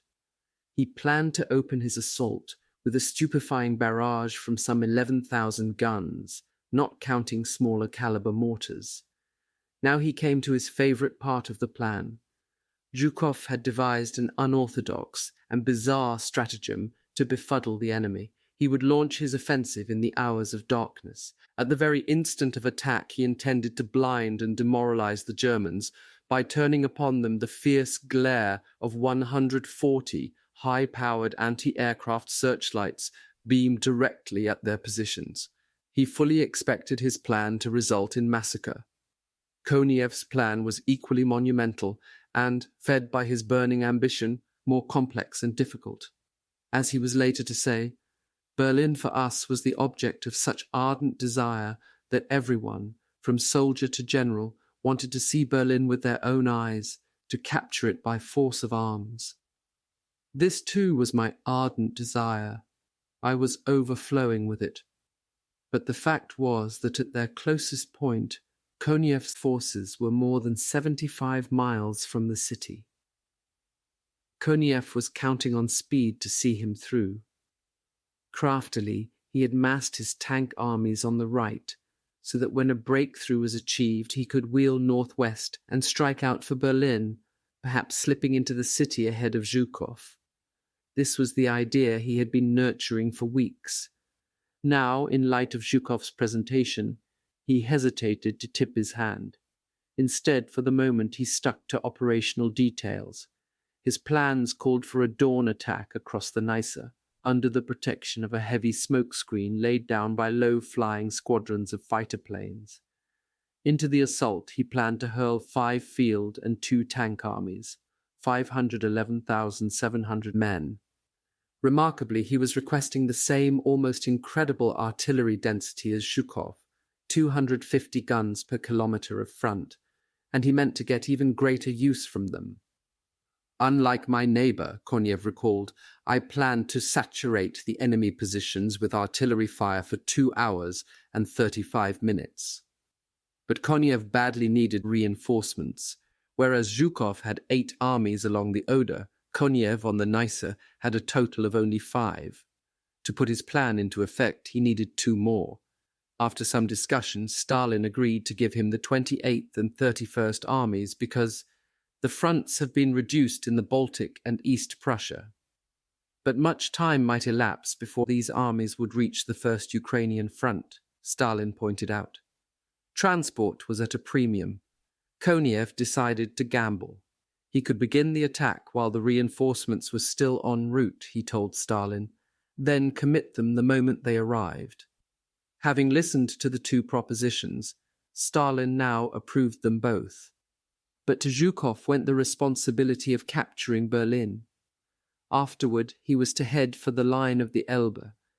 Konev was to attack on the same day as Zhukov, destroy the enemy along the southern fringes of Berlin, and then let his armies flood west for a meeting with the Americans. The Third Soviet Army Group, Marshal Rokossovsky's 2nd Belarusians, massing along the lower Oder and all the way to the coast north of Zhukov, would not be involved in the Berlin assault. Rokossovsky, with 314,000 men, would attack later, driving across northern Germany for a link-up with the British. Together, the three Russian army groups would have a total of 1,593,800 men. It appeared that Konev had been relegated to a supporting role in the Berlin attack. But then, leaning over the map on the table, Stalin drew a dividing line between Zhukov's and Konev's army groups. It was a curious boundary. It began east of the Russian front, crossed the river and ran straight to the 16th century town of Lublin on the Spree, approximately 65 miles southeast of Berlin. There, Stalin suddenly stopped drawing. Had he continued the line right across Germany, thereby marking a boundary that Konev was not to cross, the First Ukrainian armies would clearly have been denied any participation in the Berlin attack. Now, Konev was elated. Although Stalin did not say anything, he recalled later, the possibility of a show of initiative on the part of the command of the front was tacitly assumed. Without a word being spoken, the green light to Berlin had been given Konev's forces, if he could make it. To Konev, it was as though Stalin had read his mind. With what he was to term this secret call to competition on the part of Stalin, the meeting ended. Immediately, the marshal's plans were incorporated into formal directives. The next morning, the rival commanders, orders in hand, drove out in a swirling fog to Moscow airport, each eager to reach his headquarters. Their orders called for them to mount the offensive a full month earlier than the date Stalin had given Eisenhower. For security reasons, the written directives were undated, but Zhukov and Konev had been given the word by Stalin himself. The attack on Berlin would begin on Monday, April 16th. Even as Zhukov and Konev began feverishly preparing to hurl 13 armies with more than 1 million men at Berlin, Adolf Hitler had another of his famous intuitive flashes. The massing of the Russian armies at Kustrin, directly opposite the capital, was nothing more than a mighty feint, he concluded. The main Soviet offensive would be aimed at Prague in the south, not at Berlin. Only one of Hitler's generals was gifted with the same insight. Colonel General Ferdinand Schörner, now commander of Army Group Center on Hinrichi's southern flank, had also seen through the Russian hoax. "My Führer," warned Schörner, "it is written in history. Remember Bismarck's words, 'Whoever holds Prague holds Europe.'" Hitler agreed. The brutal Schörner, a Führer favorite and among the least talented of the German generals, was promptly promoted to field marshal. At the same time, Hitler issued a fateful directive. On the night of April 5th, he ordered the transfer south of 4 of Hinrichi's veteran panzer units, the very force Hinrichi had been depending on to blunt the Russian drive. Russian quotes not otherwise attributed, like other Soviet material used throughout the book, were obtained during a research trip to Moscow in April 1963. The Soviet government allowed the author, assisted by Professor John Erickson of the University of Manchester, to interview participants, from marshals to privates, in the battle for Berlin. For a full list of names, see the appendix. The only Soviet marshal the author was prohibited from interviewing was Zhukov. The others, Konev, Sokolovsky, Rokossovsky and Chuikov each contributed an average of 3 hours of private conversations. In addition, the author was given access to military archives and allowed to copy and take out of Russia voluminous documentation, including battle maps, after-action reports, monographs, photographs, and military histories hitherto circulated only within Soviet government circles, as of course they were. Stalin's crucial conference with his marshals is well known to the upper echelon of the Soviet military, although it has never before been published in the West. A number of versions have appeared in Russian military histories and journals. One such is Zhukov's account of the meeting to his staff officers, as recorded by the Russian historian Lieutenant General N.N. Popil. Marshal Konev explained the background of the conference to the author and supplied details hitherto unknown. He also recounts part of the details in the first part of his memoirs, published in Moscow in 1965. There are some differences between his version and Zhukov's. For example, Zhukov did not mention Montgomery's drive on Berlin. Konev makes no reference to a proposed Anglo-American airborne drop on the city. The source material for the report read by General Shtumenko has never been revealed. In the author's judgment, it was a grossly exaggerated military evaluation of Eisenhower's message of the night before, an evaluation based partly on suspicion of Eisenhower's motives, partly as a concoction intended to furnish a rationale for Stalin's own aims.